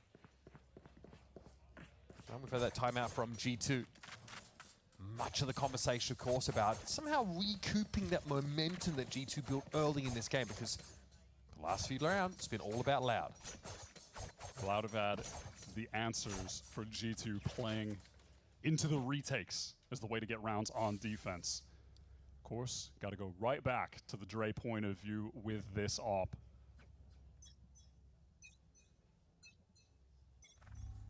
He's got some backup. He's actually got a defense side flash. Oh, shoulder. Erde just shows a little bit of his arm. Again, Jaw is invested in mid, tucked in, and there's the flash to play off of. Interesting timing to find that in there. This early round action, though, very favorable now for G2, despite, again, being very light on the A side with that investment in mid. They're not punished for it this time. We've seen some of the best involvement in this half from Jaw coming with these pushes down mid. Catching picks within them. Loud, obviously, might look like they're dithering, but the reality is their options are very limited. They have next to no information. They have to organically re-clear mid. And now they're going to try and make use of it. Does this end up being a top mid split that feels like it's dangerous? It puts you in a crossfire situation.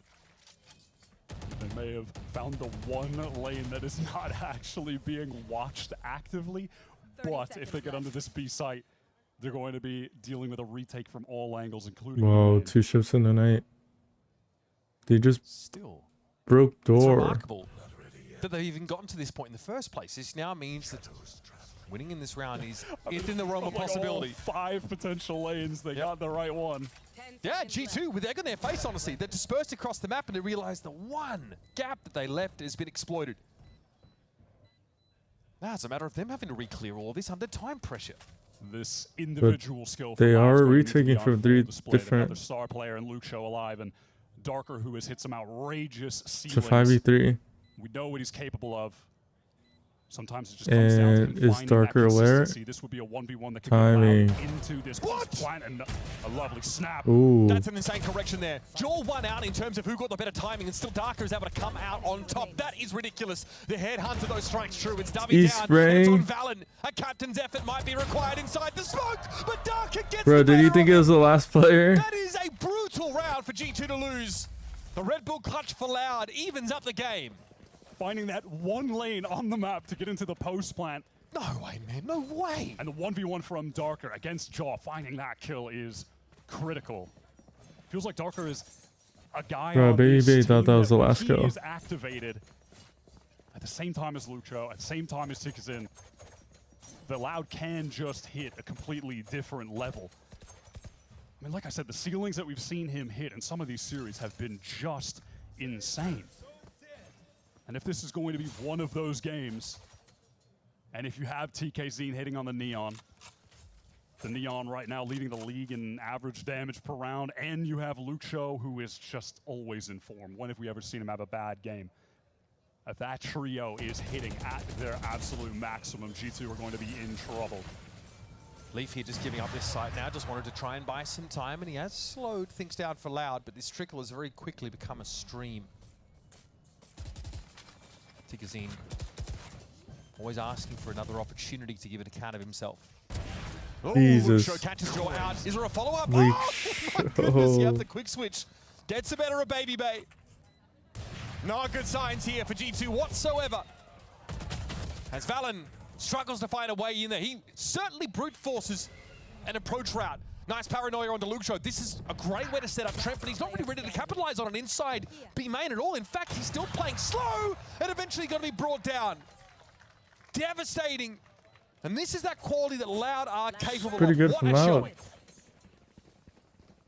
G2 were up 5-1, and it had their economy at the absolute peak. You're talking about Baby Bay. He's just buying it up every single round. That's how much money they've been able to store up.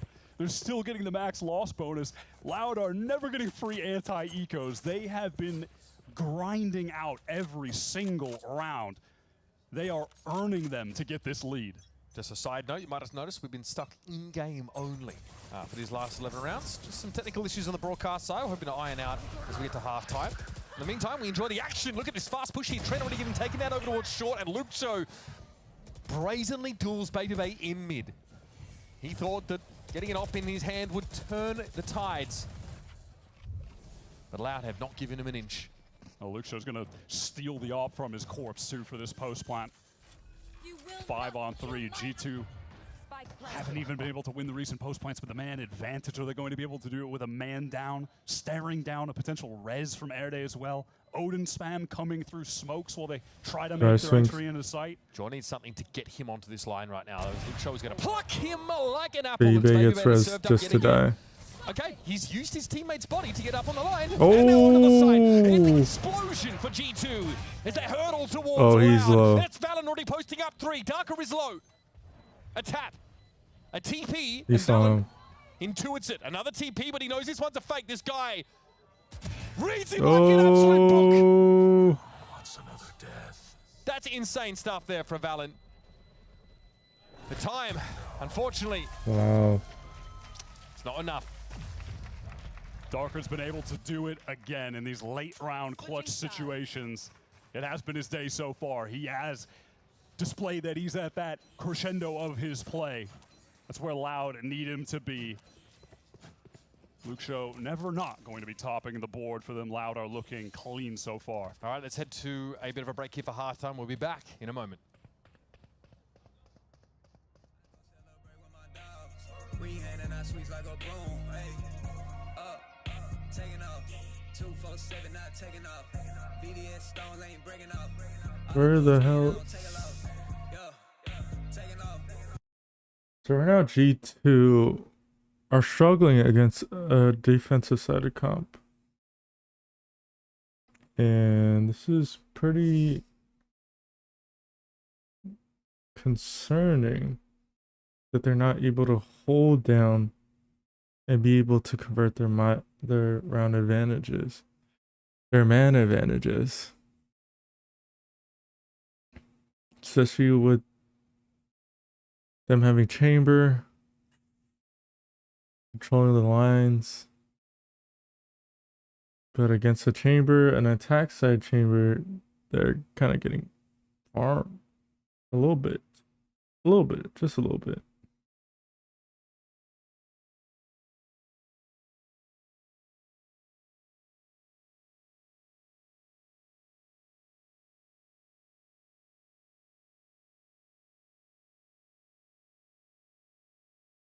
Look at this. Oh, we don't have stats yet.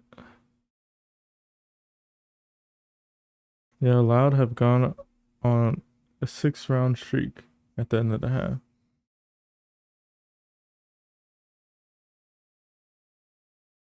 In the previous game,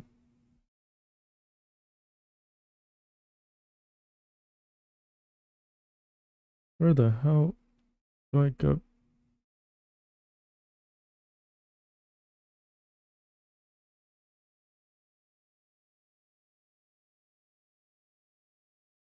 In the previous game against either these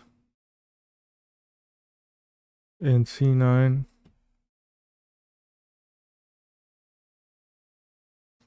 damn, Austin carried 42 between the two maps. Oxy with 51 plus 14. That's crazy. All right, we're back. We're back. We're back. They're 2-1. They're taking G2 to task on one of G2's best maps. These are all very good signs. 6-round run on a Sunset that G2 are also 2-0 on. Just the confidence to pick this map straight into them and steal away that lead. Now they just have to get it done on defense. The G2 pistol round win rate is obscene. They're 15-6 right now in this stage. Oh, 3 tagged. Oh, broke the dart. They're fighting against 3. And it's a flawless. Your statistics, all your fairy tales. That is a huge pistol round to win. Look at the pace on that. Full control of backside. And they are right into front side. G2 don't have time to set up anything. Every player just dies like grouped up default. They can't even jump up. Like 2 players dying at jump up. Loud ran them over. Actual freight train. I mean, I'm stunned by how decisive that was. And I think if Loud hadn't just sort of planked last week against Sentinels in that 0-2, we'd already be kind of heralding them as having arrived, right?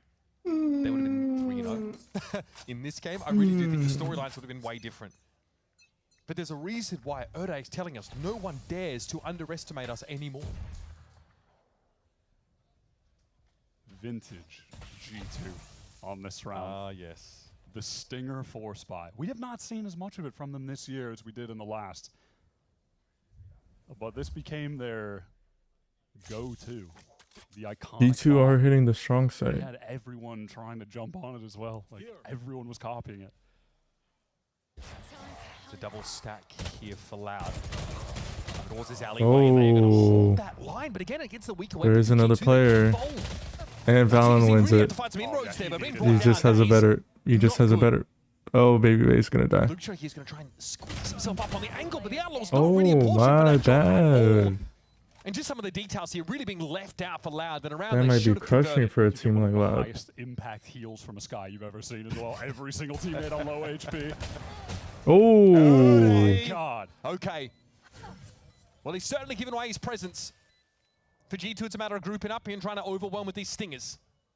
And this might just be the Air Day bounce back game of It's this gonna be second hard. stage.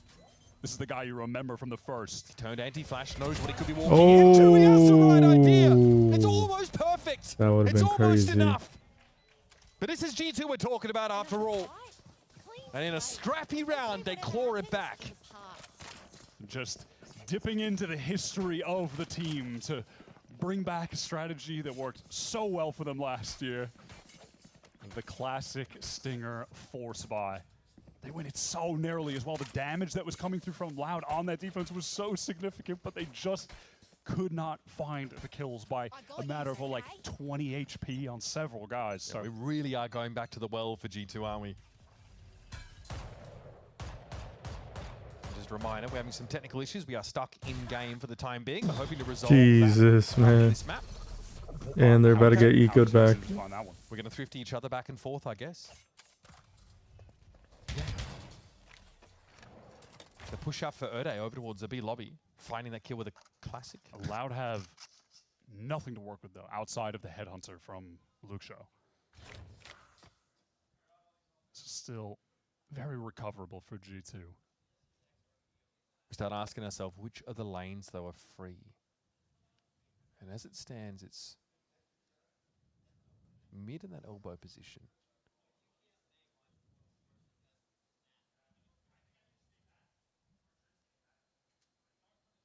Could hear a pin drop in here. Everyone really just focused up. A lot of jabbering from the G2 side because they're trying to discuss some contingencies, some possibilities, what might befall them as they try and fight a 3v5 on this side. Trailblazer gets all of the valuable backside information. But how do G2 want to set up to win this out? The man disadvantage. The idea of trying to clear and get control of market makes sense, and the timing is really good for G2. Ticketing brought down, but they're not expecting a second player to be there, so that's free for Erde. It's a 4v2. Easy caught out kill. though. Doesn't know where Dart Happy enough to is. get revealed here. There's an opportunity, but Erde finds yet another no. It's Luke Show with the headhunter. They spotted the player. On him against 3. He's got to pull off the sides. Jesus, Luke Show. Loud, get it done. Convert. Another thrifty. And for G2, punishing just as they throw that spicy little stinger mix in. They get shut down. They just give it right back to them with a way worse buy. Can't even call it a buy. They didn't buy That anything. classics, man. The headhunter, you spawned with that. They did not buy a thing. I can't believe TKZ just found he gets that random kill in A main on Jaw. Maybe just like overstepped in the smoke a little bit. They did the same thing. He pushed up B main.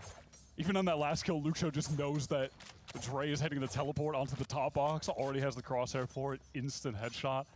Bro, he is just a different breed. Luke Show is on another level.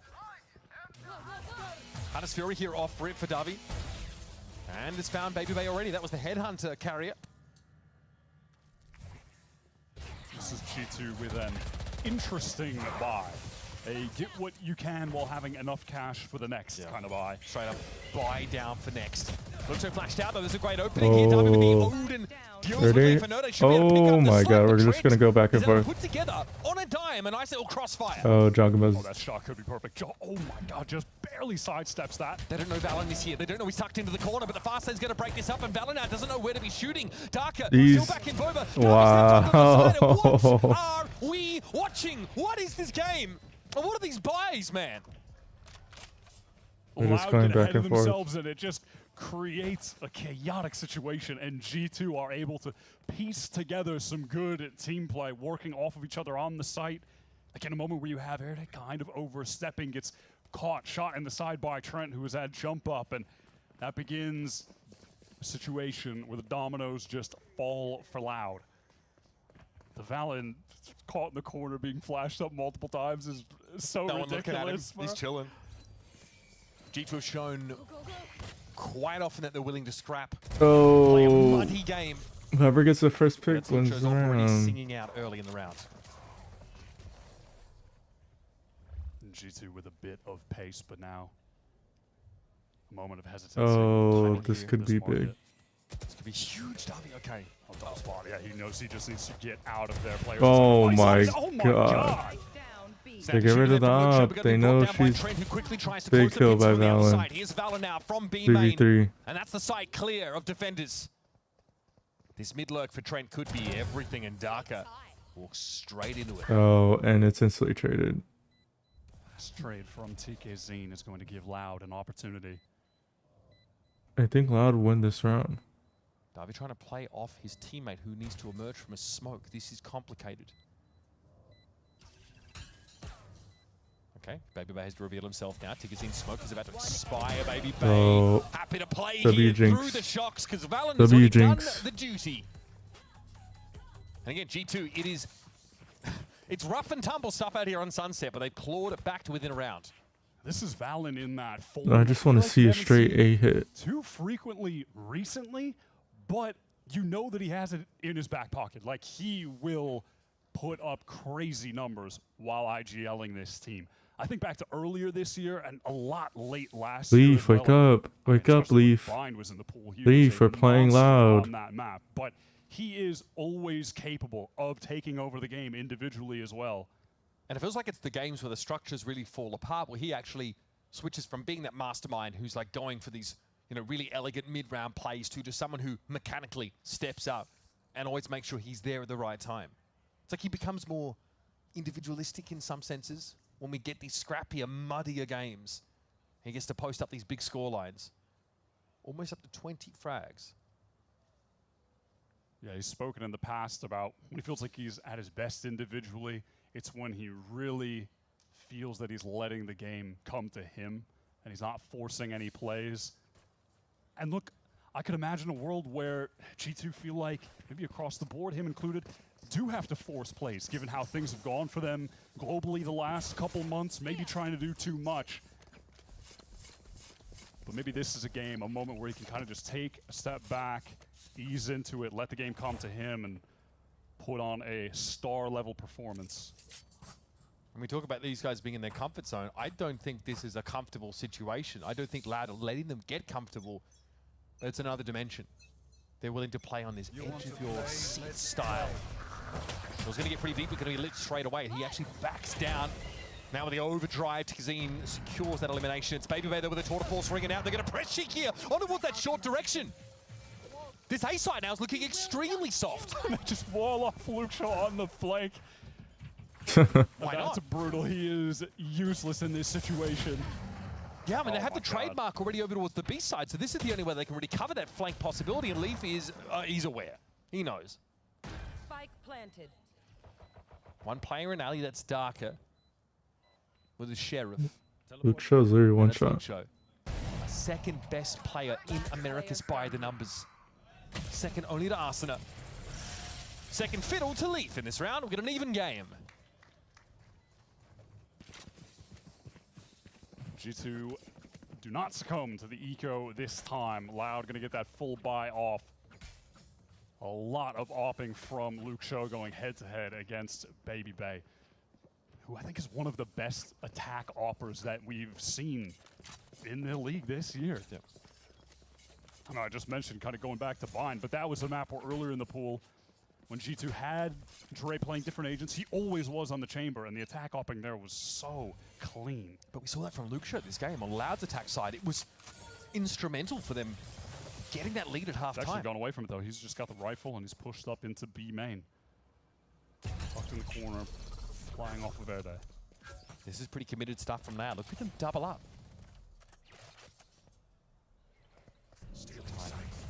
Paranoia now. Fast push for Jordan. Darker's unaffected by the near side. Darker That with has blown up in G2's almost face. 3. They traded into that position, at least get the frag, and Leaf knows he needs to reach for more. This needs to be a clean pickup. Oh, Darby Leaf. swings out. And the Odin does the dirty work for Loud. Let's just go to the next map, Leaf. Jaws just fully exposed out in the open, gets caught by Darker. The Paranoia Seekers doesn't hit Darker. Yeah, and the Seekers come just a tad late around that corner. Timing's just perhaps a bit off, and it's exploited by Darker tucked. I like that Leaf tried to like accelerate over the wall, catch something to even things up, but LOUD were quick to get back into that A site, get Dabby some help. That round was worth 2 for G2. Those are the ones you really can't afford to have a gap in your execution. And not just a loss, but like a clean loss. Loud's economy is going to build up the back of that significantly. It's going to be harder to keep them quiet as we get towards the late stage of this map. Jaw, an impromptu split towards the top of the map. The Sage Wall really going to assist with this. It's Luxury fighting Trev, but traded out now. It's getting hot and heavy. There they has all. Oh, needed that kill. Overdrive that clears the Sage. They have Spike. Last 2 players are in their spawn. Closed door. We can just focus on our front and behind. Low on HP. Not going to have a heal anytime soon from Leaf. We're just going to team fight. There's no play here for the Odin. So double stack, multi-stack swing off this. Darker falls down and David just holds M1 in praise. G2 able to stabilize in a chaotic situation that they've created with that B split coming from so many different angles. These early round accelerations, though, have been pretty impressive for a team that we've known in the past to sit back a little bit and rely on strong mid-rounding and good reads.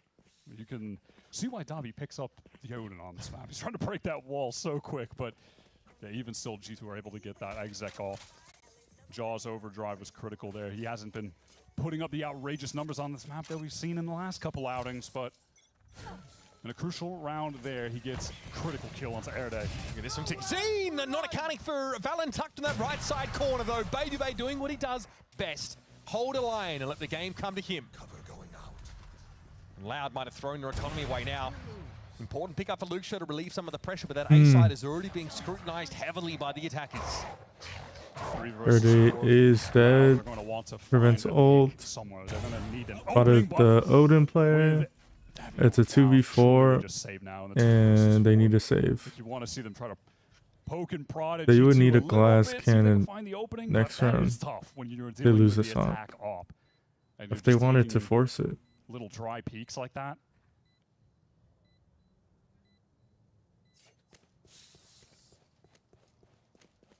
Luke Show has the op back to hand now. And obviously an investment made here by LOUD to try and keep it. G2 let things slip. They could have really run away with this second half a few rounds back if they're able to convert with that A main play.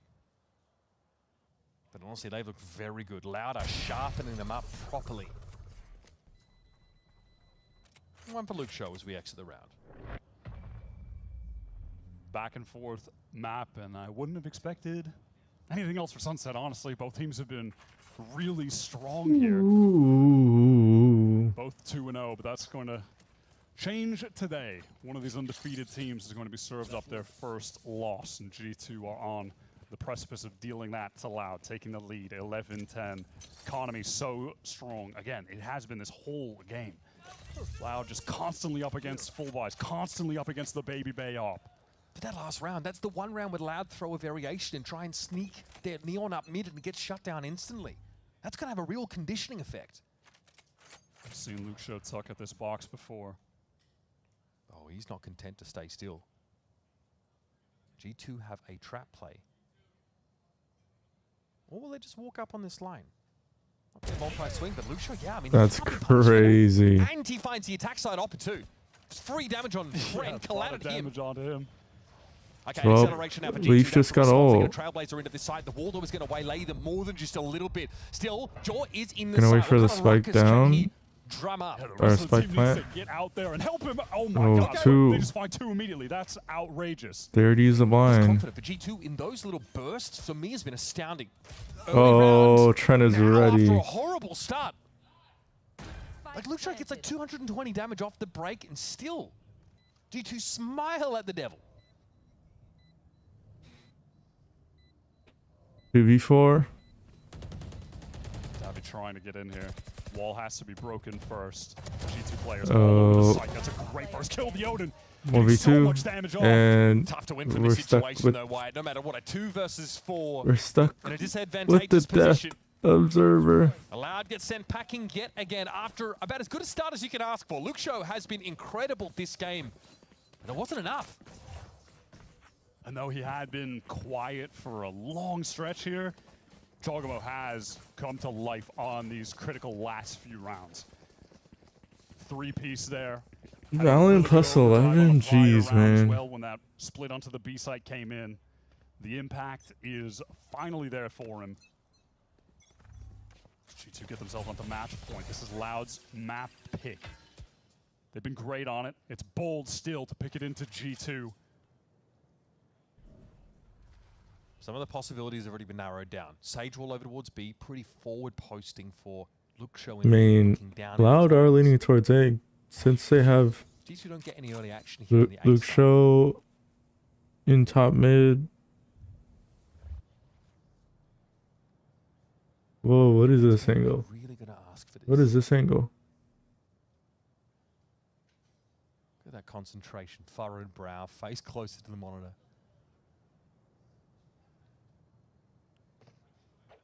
Makes a bit of sound though as he backs off that. Could be quite telling. He's going to try his luck on the short side, but immediately he'll be met with one way. So he's done at A for now, surely. Here, the 1 anchor on this side. You'd hate for him to go down. Yeah, if Freddy dies, then they win the round. Definitely wants to G2 win the round. To that. This might just be Loud's final round on the game. It's going to come down to a 5-on-5 retake. We'll see if their confidence picking this map. Whether or not it'll with backfire. 2. Oh my god, Erday is on point. Leaf caught on the jump up. That's a 6-second shot. G2 have already been knocked down to 3 players, and Erday doesn't need to ask for more. He's Erday with 3. Himself, and yet he gets another opportunity. Jaw falls. Eventually, Loud are going to go for this. Luke Show finds that shot on Trent, and it's on Baby Baby. 1v4, and they know where he's fallen back to. That from Erday is absolutely ungodly. We are seeing him finally in this second stage in that elite form that he bursted onto the scene with back in the stage 1. Playing those last few games when he was finally able to join up with Loud. Was waiting for months to be able to get here. Finally got the visa resolved, and he was fantastic. Seemed like he was going to be just a revelation for the team. Finally, the piece to turn them around, and then in that offseason, they bring in Tikazine as well, bring in Davi, and Tikazine feels like the guy they've been needing, though. He's gone a little bit quiet on this map, as Jaw's been able to step up on the opposite side. Two of the best Neons that we've seen in this stage so far, though. By the eye test, by the stats, both of them are up there. Jaw is leading for his team in most stats categories, if not all of them. Tikazine is just right up there next to Luxo. Man hard to pass, but... Interesting that the Loud might be opting to give Tikazine the off. Are we in a tech pause? Coming into this round. Are so we in a Luxo tech up pause? until this point. And again, like, yeah, Tikazine's been a bit quieter, but there have been a couple of rounds on this defense side where like they've tried to pop around in Neon. It's just not worked out. Like they've run into Baby Bay attack side opping, holding a line over on the A side, or Valen waiting in mid to shoot him in the back, right? You get into those kind of flows sometimes as a Neon player. Josh Artsy with a lot of confidence in the team to be able to solve their problems on their own. Saves a timeout for match point. 12-11, he gets involved. Look at the state of the ultimates that G2 have, though. He wants to be able to get involved to get them across the finish line. Steal away the map pick of Loud. You want to play? Let's play. Daughter Force here from Luxo. You've got to have a plan! You've got to have a plan to try and play in a B main like this. Baby Bay just walks up on the line. Leaf does have ult. So easy for Luxo. And a wall. Now there is a res here for Trent. So getting Baby Bay back into the game is trivial. It's what you do after the fact. Look at this TP for Valen. He's sticking it. Wyatt, he's sticking it. Loud routed out of the site. Do they try to get Bro. Oh my god, Jaw dealt with by Davy, and that could be the opening for Loud to just get into Erde has ult as well. There's no market presence here for G2. They are really limited in their positioning. They're at risk of being surrounded by Loud now with 5 players, all hungry. The wall has to be broken. That's going to dwindle some time off the clock. What a shot from TKZ. That is crucial. Finally getting the up to hand. Baby Bay now is going to have to do something here at the back of the side. Leaf and Leaf Oh, needed that down, kill. Easy res. Luxo's found Leaf and Baby Bay Needed that kill. Loud have done it, securing overtime. And not even a Josh RT timeout could change it. No fight. Luxo is just on a completely different level. It's against G2 that he's doing this, man. Switching sides. 27 kills in regulation. Sardak said it himself when he himself went up against Loud. He says this team is unrecognizable. This is none of the players that were, you know, a part of that global at Madrid in 2024. Completely different. And maybe that's just as well, because this is the new generation coming out of South America, and Loud, they've got it. They've got what it takes to succeed here. And now they're putting G2 under some serious pressure on their map pick of Sunset. I mean, hell, if you're Luxo, you're looking at Sato, your old teammate from Galoris when you were trying to qualify into the league. You watch him lift the trophy at London. You've been playing this well since joining Stage 2 last year. He wants to get a taste of that same global success. Oh my god, just, yeah, another first blood, why not? Leaf is removed from the server. The B main plan for G2 doesn't feel very complex. They've not been able to set up a set play, they've not been able to flash themselves, drone themselves onto the line. They've just been bleeding players on that part of the map every round. Jaw pinged up, no choice but to try and escape back towards market. At least here there's some backside presence for Loud. Makes that flood back in for G2 a little bit more complex. Trent still with the flashes to get out backside. Valen with that paranoia. How many times have we seen them sync these up and find success? Getting back in through Boba. Finding early picks. Going for it again with Jaw. The counter flash is nice. I love this from Davi. He actually gets ahead of the smoke that was thrown inside B main, so we could stay relevant in this fight, but Tikazine's already found 2. That's got to be enough, surely, especially with Darker being immovable. Oh. Trent, though, unstoppable. It's not enough. Huge, huge round for Loud. I think one of the most impressive things, honestly, from Loud in this game has been their ability to deny these G2 retakes over towards B. It seemed like this was just going to be another clock in, clock out kind of sunset look for G2, because at the very beginning of the game, they're up 5-1. They're playing for a bunch of B retakes, and they're all working out. But Loud have been able to find the answers. They're not getting overwhelmed by the retake utility that G2 are throwing in. They've been able to dodge away from it, have good swing timings to fight back when the players are coming out of the choke. You're seeing Erde having the slow orbs ready to go to stop them. That has to be a timeout here for G2. Josh, again, needs to intervene. Tried this on match point. Didn't work. Loud seems so impervious here to the different looks that G2 are throwing, and frankly, they're thriving under this pressure. I know you guys haven't got to see much of the players on this map because we're having some technical issues. We're very much just stuck in-game for the time being. What I can tell you is Loud are looking like they're having fun. G2, not so much. We're going to be back into the game in just a moment now as that timeout has elapsed, and Loud are poised to take their map pick. The anxiety for G2 beginning to set in. I can't understate how much I feel that Loud need to win this map. We're heading to Lotus next. They haven't had a lot of success there.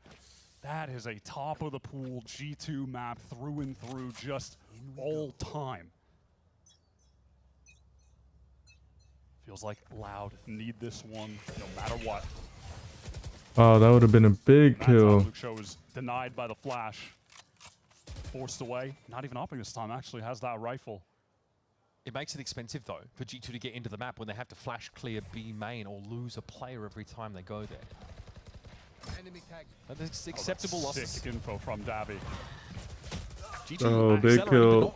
Raid boss down, raid boss down. Now they're going to amble their way out onto their B side. I mean, Erde is kind of a raid boss too. Yeah, again, he Do looks they expect? uncomfortable. Oh my god, Tikazine. But he holds his line beautifully. Baby Beto has dug Erde out. This leaves Tikazine alone. He needs to buy some time to link up with Darker. But where is he supposed to run to? No way. Oh, I was about to say. I like the idea, really. Some improvised cover there for Tikazine, but eventually he had no choice but to fight. The Darker was just so concerned about some kind of lurk presence in mid that he's not able to. He's just slow. Outside and hurry yet to actually sync up with Tikazine. Listen, I mean, punch out some rounds, but this would be monstrous. Impossible. This would be impossible. Forward, that's a beautiful opener for Darker. Streaky performances, sometimes incredible, sometimes almost absent. This would be In impossible. a round like this, giving Loud a map win would be massive, but Leaf at point blank will knock him down a peg. Yeah, that's perfect, just waiting with the flash out, tucking this the tap. Pop it and swing right onto Darker. 13 all. G2 dismantle that B site. It begins with that stun catch onto Luxo in the corner. Had already teleported. Man, I'm sleep deprived. So he's just caught, exposed. Jaw gets that. This game is close, but I feel like it's been a little drawn out. Enough reinforcements trying to hold back sight. Double mistakes on both sides. Full right now, wired on whatever their protocols are at B main. Whether they're playing against an Opera or not, in this case they are. Giving Luxo that early lead, that early surge of confidence and player advantage seems pretty unwise. Drone forces Baby away. Oh, it's a B split. Stun is good. Jaw irrelevant now in this situation. His position from Leaf though. I don't know if they're going to expect this timing at all. At least Leaf gets one. Jaw's waiting for his chance to break. Bro, he's. Whoa, what a fight to take! Ooh, maybe overestimating his chances there. And Baby Bay ends up getting traded out by Davi with the Oh, that was a good. G2 playing with some pace, but it's on Trent. It's been messy. That wouldn't end up. G2 have had to trade down. Luxo spots Trent in the periphery and gets his 30th frag. Only a matter of time until he got the 30 bomb in this game. Already had the 27 at regulation. Every time we've been on his point of view, if there is a easier shot for him to hit, if you put it in that category, he's just never missed it. Every time he has had an opportunity to get a straightforward kill, Given he's nailed it. Digizine at the moment, something we also kind of praise him for. He wants to close it out with the op on defense this time. No more business with the rifle. Fast lane's going to get G2 in pretty quickly. They just found out. They baited the paranoia. Glad to have gotten that op and teleports right back to sight, right back to safety. G2 lacking their duelist, lacking someone to get deep in the sight on one of these execs. Lacking an answer for Luxo early in these rounds. Luxo is anchored on A. Davi in. They just need to get rid of their raid boss. Right now. They're going to need assistance from the rest of the team. That's Another raid boss. Nowhere to stand. It's uncomfortable. Ode at least is able to slow things down. G2 needs to buy a little bit more time. He got some damage, and Darker was able to chime in eventually from market. This knocks G2 down to 2. This is Loud's moment. their chance to take a must-win map in this series. And Ticket's already snuck into B. Darko wants to go too now. This smoke threatens to break them up, but Ticket's doesn't care. He'll take matters into his own hands. LOUD deliver there. What a stunning showing on Sunset. That's the start you're looking for in this series. Tikazine has proven more than his worth so far in this stage. What an addition to this LOUD roster. Was struggling earlier in that game and hits a crazy bounce back to close it out. Much more to come from this series, which all of a sudden has gotten a lot more compelling. Stick around for more of G2 versus LOUD after this.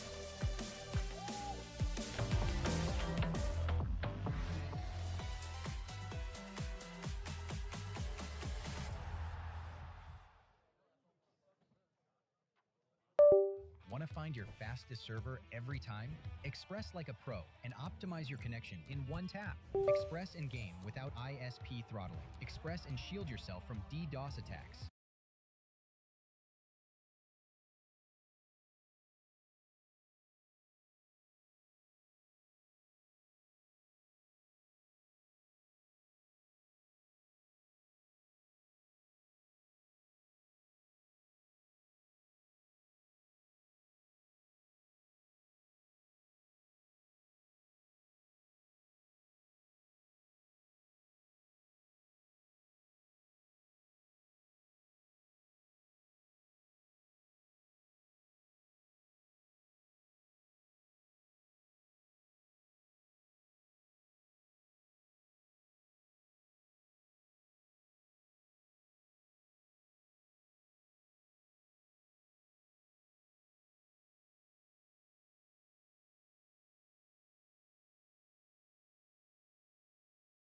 Oh, we're back. Oh, we're not back, but like we're not in the loading screen. I don't care. Yeah, let's go with that. Support lever. No usaban para el colegio, que es como que hacían hoyos, como que para los papeles. ¿No eso? Why is there like a little handle on the end? I don't know. Stapler's my best guess. I don't know what this is. I see a spring. I see. So you're probably doing this. Oh, you to prop up a car to change a tire. Car jack. Yeah, I've never driven a car before. I don't have a car and I don't drive, so. Oh, I actually should have known that. I'm gonna get flamed for that one for sure. I took an auto mechanics course. It's been 6 years, you know? Okay. Yeah, it's a car jack, obviously. See, all the comments like, this guy's never done any handiwork in his life. Chill, bro. I got it. Looks like a shower head. I don't really know what it is. Oh, okay. Bro, I know what this is, but I don't know what? the name of it. I don't know why something that's cutting looks like that, so I genuinely don't know. Like, that's supposed to cut? Like, I don't know. Pounding hammer? Ooh, that's to get the meat. To hammer like ground beef or like meat. I mean, use that to like tenderize the meat. Tenderize or something. That's a meat tenderizer. Como que le pegáis martillazos para que la carne se aplaste. Y puede hacer milanesas, por ejemplo. Meat tenderizer. Yeah, I've never seen that before. What? Come on, I went to college. Like, what is this? Is this just a book, or you want something like more specific? El que tiene todas las palabras del mundo, el diccionario, ¿no? ¿No el diccionario? It's books, numbers. Books? No sé, la verdad que puede ser el periódico. Thesaurus? No sé, el libro del colegio. What do they call that? Like, it has like everybody's phone numbers and things like this. I don't know the name. Is it that one, those things that has a bunch of numbers on it for like calling people? A cell phone book. That's the best I got. Could be like a phone book or something. Phone book. I mean, guys, why not get the end of that? Getting old.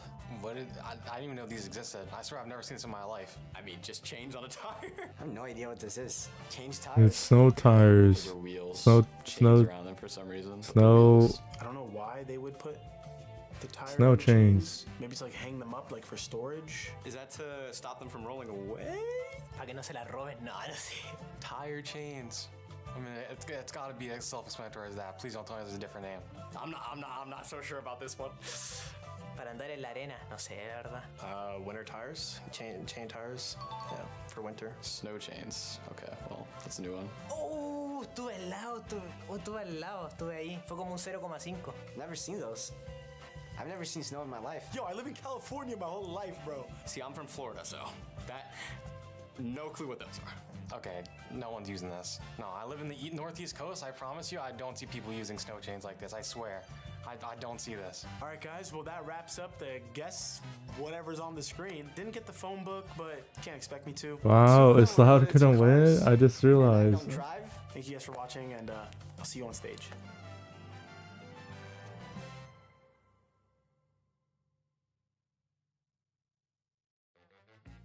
Nightbot just predicted Loud to win in the 8-ball. What to say? I don't trust you if you don't like Icebox. I don't trust you if you turn off comms on pistol round and ranked. That's hard. I don't trust you if you like pancakes more than waffles. I like waffles. I don't trust you if you chew with your mouth open. That's the worst thing ever. I don't trust you if you're last alive every single round. I don't trust you if you don't pick up after yourself. I don't trust you if you smell. I don't trust you if you bait me. If I spectate you and you like whiff really bad, I'm gonna not trust you to trade me in the next round probably. I don't trust you if you eat bananas. Eu não confio em você se você não gosta de assistir Brooklyn Nine-Nine. I don't trust you if you say you're gonna be on to play games in 5 minutes and it takes you 2 hours. I don't trust you if you pour milk before cereal. I don't trust you if you lock Clove every map. Actually, I don't trust half of you guys because all of you guys lock Clove. What? And then calling. Oh my god. Whoa, no way! That should have been impossible! Verde completamente solo. Está desactivando las caras y lleva la primera eliminación. Vic va a llegar a la mitad. Va a jugar el duelo. Va a mantener el 1-1. ¡Pierde!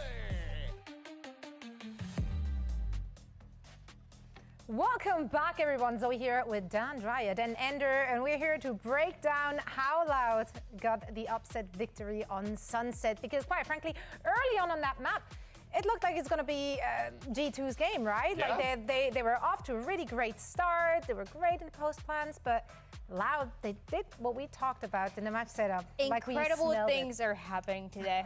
I can't believe it. It was a really good map too. I think we were talking about this map, talking about what happened last time Loud was playing it, how this composition was going to play out into that first half, for how G2 were focusing a lot on those retakes, and we did really think that G2 was going to get away with it. Right at the beginning, 6 rounds, and we were like, yeah, G2, that's it. Unfortunately, there's a man that Loud have that G2 wish they could have, and his name is Luke Show.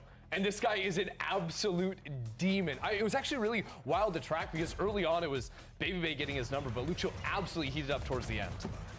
This is something that he has also been doing for quite some time, especially on this map, that attack operator for Luke Show. It felt like G2 were expecting it sometimes, but they couldn't get the pick, and then they're like, no, I got it this round, and they also didn't get it. He was getting so many opening kills. I think it's 8 that we saw at the beginning. It's an incredible way to start off those rounds, and also to close it out, he was the one getting the opening too. Yeah, there were so many of these post plants. I think once G2 started winning them, where it was Luke Show that had the op in his hands to deal with players on a deeper line, it was super effective at just shutting G2 out, because it was that streak of rounds at the end of the first half that really set the tone for the game. Like it went from Loud being complete no-shows to all of a sudden Loud dominating.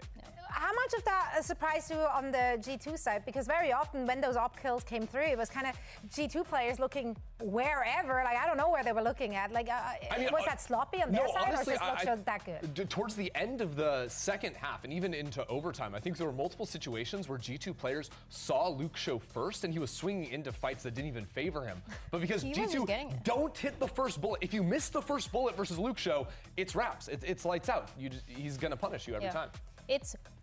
This is not new. I mean, but I think it's crazy is that this is not new, especially the way that he's holding B. How many times did we see it? How many times have we seen as well Sage? We also talked about the post plans for Loud, and the way that they were executing and adapting after that start, after those few rounds for G2 was exactly that. So I think I'm a little bit surprised for G2, and especially in the way that they weren't able to close it out.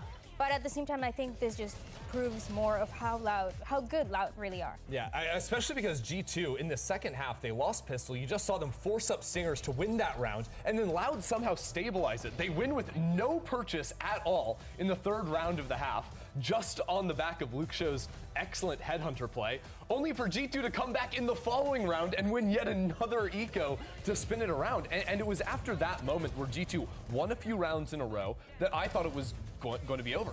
Like, frankly, I thought that once G2 had stabilized against that initial eco round, it was all theirs. Yeah. But once we got into overtime and Luke Show was just forcing these glass ops, G2 just did not seem like they had any answer to his attack op in control over B main. And you see right there also the 17 first kills, and a lot of it turning out to be what we saw into that that attack side for Loud, but also in the defense, how they were being a little bit more proactive and also having some reads on G2 and some of the players for G2 getting caught off guard early into the rounds, into some of the set plays that Loud had. So this was really fun to watch, especially for a map where both kind of understand each other and both are favored into it. But I don't know what's going to happen next. Yeah, it was a really interesting pull and push from these two teams. That they read each other well, and it was a bit of a dance there on the server. But in the end, it was Loud taking that first map, and now, of course, we're heading on to map 2. An opportunity for G2 to bring it back, as they do want to lock their playoff spot today. We'll find out if they can get it done after a short break. Uber and Wyatt will be back on the mics for map 2.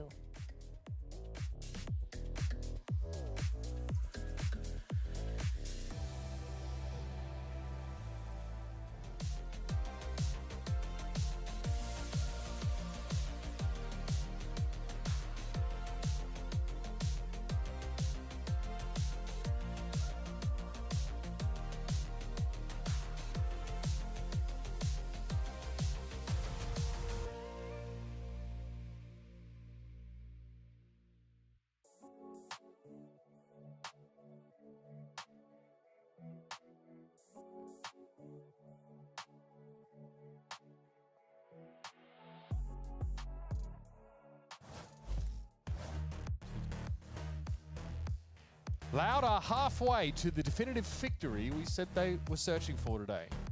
But they've got to do it on G2's terms. We are heading to Lotus, a map that I would not say Loud have been auspicious on, and G2 have looked dominant on this arena this year. Despite it being their pick, that Sunset map was a tall hurdle to leap over for Loud, and they're able to get it done in a narrow OT. Yeah, Lotus, totally different beast. This is G2's go-to map historically. This year, overall, 9-2 on it. Despite ups and downs, they've been consistent here. And just speaking on this stage only, they're 2-0, undefeated on it. Contrast we're back. That are 0-2, trying to figure things out here. And to have to do that against G2, that's going to be as tough as it gets. But honestly, we saw Sunset devolve into some really scrappy rounds, forcing up into each other constantly. There was a string of thrifties back and forth. The quality is definitely there for Loud, but as with every new project, we've got to question the depth of the map pool. That might be one area in which G2 have them beat.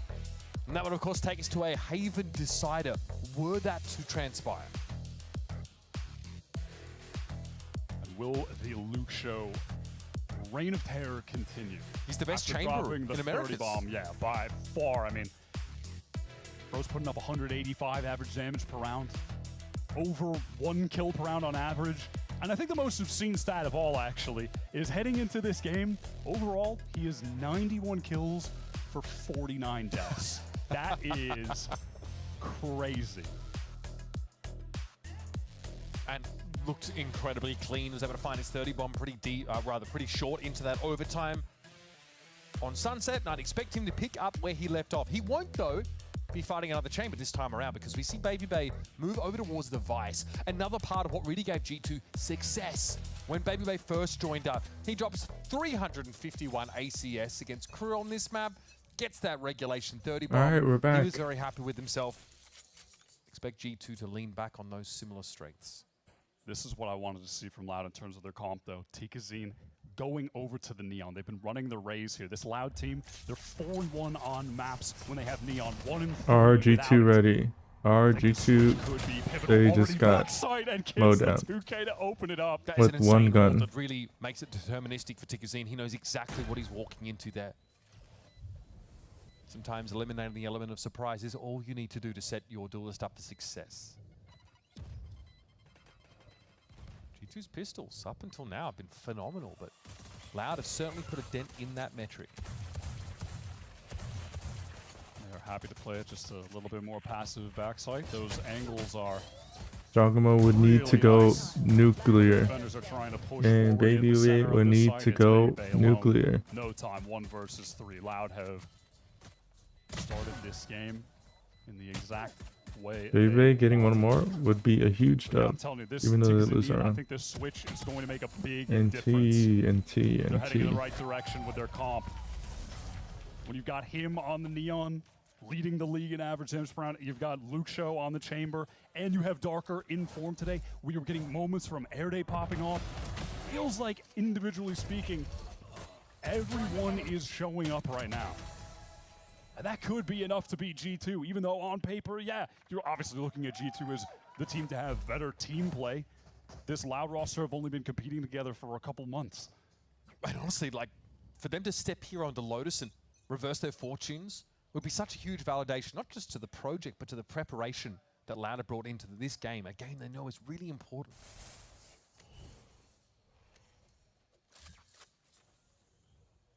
G2 having a later stab at it, but they're going to have a number of players waiting behind their toxic screens. They actually flash themselves through it, but Luke Show, man, he is always waiting. Takes contact with the Marshal. Oh. He's more than happy to go back for a little bit more now on that side. Baby tries to set things up with an Arc Rose, but he is very alone, very outnumbered, very outgunned. Yeah, Luke Show can just call to the team there that he spotted 2 players on A. Easy decision to just brute force their way into that C site.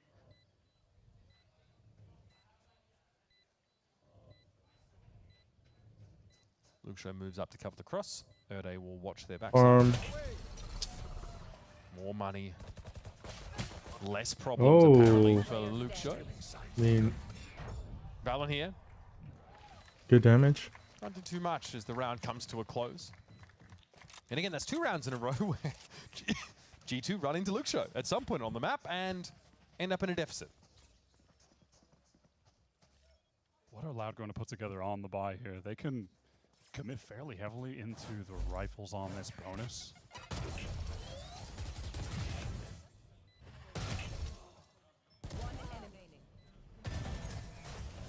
Maybe they opts not to give up that C site. Makes a gambit for a flash play that falls flat. This time Loud are playing to really get out on the A side. It's a little bit delayed with that haunt. That guy again. Oh, they're certainly forcing the issue a bit there, Wyatt. Yeah. Caught out. I think Jaw heard the TP to Rubble, so was pretty ready to be swung. No smokes to play with for this execute. Loud are going to have to pick up some significant opening kills on a side of the map where G2 are swarming over to assist Jaw. There's a lean towards A on the defense. Quite successful on this map, right? It's just to fall off. I mean, C is open. Get some damage. Play your life. Look over on that C side. Luke Show. Luke Show has right through it. He's getting into a that lot of site. He's calling space. for the team to get over And we're on just C. taking a C retake. How deep in We have an Horns insert they get? Because that's going to be an area near G2 blue room, blue door, small door. Show's playing forward with just that headhunter. He could be the critical factor in Loud winning this round, unless he's just caught by Trent. And yeah, he is right out, exposed in the open. Darker is miles away on this lurk. He would have to hit the ridiculous timing to be a major factor in this round. They missed the. Looks like, okay, Paranoid didn't hit, but the flash certainly did. Tigazine tries to get off the line, but it's going to be caught on his way out. Leaf elsewhere, though, did fall, but the numbers are heavily favoring G2, and they're swarming over this seaside. Sees Knights and it's planted for Davi out here. There is a chance for Loud. Look at Darker on the run. They'll never expect this. Trent shot in the back straight up. Davi now trying to be safe here. Needed, Baby Bay knows he needs to dig him out as part of the needed Omen to now he's going to lose. solo play back into the side with no time left. Get the It was only bonus. Valen who could have even gone onto the site in time. He has to teleport up there. Darker knows exactly where he is, just gets the spam kill. I mean, you are just waiting the whole time to see if Darker is going to be able to find impact. Will he get there in time, at the right time? And he absolutely does. I feel like Davi is always just so reliable in these late round situations as well. Like a supportive player, kind of through and through, I feel, for this team until it is clutch time. He will provide for them. See, Josh was calling a timeout before he even knew the result of the round. He didn't need to see how that was going to end up. And that round all starts with Luke Show getting it to see, tripping the shield wall, but not baiting it out and falling back to mount. No, he goes straight through and gets set up in halls. This is, okay, it's one thing, right? It's one thing for Loud to win in overtime on Sunset. It's a great map for G2, undefeated on it up until this point. Lotus, though, would be a completely different story. Loud have to beat G2 on their own terms to really cement a victory here, to really make it undeniable.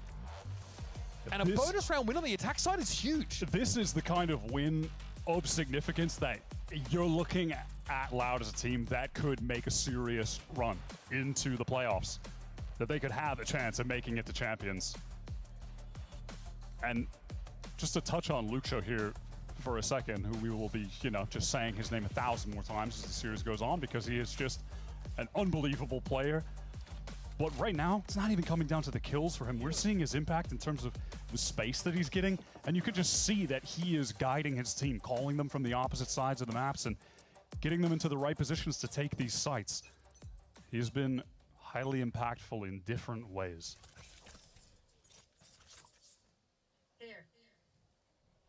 Good call off the rip, though, sees Loud with a very weak A site.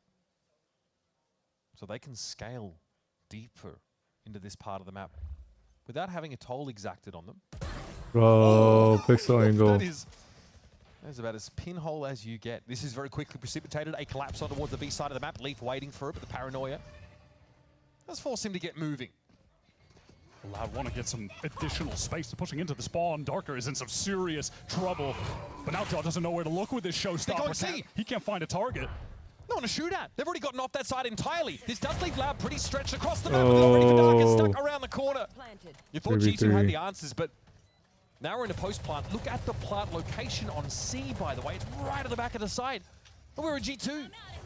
Oh, I mean, Antikazin has already found one kill. He just needs to escape. I mean, I'm Where's going to say, Valen's like, Loud have multiple win conditions to play for here. If Davi gets a kill, he'll have a Nightfall. Antikazin can run around with the overdrive. Antikazin getting a 1v1 against Valen earlier, now picking up Baby Bay here. Trent caught in the seas, nowhere to go. This is about as bad as it could possibly be for G2. Save the gun. They've got nothing to say in this Save round. the gun. Loud, so adaptable. Dive on towards B, and then bounce across to the complete other side of the map after Jaw pulls the showstopper. And not just this round, but the prior, we have just seen Loud masterfully working the map, exposing all of the gaps. And on top of that, they're closing out the rounds. This is what you need to see from the attack side of Loud. You want to see them really amass an unassailable total. That's the upside of having this map picked against you. That timeout for G2 just doesn't really make much of a difference there. Now Luke Show is getting the operator into the fold. Let's have a listen into Loud now. See how they navigate this round. E abre árvore e leva árvore. Edge, vai ter o Leaf dando strafe. Não, nem precisa, não, deixa eu arcar aqui. Vamos voltar pra ver. Vamos secar ver, tá? Tá. Mano, vamos fazer uma coisa, Luke, ainda não pica, espera um pouco mais. E o gol não há, depois é que o menino agora, guys.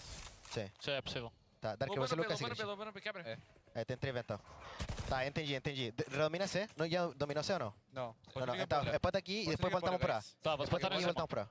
Botar em cima. Eu vou ver se eu mato o cara de. Vai ligar? Espera, vamos fazer barulho, vamos BTK, já volta, Davi. Vou voltar. Quer fazer um fake? Quebra as coisas, não, quebra as coisas. B. Haze. Haze sim, é 1-3-1, guys, tá? A Vice não há com... They're gonna hit A. Omina, guys. He had to keep the defense honest, so they threatened all chokes. Flash to re-clear. Guys, é Omina ou Bomb, põe esse reunião aqui, ok? Tá. Eu faço one way seu, Vango Vax aí, tá? Assim que já fecharam. Smoke a igreja. Quando tiverem prontos, digam que eu vou abrir porta. I mean, G2 do have the read. Bangaram, tá na árvore. Mano, eu vou stunar stairs. They're trying to bunker and tree. Tem gol. Eu consegui passar, TK. Árvore. Oh, They're getting crunched on. Da cover, guys, da cover. Só vai. Da cover, guys. Planta fechado. Olha, olha, me custa loop. Olha. With that much time pressure? Esse cara também. Volta. Oh. Vou abrir pro céu. Dois céus, my bad. Tô dando reload. Tá, ok, relaxa agora. Tá difícil botar um backside, cuidado pra fora.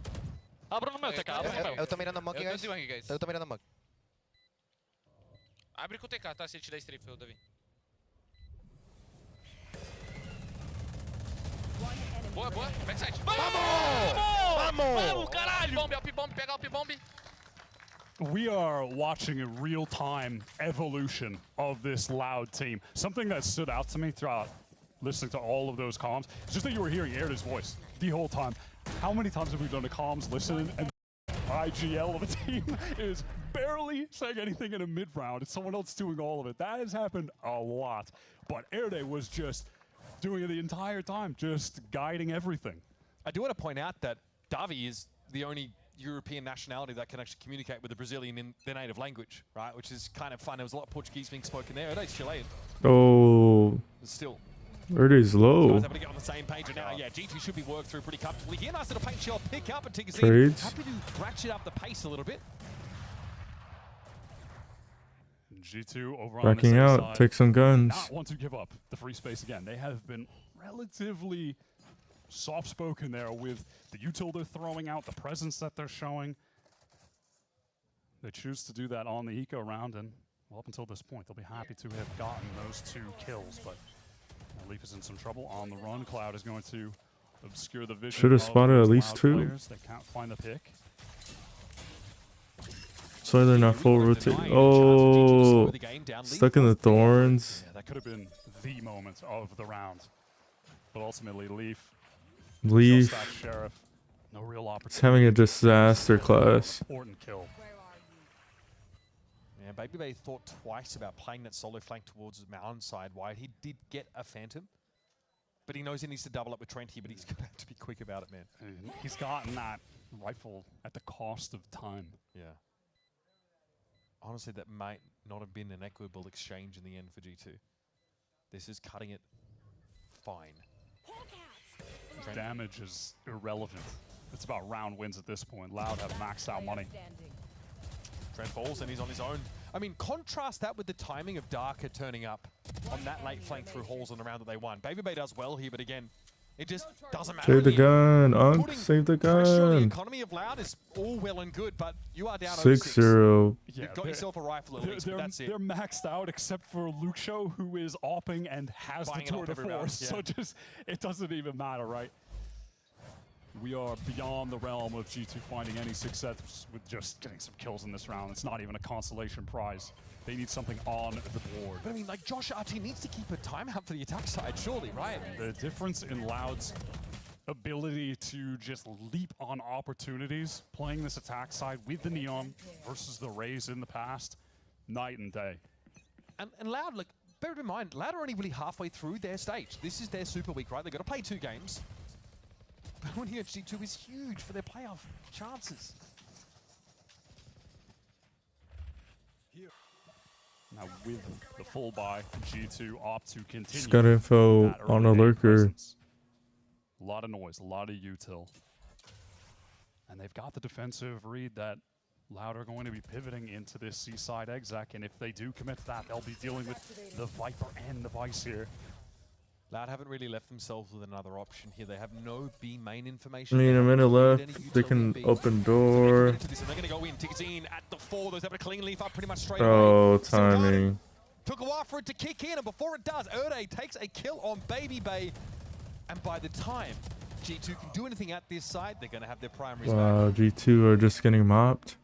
And no one on the minimap you can see is even in position to get there to help Valen. Alone versus all of Loud falls. G2 have no option here but to save. This is the map of the 2 going into it where you favor G2 significantly. Sunset, that feels like on some level a toss-up going into it, but if you really just want to get into the fine details, yeah, both teams were 2-0. Jesus, man. G2 beat a better team in 100 Thieves than either of the They're teams just getting Loud have smurfed beaten. So on. it's like, okay, maybe we're on paper kind of favoring them, but no matter which way you slice it, that one gonna be closer. And yet Loud are up 7-0. They are working the map masterfully, and even there in a situation where they're hitting that C site, running into the Visutil, dealing with the Viper, they are still able to run them over because Tikazine is just in sick form on the Neon to get that opening against Leaf, and for Baby Bay to then feel the pressure of potentially getting killed from backside, people rushing him from the front. He just has no options. Loud are just relentless on this attack. Came out and gets out early. It's the stinger look for G2. Works an uncanny amount of the time. Leaf, though, has got to be carved out of position in B main. They're still fighting. They're still fighting at Mount. This is ridiculous. Airday has just teleported behind them with his ult in the midst of all of this. So everyone at Mount is surrounded. I mean, yeah, G2 just not owning the respect on this map. Opening the door for some of these more wild plays from Loud. And they're able to exploit an early mistake there, and Tikazine not being timed up with that haunt. That's the best opening they've gotten damn near ever in this entire half. But it's not enough. All this talk about G2 having a rough start to the stage, but still being title contenders, falling back to what works for them, what they're comfortable with, a style, compositions, a map pool that is familiar and they can lean back onto. They're now going up against a team who also doesn't want to play double duelists, who also lean heavily on their chamber, on their Vice, and they're getting absolutely rickrolled. Josh feeling that there is no option but to take a timeout here. So what is this attack side supposed I mean, to look, like? historically you favor, attack on Lotus, right? Sure. But you need a little bit of a cushion. The most accomplished chamber player in the league, and honestly, just outside of chamber, one of the very best we have in Americas. Luke Show starts last year and looks insane straight away. We knew, we got to see him in challenges, we knew he was a talent, we didn't know just how quickly he would rise though on the biggest stage. And since then, throughout that stage 2 last year, the beginning of this year, you're watching Loud, and there are times where you are just like pleading for them to get him some help. Earlier this year, feels like it was coming from Darker when he would have those games where he was hitting his ceiling, but wasn't consistent enough to always be there for Luke Show. But in this edition of the roster, where they've brought in Tikazine, who has just been an unbelievable pickup from the Crew Academy, sick duelist. And when you have a game like this where Airday's in form, where Davi is supporting well, this is every cog in the machine that Loud have created turning at the same time. Let's listen in. What's the plan for G2? Three. Open door. Open door, we fight. Neon could be in ceiling. Odin and Neon could be behind you, Trent, okay? I'm trying to pick it up. Have your main. Just hold. I'm holding for me. The B people ran away, okay? Okay. Alex has C.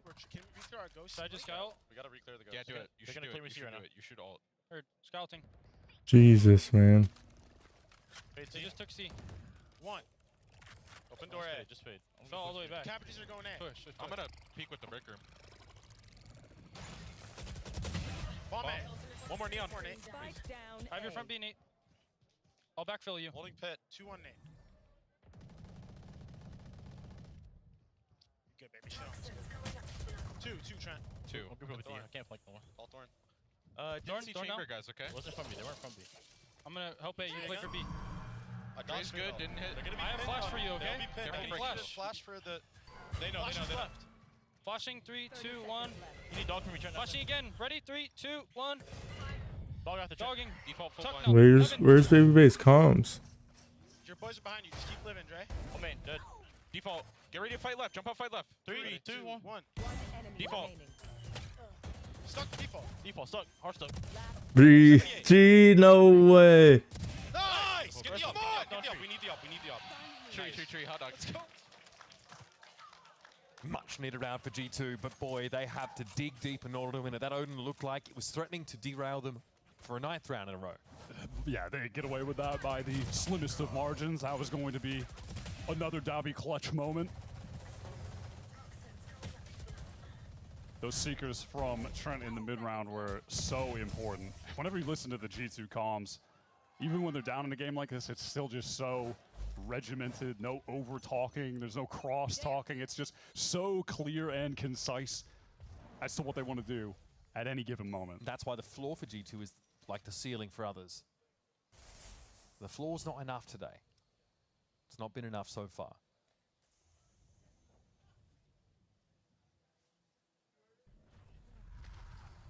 Not so many ways to get free information now for the defenders. They can't call on the Seekers again. Trailblazer clears B main for G2, but they don't know about A. They're about to know. Maybe they always shifting these setups as the rotates coming in, so G2 could try to fight on this site if they want. Loud making their way in. There's a Razorvine inside Baby Door, so just pivoting to B is not an option for Loud. They're kind of committed here, Wyatt. Oh, and Baby is caught in front of that smoke. Oh my god, Tikazine just barely gets away with it. Valen, you have him committed in the pit. He needs some help. Tikazine trying to fall off this line. Can they flash Valen out of this corner? I mean, playing with the Viper's pit is so difficult. How are they going to deal with that? They still have to get around the Odin somehow, working into the pit, just getting spammed down. I mean, there's no presence outside of stairs. That's the problem. Odo's able to find one, but watch out. Tikazine now is going to be in the side, coming up behind them. Dangerous! Valen dealt with him, but still has to play into the pit. Still has to play into this Darker and Luxo combo that has gotten Loud so much traction, so much mileage. There's a shorty there, by the way. Jeez, man. That'll do you in proper good. That pit in the lay round was just too much for G2 to deal with. It's that catch onto Baby Bay from Tikazine that just gets Loud such a significant advantage. And once they get the pit down after that, I mean, it's as good as done, right? G2, they have to go for it, though, in the 4-on-5. You can't just save in this situation. That would be ridiculous. But they're going for it at such a disadvantage. And because of that, the economy is broken. Quietly, Jorgamo is doing a lot, flooding into that A side. 2 rounds in a row now. He's able to find that first pick, but it's not been enough. And G2, they are right into this A fight. We've seen a tendency on some of these eco rounds to be more active there. And it is going to force Loud over towards C. They're just, I mean, yeah, G2, I mean, they've forced into this completely. With Stingers, it feels like a damn eco. Yeah, I mean, 4 Stingers and this one Baby Bay hero rifle that is going to come into play. Oh my god! It's disrespected. Tikazine now really bursting with momentum. It just feels done. These guys are on point right now. We have not seen Loud at this level. Still, G2 Stinger by, however, Luxo is locking it down with that Tour de Force. Leaf removed via Waterfall. Trademark to get you off the line. Valen taking a lot of damage through that smoke. I don't know how they're supposed to come back from this. Jorg got knocked down, decayed briefly. Here's the fight on the side there, but Luxo and Dark are going to lock it down, and Tikazine just wants a bit more action, I think. String of Ice sent packing. One more round and a half here for G2, who look like they've barely turned up on this map. The last time we've seen a Loud at this level genuinely might be the completely different outfit of Kickoff 2024, when they still had some of the original core that won champions. Since then, this organization that has had so much success in the past, they have not been able to revisit it, but finally, it feels like they've got the pieces together to maybe return to a global for the first time since then. Again, this is the kind of win that is just putting them on the map, instilling so much belief that they could really go on a run here in this stage. That big step of promising to proven needs kind of a decisive victory to back it up. This would be it. Uh-oh. It's a G2 Stinger, though. Yeah, Darker is rushed down. That is, of course, going to activate the rest of Loud to get into the C site. And, of course, G2 are going to feel the pressure to get value out of these Stingers, to get up on these closer lines, to play faster. Tikazine, though, happy to do that as well. Look at that immense amount of control he's been able to get on the halls area, and Luxo just takes the how does he even find the target there? He's swinging into 4 Stinger players and just doesn't have a care in the world. Jesus, man. It's a mob. Luxo is simply not sharing his toys or kills. How exactly is he even on for this ace? Where did he get all those kills? Was that just the AWP into the instant headhunter? You make your own luck. Luxo creeping up. It's Valen with the rifle, but as his head turned away, Luxo lands the ace. As if north of 30 kills in our first map wasn't enough, he is dominating here as well. 14 and 6. 5 of those coming up in the last. Dominating, but look at the stat lines of everyone else. That is just what stands out. Yeah, Luke Show 14-6 half. Hey, we've seen that before. But we're looking at Tikazine just getting constant first blood, sitting at 13 and 8. Darker, Davi closing out late rounds that felt unwinnable when you go all the way back to that 2v4 they won, which was a moment that captured so much momentum and put so much hurt on G2 early in the half. Everyone has had their moments. G2 did not come to play. Roster working exactly as intended at their best. It's your global contenders of tomorrow, putting on an incredible showing today. 11-1 at the halftime, and G2 had better hope that pistol win rate stat does them well when we come back for more Lotus.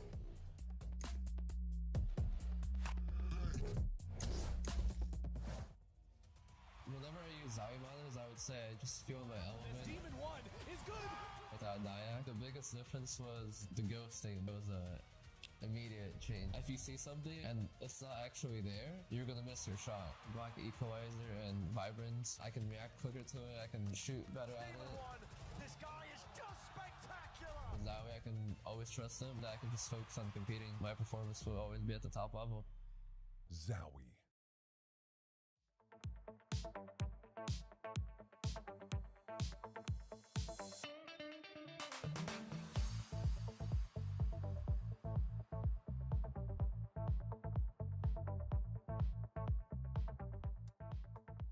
Tikazine, every time we see you, you have such a big smile on your face, and you look like you're just having fun. So is being a VCT pro kind of like living the dream?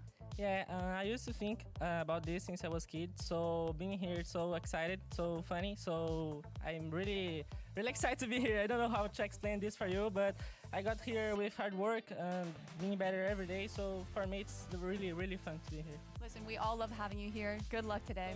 Thank you.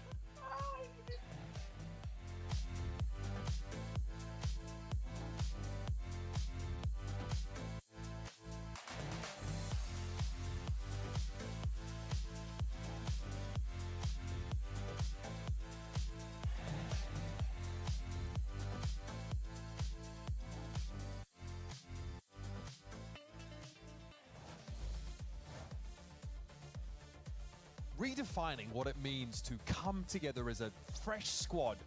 Kind of redefining what the expected rate of development should be for a new project. Loud are dominating in this series. It's a scrappy first match. We get on to Lotus. And wow, it's been ugly for them. But let's get the second half underway and lock in with our #1 VPN, ExpressVPN. Timeout after timeout. They've all been used, by the way, for G2. None of those remain for their attack side. Loud are 11 rounds to the good. It's just one for G2 against this evolving Loud team, making a statement today. Mentioned it at the beginning, but coming into this map, you know, they were 4-1 on maps where they ran Neon 1 and 3, where they didn't, including 2 losses on Lotus. They switched to this Neon, and that has brought an injection of life into that attack side. They just need to close it out on defense. They just need 2 rounds. All right. It's getting hot and heavy early in the round. This is exactly what Loud like. This is exactly how they like their bread buttered. It never falls butter side down when they throw themselves at their opponents. G2 are reeling, and it is not even 20 seconds it's to the over. round. Jesus. Trade. Tikazine with 3. Surely Jesus, man. It's about young individuals showing great Loud are promise. stomping G2. But it's 0-sum because on the other side of this exchange, there's someone getting their faces beat in, and it's G2. Just as we thought they were clear. They'd gotten through the ugliness of this stage of this year. They were going to be back to winning ways. A hand comes out of stage left and tracks them back. This Loud team are a revelation today. Classic G2. They need their 2 losses so that they could go on a run. It just took the right formation of players. Like when the beginning foundation is a guy like Luke Show, and they have gotten there. G2 are forced into their vintage Stinger buy. No other options. Big flash on Tikazine, but he's able to get ahead of it and still find a frag. Valen trying to push in, put these stingers to work. He's found Tikazine. 4 players blinded up, but Erda has to fight tooth and nail to get in. Oh. He's ready for it though, isn't he? Erda. 6 feet under. Valen Trent in a matter of seconds. GG. No qualifiers, no caveats, no more hoops to jump through.